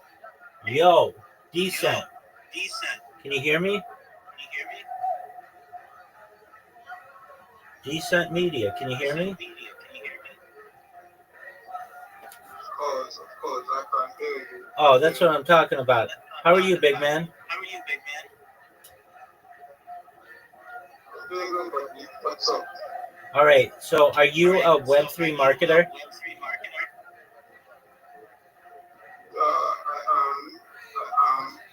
Okay, excellent. What do you say? Okay, I'm glad that you're a Web3 marketer. Do you want to be more successful? Of course, yeah. Excellent. Okay. I'm gonna send you a message that has all the information you need in it. You're gonna want to create a Linktree account with all the social media. The reason why is because you want to be able to market yourself really well, and you probably don't have all the social media that you need, which is fine. Not a lot of people do. So what I'm going to do is send you a message right now. Please check your direct messages in Discord. Read it over. Let me know if you have any questions. Everything that I tell you is free. Don't ever pay for anything. And you should have everything you need in that message to get started, okay? But read it over and let me know if you have any questions.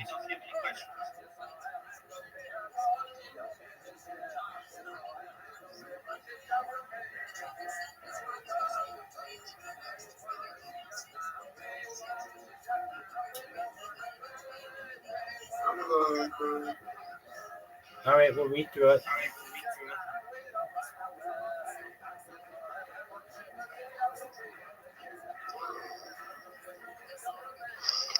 get back to you. Okie doke, my friend. I'm here if you need me.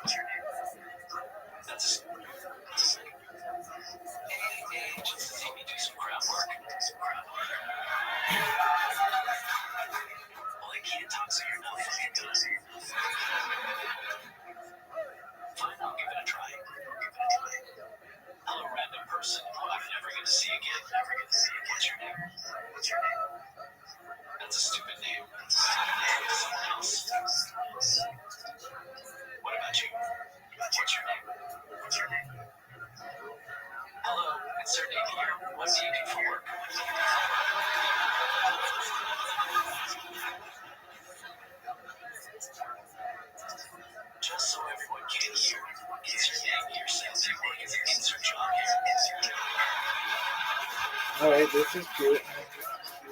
So this.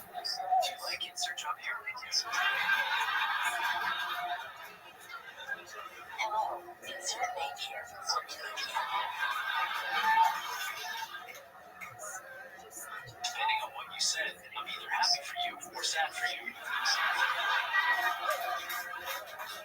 Just kidding. I don't really give a fuck. Cute. Good job, big dog. Crowd work is great. It's just people awkwardly staring at me, waiting to hear what next fucked up thing will come out of my mouth phone. My mom fucking loves Tylenol. What a great joke. Oh man, I've been shitting on this kid. Oh, that is fucking hilarious. That is fucking hilarious. Aaron, this is the only time in my life I will ever be allowed to say this. You are pushing the boundaries of iPhone comedy in ways I didn't know were possible, but it's very good. It's very good. Now say the N-word.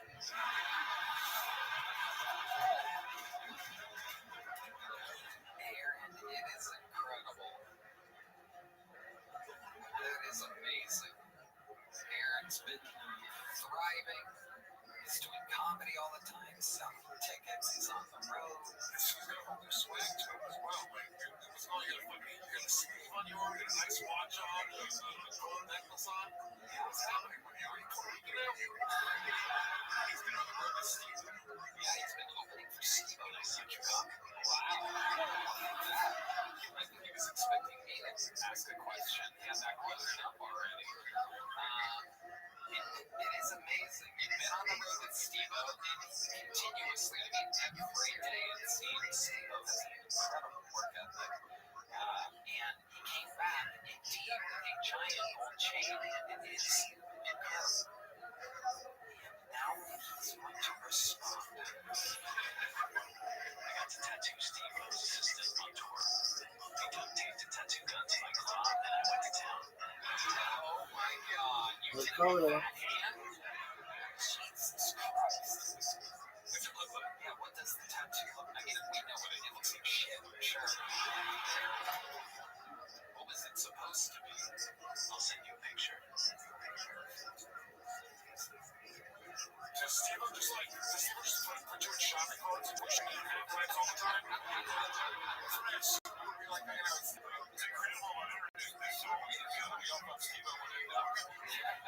We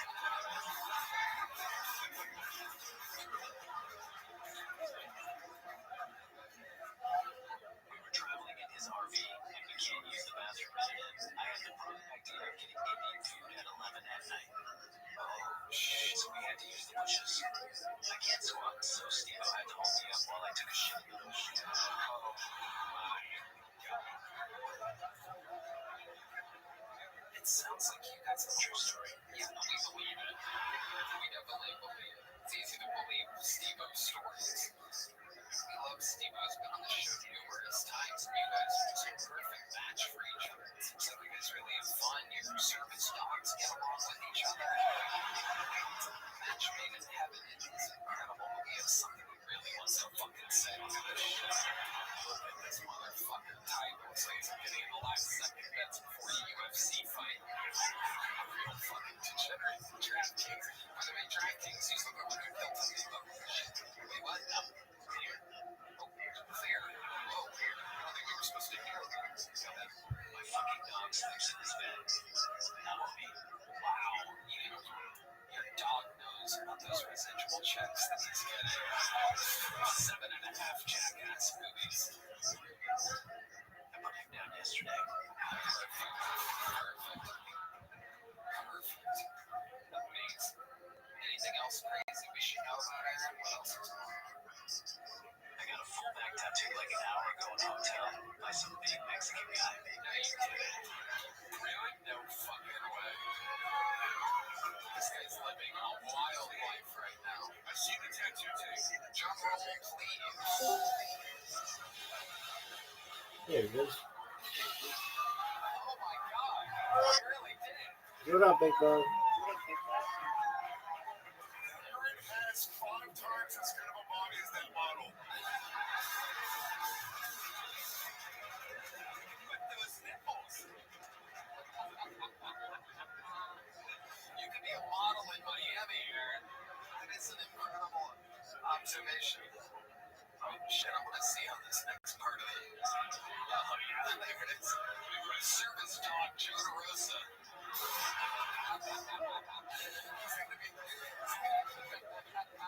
That's a good boy. DeRosa's never had to put a guy's clothes on his body. There you go.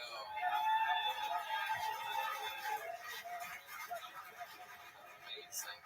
I can't get over how fast he can type on able-bodied. I can send one text with a typo in it. Every text I send, I'm like, fuck. I don't have that. Fuck. This is crazy how I... It's not really. I have a really bad fever, man. Wait, what? Wait, what? You have a fever right now? What? That hotel was a bad idea. The hotel? No, the bag tattoo. You have an infection right now. You have a fever right now for real? John D says he's foaming at the mouth. That's a normal thing. That's part of the condition. Wait, no, he's making a noise. He said you have a fever. Hold on. What? He's pointing at John. Is it jungle fever? Hey, say the word. No, Aaron, no, we're not saying the N-word. Make sure it's Aaron Belano, ladies and gentlemen. Unbelievable set. Training, defending, undisputed golden ticket winner. Does he really have a fever now? You really do? Wait, there, switch this mic out. Jesus Christ. Every fucking time there's a sick person, I'm on the end. Yeah, it's true. God damn it, man. It's true. And by the way, we don't know exactly what he has, but I can tell you, last week he was a professional bodybuilder, so you'll be just fine. You just might lose your voice and have a curled up arm. All right, we're having fun here tonight. We're back to the bucket, and this looks like a fun game. Make some noise. 60-second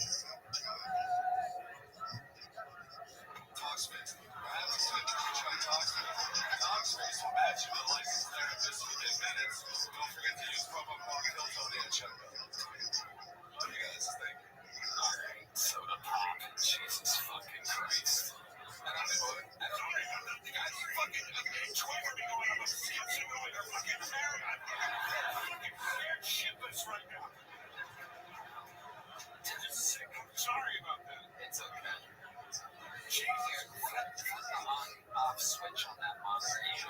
You just missed something, guys. Soda Pop just flung his headband at this hot chick in the front row, and she caught it and made his face discuss and throw it back at him.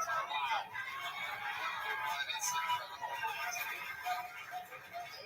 We can hang some towels out here before this whole table explodes. There's a lot of electricity running through this. I'm feeling electric.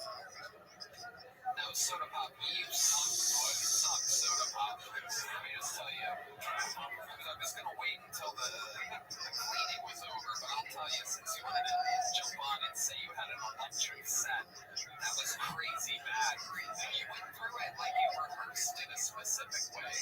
Maybe. Yeah, I have. Are you new at stand-up? Yeah, just starting. I'm looking for a mentor. I'm trying to develop this whole multi-schizo personality. I got news for you. You're looking for a mentor. Come on, folks. Makes perfect sense. Okay, a singular mentor. I've never even heard it called that before. Okay, Soda Pop. Have you been diagnosed as schizophrenic from a professional? Or is this I've seen that so many times. There's a doctor, actually, Dr. Jordan Peterson. Yes. Dr. So I was smiling on the decibel, and I came across a book called When You Wrestle with God, which is on sale on Amazon.com. It's used for but I came across this book, and that inspired me to kind of just come out here and give this a shot. Okay, so you read a book. I did. And that he didn't diagnose you with this. No, but no. He read a book. This whole idea was like this. Just follow me. So this whole schizo thing is part of the bit of developing different characters that I can incorporate on because this whole sort of nonsense goes to me being a white fucking greaser, white trash piece of shit. Where you go, Florida? Where you go, Florida? Of course, I get that down. Actually, I'm actually Soda Pop. Let's check in with Louis J. Gomez. I don't know what it is to like. You're the most capable person I've ever met in my entire life. It's kind of crazy. I hate every one of your personalities. Yeah. like my doctor. But you don't have a doctor. Actually, I do. Thanks to hospital. Do you? Do you really talk to somebody on an online therapist provider? It's a yes or no. It's a yes or no. Currently, no. How about a yes? What kind of question? It's a very easy question. I'm going to ask you another easy question. So let's just okay. How old are you? 35. That's a straight answer. We're getting older here. How do you? No. How do you make money, Soda Pop? How do you make money? What do you do? Well, recently I got a job at the Lucky Dog. I also recently got fired. Okay. All right. Soda Pop. This is a true fucking story. Is it a story? Dude, I'm telling you the truth. I walked in there and asked them if they needed a doorman. They were like, yeah, we got you. They put me on shift. I did well. But apparently they don't want me making out with chicks. They're making them in the speed. All right. Here's a little joke with Soda Pop. There you go. There goes Soda Pop, everybody. Absolutely inconsolable. Can I, Oh, man. Soda Pop might be one of the worst of the year. can I explain what made me spill that drink? Oh, no. It made perfect sense. And you notice I didn't get upset or flinch or anything. I'm like, it would have happened to anybody. You're sick, man. No, first he said I'm a paranoid schizophrenic, and then during his set, he dropped the mic fully down and just started talking without the microphone. Yeah. And it scared the living shit out of me. It was so fucking crazy. It made perfect sense. Meanwhile, Aaron Belial built his little mountain of Bluetooth, and there was no spill whatsoever. But that guy, it made sense. 20, 5, 6, 7, 8, 9. 8, 9. Moving on. You guys still out there? 8, 9. Anything can happen, as you know. Clearly, the show, and anything can happen. Make some noise. You're next 10 and fucking 13, bullets. 11 DJ and Flynn, 13, everyone. 12 and DJ 13, Flynn. 13 and 13, 14 and 13.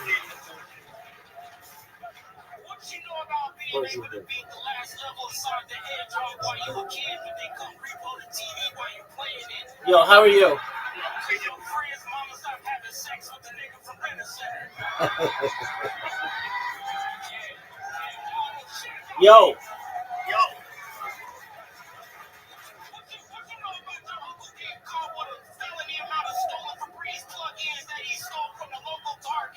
Like thousands and thousands of them. And the only reason why the cops found him is because he had him plugged into every single outlet, so his light bill was $10,000 and his house reeked of ocean breeze. You know shit about my life. Y'all know me. Fuck you. I'm from Atlanta, Georgia. I moved to Austin to take down Tesla. Y'all fuck Teslas. And I know it's a lot of white people here. Y'all love Tesla because most white people is robots. That's not me being racist. I saw 13 Terminator movies. I never saw a black robot. I never saw that strong. Oh, this guy's great.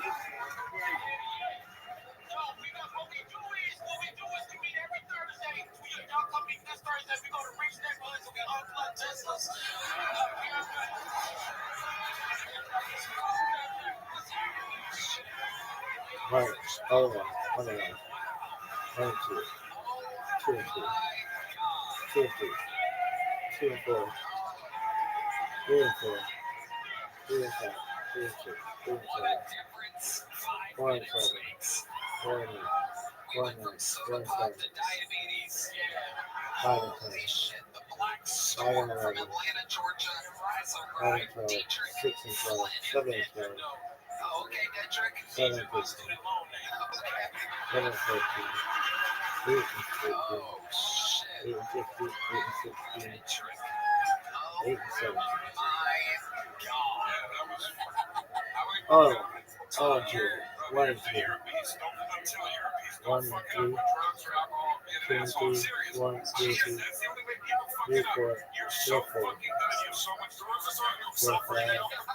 4, 6, 4, 7, 4, 8. 4, 9. 5 and 9.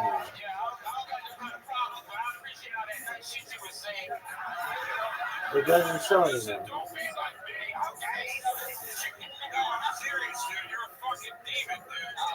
I gotta tell you, Joe, that was one of the most accidentally racist things I've ever heard in my life. He's like, you're doing good. Don't fuck it up with drugs and alcohol and too much Kool-Aid and don't go choking on chicken bones or anything like that. I mean it sincerely. Guys with a men's style can only fuck it up by getting their own way. It's so fucking good, dude. That's incredible. I'm serious. You are fucking incredible. 4 and 4. 1 and 5. 1 and 6. 1 and 7. 48. 7 and 9. 5 and 9. 5 and 10. You're like legit, like, it wasn't like what you were doing. I don't even know how much of that was like in your egg, but it was like, it wasn't like refined stand-up. It was just genuinely funny. Like, you can't teach what you have, which is just like, you can't just like own this room. That's the type of confidence that you need to really fucking blow up. Congratulations. Thank you.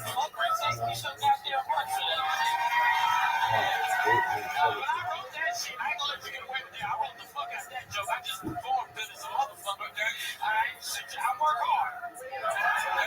You're damn right. That's the brilliance of it, is when you make it look that organic, when it's all written and it looks like it's up there, but it's not. You were fucking amazing. Now, let's not discount. There was a train wreck disaster out here before you came up. So shut up a little bit. He went on saying you were nobody in front of me. I was going to make this speech. You're damn right. Motherfucking time. Hold on a second. You've signed up that many times? 39 times you've signed up? 38 of them. I'm a crack in the night.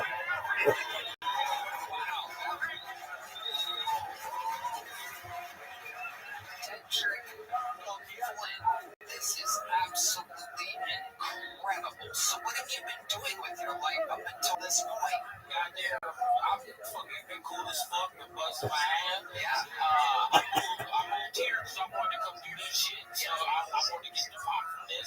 Yeah. And then I work at a red band over there at Sunset. You work at Sunset?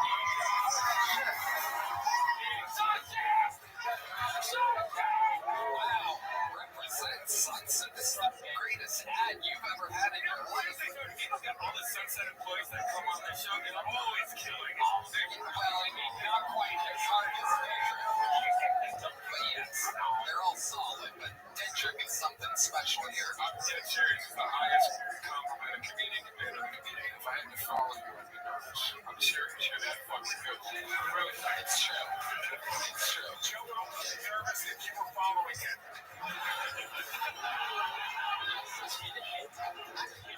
This is a ski mask, so I didn't know how the night was going to go. Wow. Dietrich Flynn. So, what's the longest set you've ever done? Hour 30. Hour 30. And that was in Atlanta? No, that was up in Memphis. I've been here for about 10 years. Makes perfect sense. Yeah. Absolutely. Just traveling. Tell us more about your life in Austin. What's your living situation? Shit, I got motherfucking roommates. Yeah. They got cat. I need the cat. I respect the cat. So, you know what I'm saying? He's a cat person. I don't know. He just looks soft. You know what I'm saying? Wow. I'm sorry, man. It's just my bad. Dietrich Flynn, you can follow him. Yeah, follow him. Coming out. Follow him on the internet. Amazing, Dietrich. I mean, I gotta tell you, you are just a fucking storm. And if you can do that, then that probably means you can do it again sometime. So, instead of doing the big hoopla, No. It's even crazier than you think. And I've never met you before. I know people think, oh, he works at Sunset, they probably know this guy. I had no idea you were going to be here, and clearly you signed up 39 times and never got on. So I have some really special news for you. I have a job if you want it. You're going to bypass a golden ticket completely, and you're going to be a full-time regular here on So that's tight.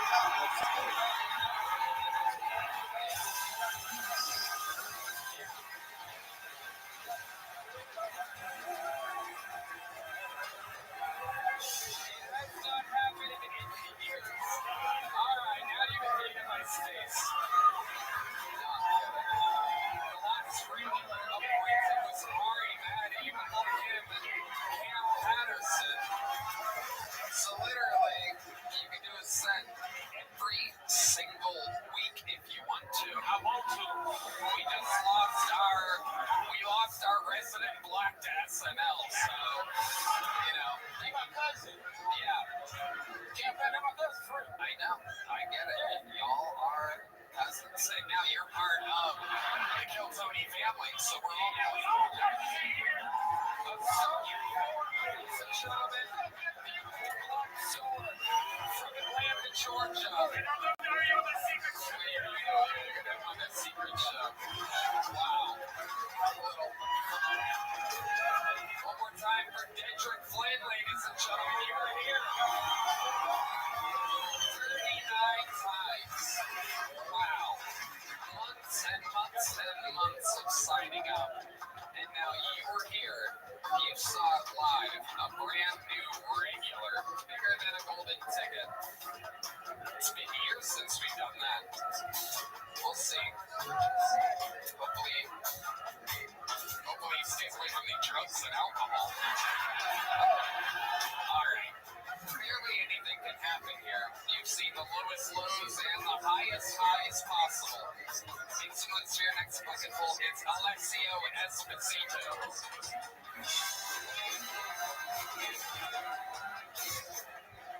How we doing, everyone? I'm Alessio. I'm Italian of Jewish descent, which means I like my salami without the skin.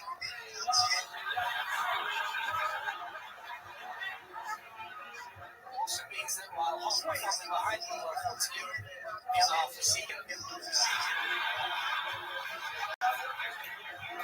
And that's true, by the way. My granddad fought for the Nazis in World War II, which was not good for his legs. Yeah, but it did make for pretty good tea-time conversations. Yeah, I could ask my granddad questions like, Granddad, did you ever commit any war crimes? He'd just look at me with those big blue eyes. I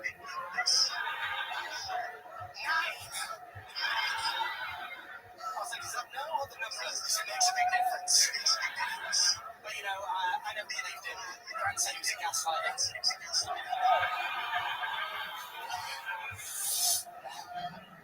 That's my time. Alessio Esposito. Zito, welcome. Thank you. Welcome, Alessio. How long have you been on stand-up? 2 years. Where at? In Manchester in the UK. Okay, that's where you live? That's where you're born and raised? I was born and raised in Italy, and then I moved to Manchester when I was 6. Okay, that makes your parents move. Where did your parents move to? My dad's job. Dad's job. Where in Italy were you? Where in Genoa? If anyone... Yeah, that is the home of a very fancy salami. You specialize in salami. The capital traffic's where the most salami. It's true. And sausage. And balls. So, Alessio, how long are you in America for? I'm here till November. When did you get here? I got here on the 10th of November. Even when they're saying it, when they're dating above the month. Said November 10th. All right, perfect. How are you? Is this your first time in America? No, it's like, I don't know, how I came. Yeah, of course. It's pretty good. Yeah, it's pretty good. What do you hate about England right now? Tell us about the life in England. Well, can hear you or not. It's better than Twitter sex. Yeah. I would say it's better than Twitter sex. Yes, better than Twitter sex. Everybody is keeping track of Twitter. Okay. How do you make money on this? I work in marketing. Okay. So do you like that? Yeah, I do marketing for comedians, so I get to meet cool people. I enjoy that. Joe Russell. That was, dude, I gotta throw my so impressed, man. That was a great fucking set. Come out, it's a 2-year guy, following a former guy that's slaughtered like that, and still have a great set. It's really fucking impressive, man. Good shit. The old reverse soda pop is having a follow Richard Flynn. Not easy at all. Alessio, tell us something crazy about your life. Where do you want to start? Dad's Italian, mom's a Jew. No, granddad is a Jew. Doesn't fall that one. Oh, okay.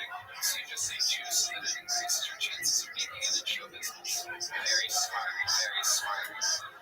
But you don't practice. I'm Catholic. Oh, okay. Yeah, that's the opposite. Ladies and gentlemen, we're really finding out the truth here. Okay. So, tell us a crazy fact about your life for listeners. I once flew from England to America. Oh, wow, that's teasing. Keep going, John. No, that's all right. That's perfect. I once flew. Fuck that. I've never wished I had an Italian accent for. Fuck. Yeah, man. You once flew. I'll try again. Yeah. There you go. I once.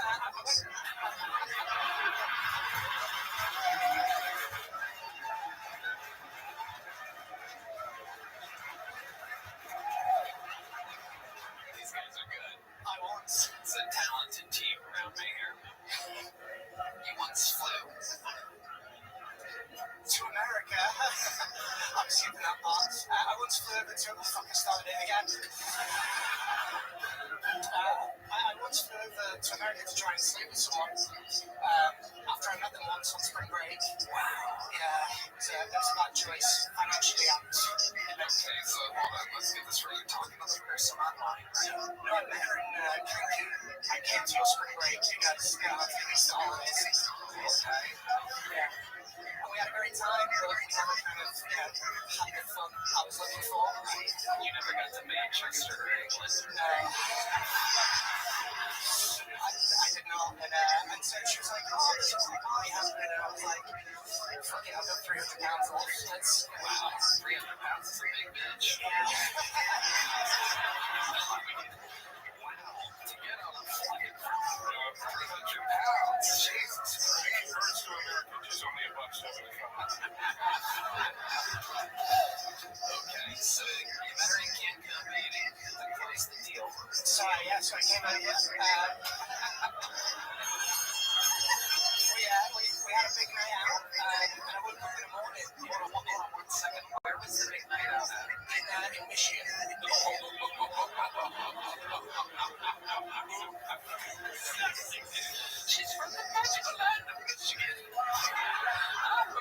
must be where all the beautiful women are. We're about to go play. How about I get the music? Hey, Michigan, the land of the most beautiful people. She must have a secure job and an amazing family. 300 pounds and lives in Michigan. She fly around to fuck Michael Moore. Michigan, I bet the water there is as precious as this. Oh, they have a sip of your tap water. All right. So, you live in Michigan, then what do you guys do? We went on a night out. I don't really remember too much of the night out. I got completely blacked out drunk. And I woke up in a bed in the morning. And I was like, this is good. I was like, did anything happen last night? She was like, no. You got in the bed and you passed out. Expensive. But then I also realized I could fix my pants. Yes. Wow. Oh my goodness, yes. That's what people, it doesn't matter where you're from, and when you are in Michigan, pissing your pants while sleeping is just a normal thing. Yeah. Okay, then you had to leave that day. No, I went and stayed with a friend. Hold on, you went to Michigan. This is an unbelievable tale. This is an unbelievable tale we have come across on this evening, boys and girls. What we've learned. Okay, so you went, was the friend in Michigan? Yeah, I did. I went to summer camp there, so You went to summer camp in Michigan? hell yeah. I don't know if that's a cool thing yet. It is. How do you end up going to summer camp in Michigan if you live in Manchester? Because they export English people to the camp counselors. Damn, do they have you guys vote democratically here too? Some shady shit going on in America. Okay, so you just had that one night all you did was piss the bed. Yeah. Wow. You didn't try to hang out with her again or anything? I didn't want to know she figured it out. How did you find out that you missed it? That was it. Wow. My goodness gracious. Did you fuck your buddy from summer camp afterward? Perfect. All right, Alicia, well, sometimes, and following the powerful Ginger Flynn wasn't easy. You're leaving here with a huge jump book. Congratulations. Alessio Esposito. We're having fun tonight. Is it great? You guys having as much fun as I'm having tonight? I love this show. I gotta tell you, not only am I the host, I'm also a big fan. Make some noise for your next bucket full. It's coffee, everybody. Coffee. Come on, make some noise for coffee, everyone.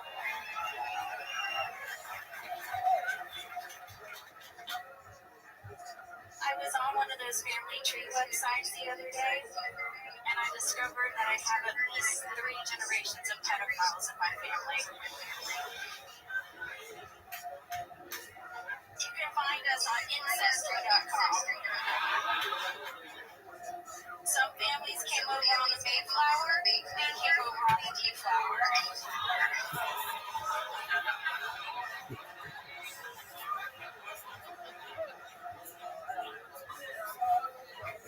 I was running out of material, so I started digging again. This time outside the family. Just because somebody can make you come doesn't mean that they're your boyfriend.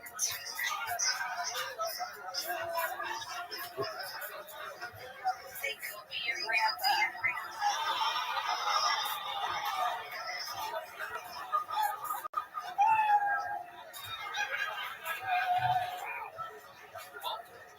Welcome. Were you done? I have one more. We were a family with benefits.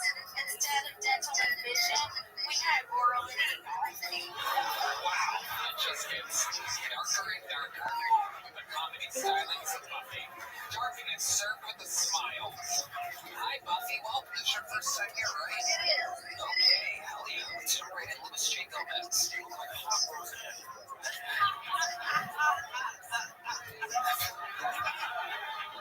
Thank you. Hell yeah. So Buffy, welcome. How long have you been doing stand-up? About 6 years. Okay, where at? LA. All of it in LA. You're just visiting Austin? I live in Austin now. When did you move here? It'll be a year next year. What do you do for work? I'm a stunt driver. No fucking way. Are you serious? That's one of the coolest shots I've ever heard anybody ever say. One of my favorite movies. Death Proof. It must be like your main favorite movie. Yes. Yeah, that's incredible. How long have you been a stunt driving woman? I started out as a precision driver for about 6 years. Precision. Okay, so that's just like background. Well, we drive with and around the stunt team and stunts and accidents and stuff and car chases. But now you do the actual shit. How long have you been doing that for? About a year and a half of that. Okay. You get a lot of work doing that? Well, I moved here. So I'm here now. I wasn't kind of dried up. Just talking about everything. You would know like any famous stunts, right? Yeah, where can we see your work at? Is there anything out there that you can see Buffy? My personal reels. Okay. And I won a stunt car. You did? How'd you win one? It was a giveaway. I commented. Perfect. Well, I guess any of us could have done that. Amazing.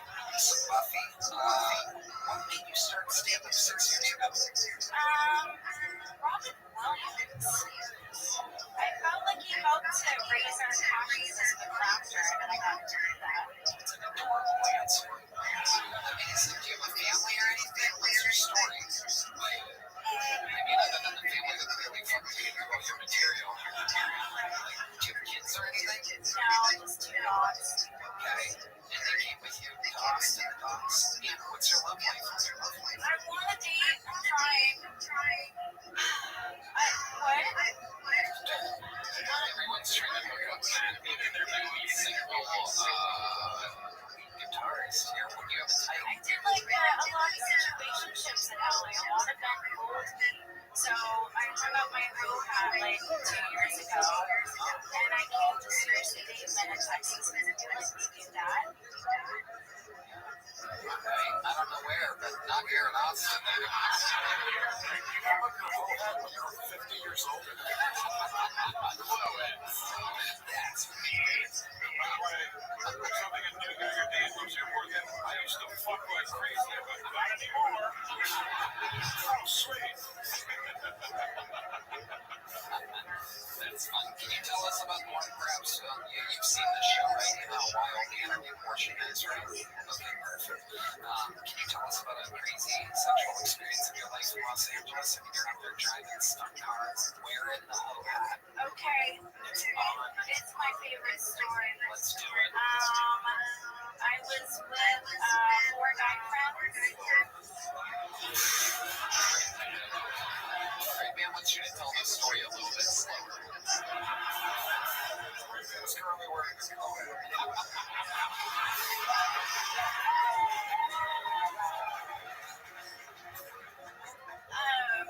And it was beautiful and lovely. They all serviced me, but no one penetrated me. So they all ate you out? Well, like sucked my toes, kissed me. Like I was a buffet, except no penetration. No penetration. So And I didn't have to do anything. you just laid there. And received. Wow. So one guy on the toes, one guy making out with you. She probably has one gift to be fair. Also, I love that even when she's there on fucking, she talks in car terms. I was serviced. One guy was under my hood. One dude ate my muffler. Oil change. I got an oil change. Wow. Incredible. One guy put his dipstick in already. Yeah. I was on empty. Right. Wow. Amazing. That's the sound of Red Man coming. Out of a kazoo.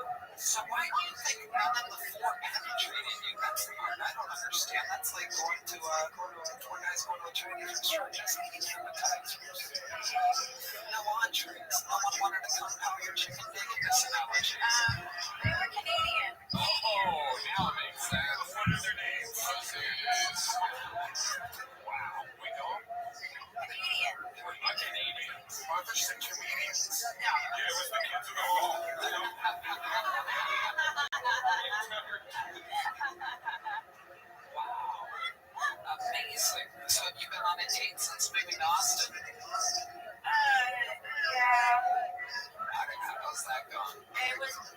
She told us that furry story.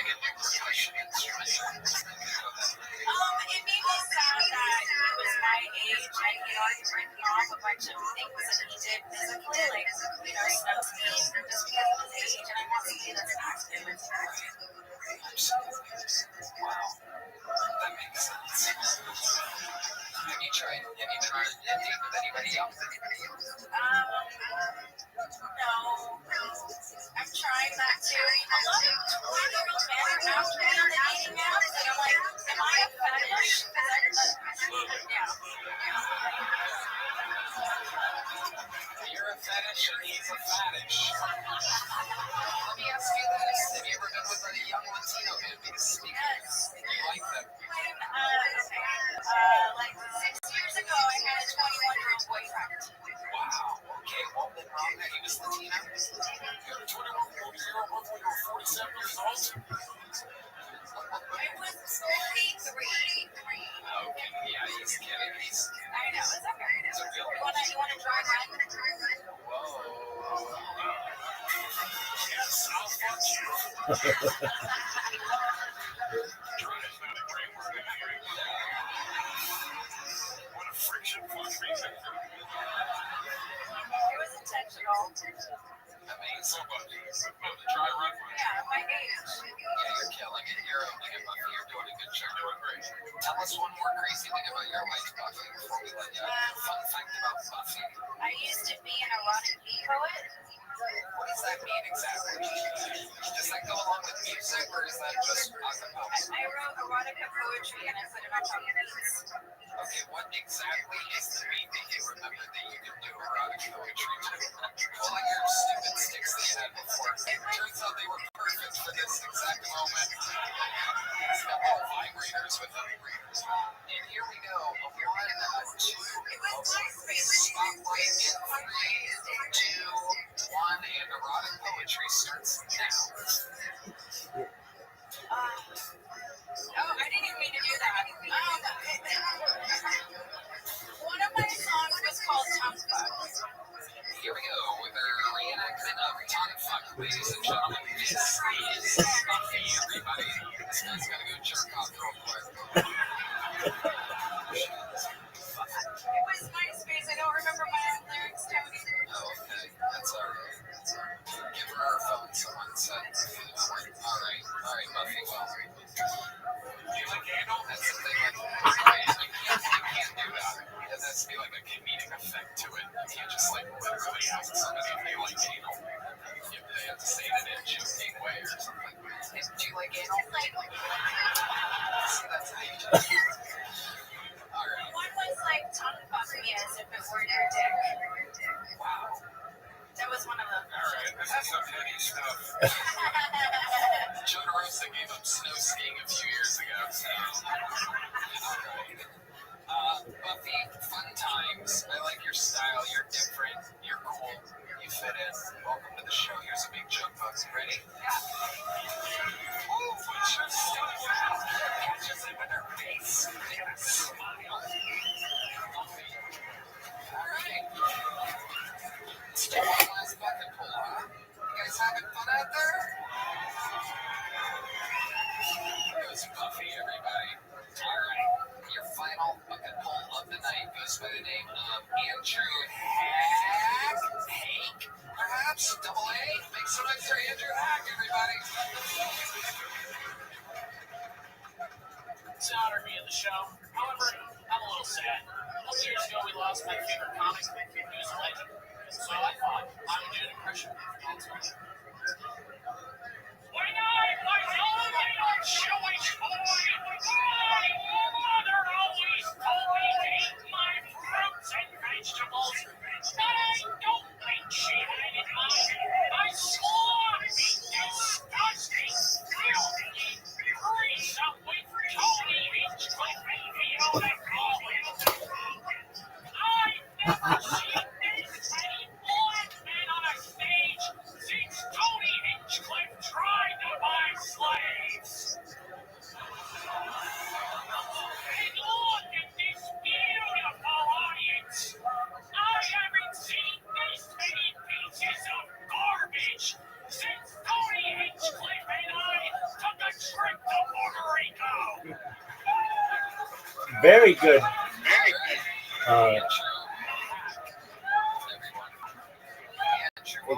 Very good. Do you do stand-up comedy?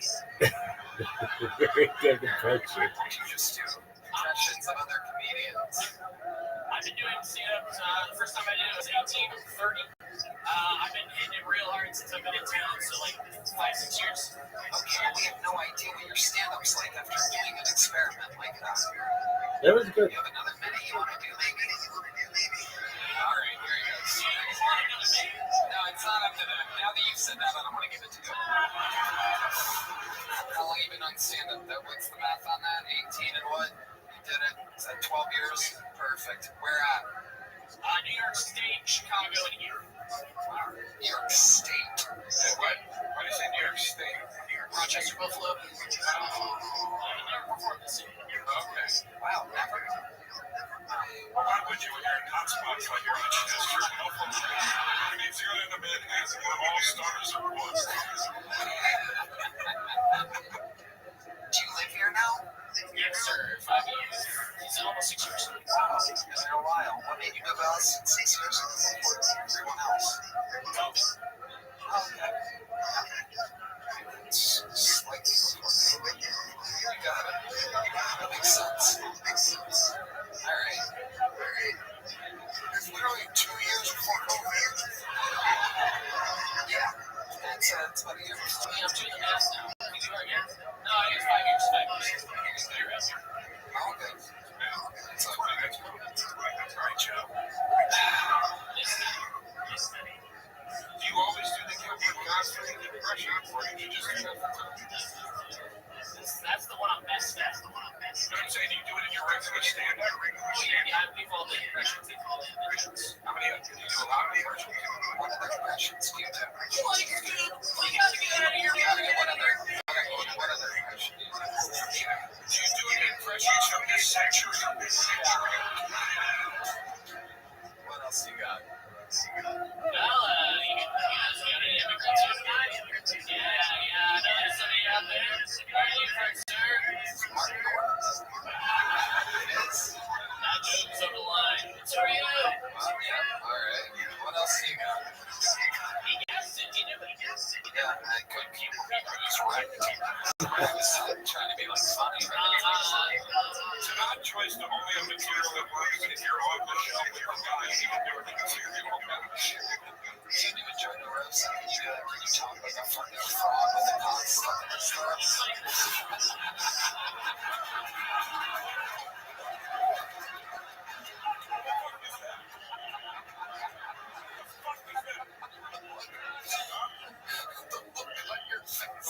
I can see your face that matches the color of Red Man's head right now.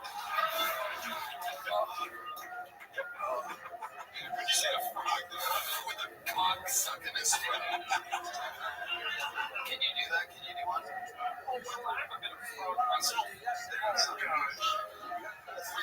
not good at impressions.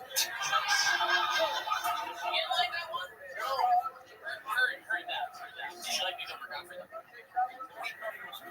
It sounded good, but the thing is, doing impressions of other comedians can be really tricky. It's a treacherous territory. We'd love to know more about Andrew. Can you do one joke that you're proud of as Andrew Hack all these years you've been doing it? Yes. Okay, here we go. One joke. Andrew Hack. I was on a run the other day, and I saw a person who I didn't know existed in America. A black father. Yeah, he had his white collar and his Bible. It was so cute.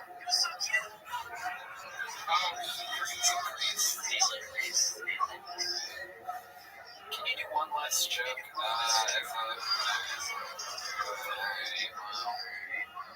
Andrew. Tell us something crazy about your life, Andrew, before we do that. Tell us some redeeming qualities.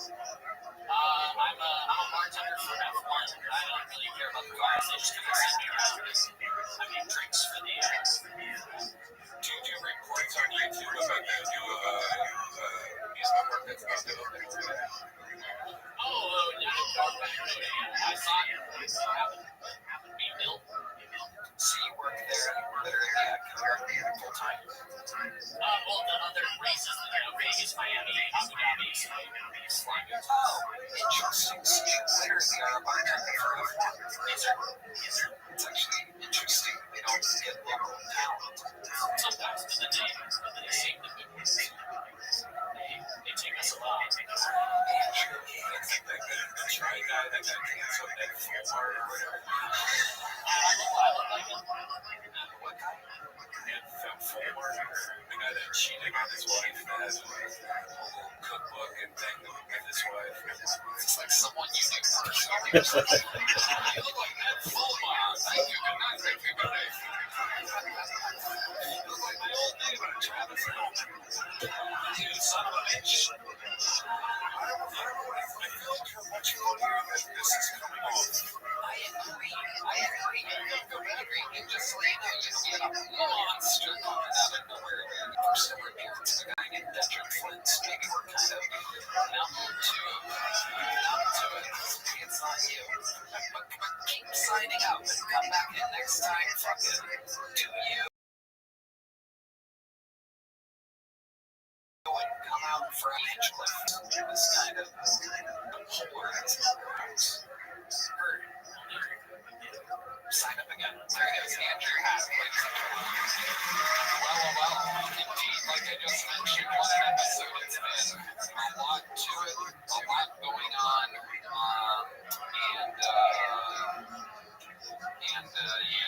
so we did it. Bad news for you guys. William Montgomery is sick. And unfortunately, Ari Maddie couldn't make it here tonight. Cam Patterson is on SNL. Which leaves you with just one option. Ladies and gentlemen, this man was made a regular in the year 2020. Let me remind you how big of a deal what happened with Detrick is. Many golden tickets lately. 0 regulars. The last regular was Ari Maddie 2 or 3 years ago. 4 years ago was Cam Patterson. 5 years ago was this man in May of 2021. And sing it if you know the words. Ladies and gentlemen, this is on Tim.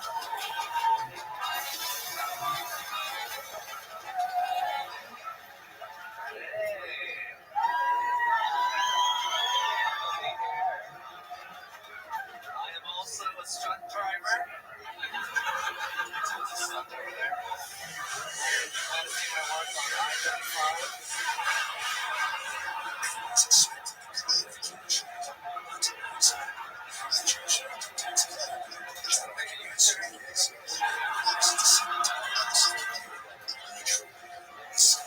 Something I've noticed about comedy audiences is that a lot of people are more offended by rape jokes than mass shooting jokes. I think that's because they don't get to the concept of mass shooting. Yeah, but he's dead. Unless you do it right. Yeah, I'm a pretty good guy.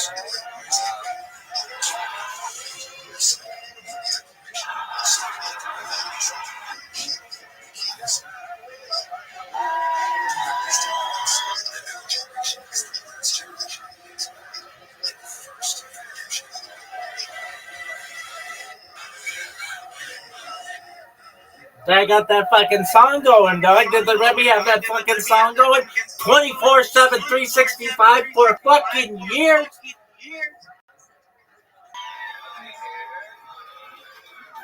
am also a stunt driver. Stunt over there. You plan to see my work on I-35?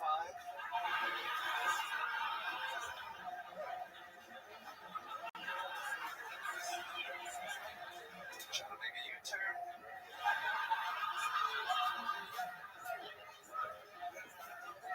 Something I've noticed about comedy audiences is that a lot of people are more offended by rape jokes than mass shooting jokes. I think that's because you don't get to come after a mass shooting.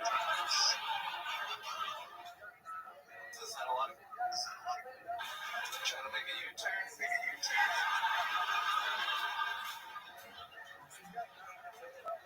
Something I've noticed about comedy audiences is that a lot of people are more offended by rape jokes than mass shooting jokes. I think that's because you don't get to come after a mass shooting. Unless you do it right. Yeah, I'm a pretty good guy. I don't have any problems with the Jews. I think they're human beings equal to Mexicans and gays. My girlfriend is Jewish. I love having a Jewish girlfriend. I can just give her money for her birthday. They love old paper, these Jews. Like the Toro.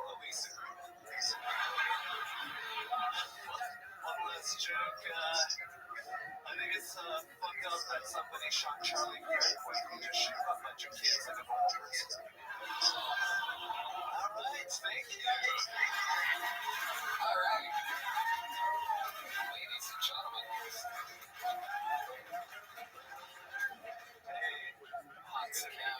The power of Hans Kemp. I mean, 30 seconds of straight laughter just off of acknowledging the stunt driving of another person. I mean, incredible. That's what a true comedy veteran does. They listen to what's going on before them and the tone of the room, and they acknowledge it and utilize it like a real pro.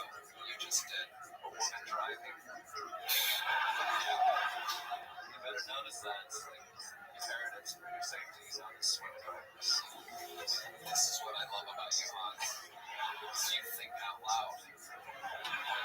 How's life been going, buddy? One of the greatest interviewees in the history of the show. Hans Kemp cannot tell a lie.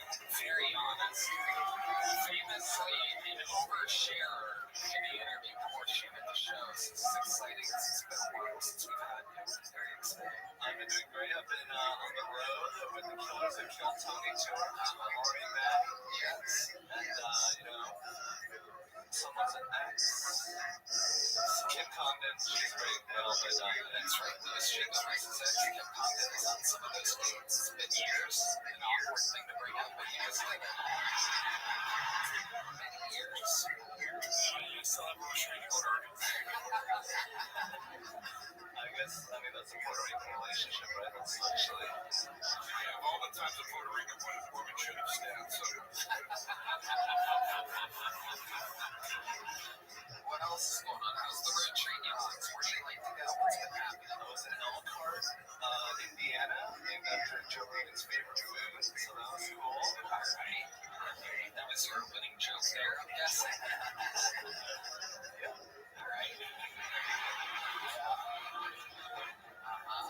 I love it. Just great time. Found out that, Mari's a great guy. He really is. He's a lot of fun. Tell us more, baby. I found out he's half Ukrainian, which is, loser genius. Wow. I didn't know that about him. That's an interesting reveal. Vulnerable from the Ukrainian assassination have the same ring to it at all. To the guy that got killed by a Russian drone 30 minutes earlier. He was a Ukrainian assassin. We're going to stick with Estonian assassin. Stop ruining our brand up here. That's explain why he's always having fun with things.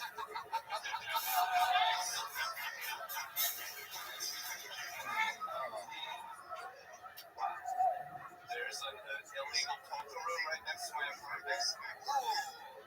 You love it, don't you? Yeah, it's kind of loud, and we were talking shit, and we realized that if we didn't hear that, they could hear us. And so they just heard us being like, Jesus, sexually loud one day. It's like, Yes, you and Ari. do you make a lot of noises in bed? Yeah, can you give us an exactly like in the spotlight here? Can you just do an impression of the noises that you make while having sex, but do it for real, like doing the actual noises?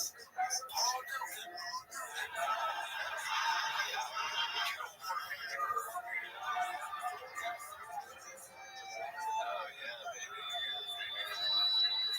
Call me daddy. Yes. Whenever I'm about to go, I'm like, Whoa, that's what you do? like, is it okay if I come inside you? Whoa. Wow, what did she say to that? She says yes. Wow, is she on some kind of pregnant trial? Yeah, she's heavily medicated. Oh, wow, perfect. That is amazing. It's good to know. Wow. So you just always finish inside of your girlfriend? Every time we do it. When's the last time you think you pulled out? Why would I do that? Yeah, exactly. I think that's bad for your little vein down there. Really? Most of you people are doctors, so I trust you. Did she keep it inside of her for a few days? Like, what happened? Yeah, she when I usually after we have sex? She's like, and then we have sex tells when the men. Sex towels? What's the difference between a sex towel and a little washcloth or burning? Oh, great.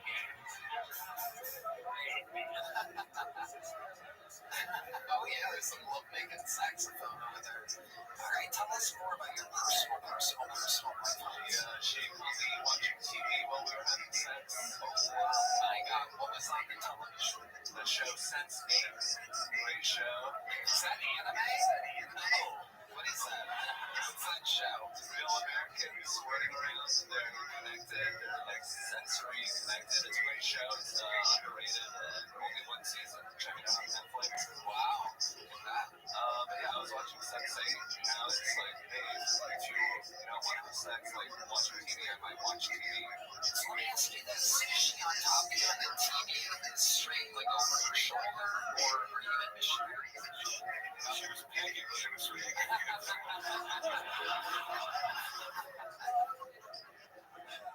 and she we would make the sideways sex a lot where she's just like laying down. It's like Right. Yeah, that's what happens. With the same girl for years. Yeah, it's the old, let's just do this without looking at each other. Putting in any real physical effort. like so like an Asian show, like an Asian. I can't see. No, we only have sex sideways.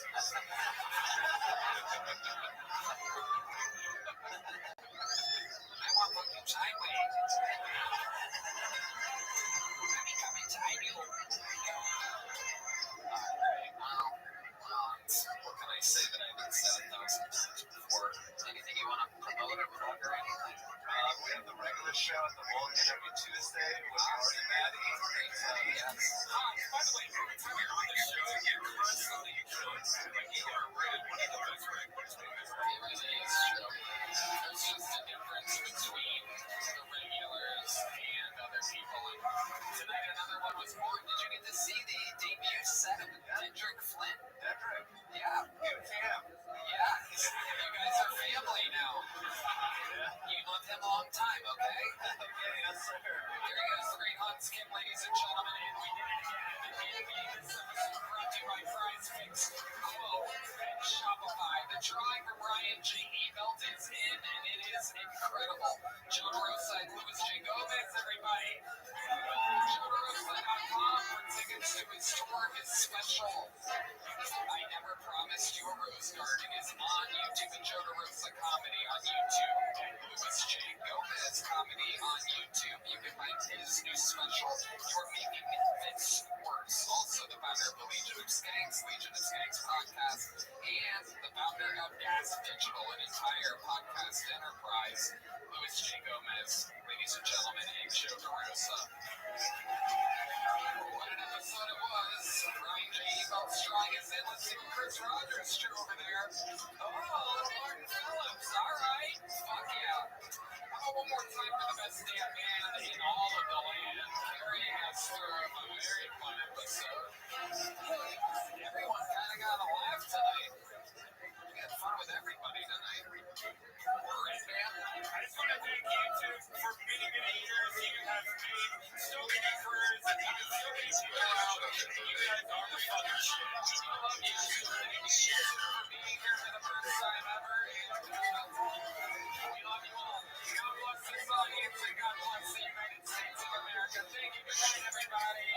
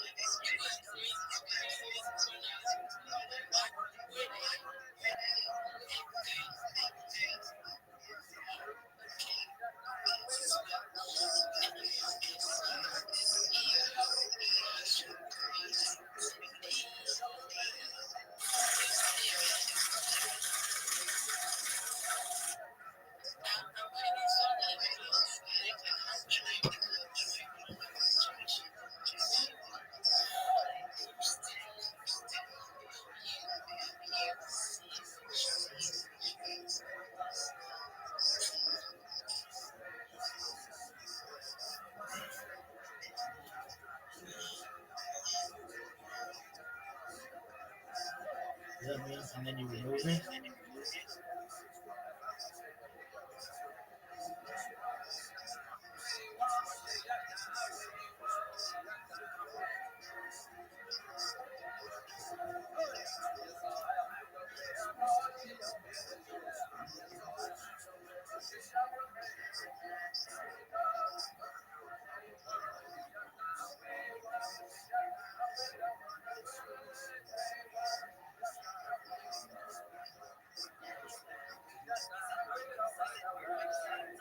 Figure out how to do that in the future, people.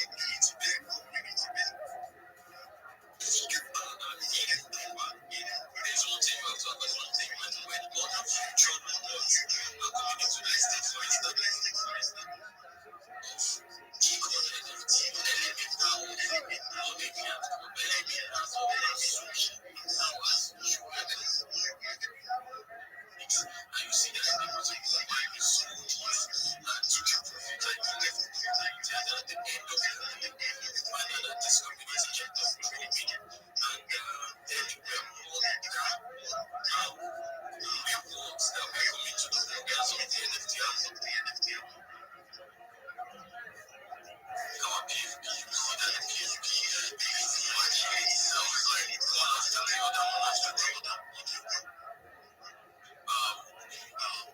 Big cycle around this, and we want to like pivot this into the identify kind of narrative and do something amazing with it. I mean, that's people don't identify the timeline and variable by the time this like something, everybody's gonna be like, how, where, when, how did this start, and how the fuck are they going about this whole thing? Yeah, this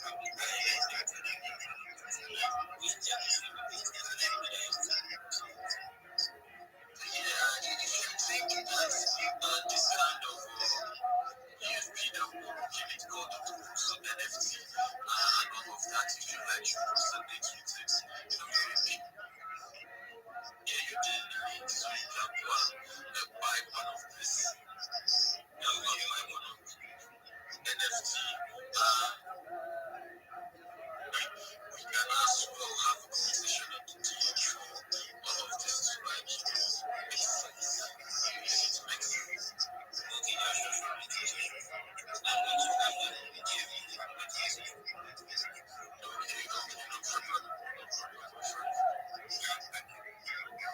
thank you. Let's have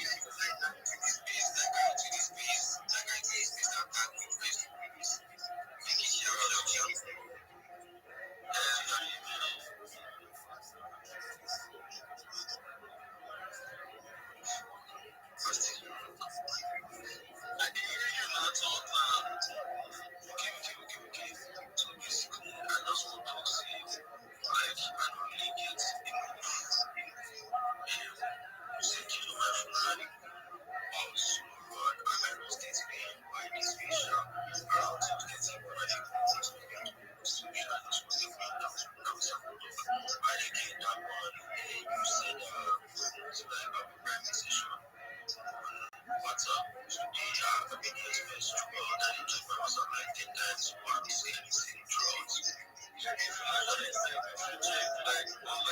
up.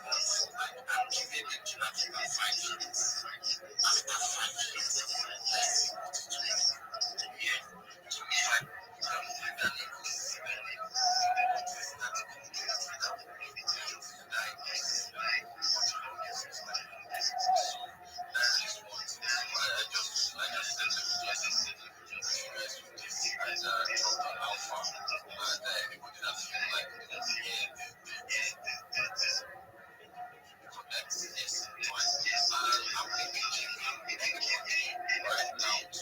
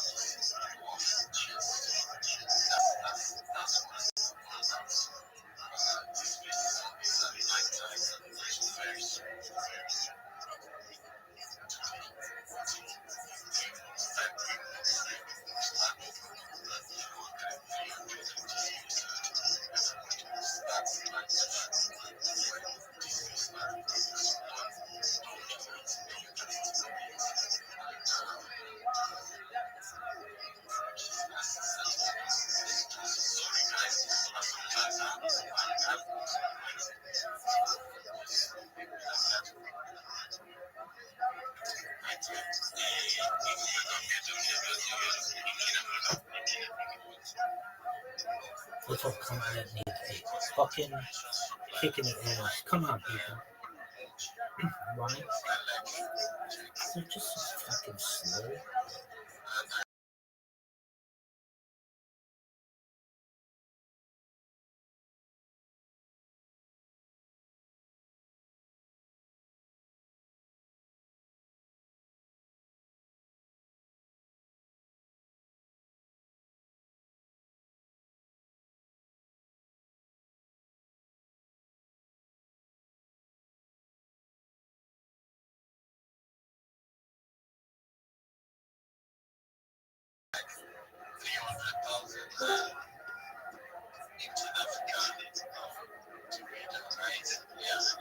My advantage.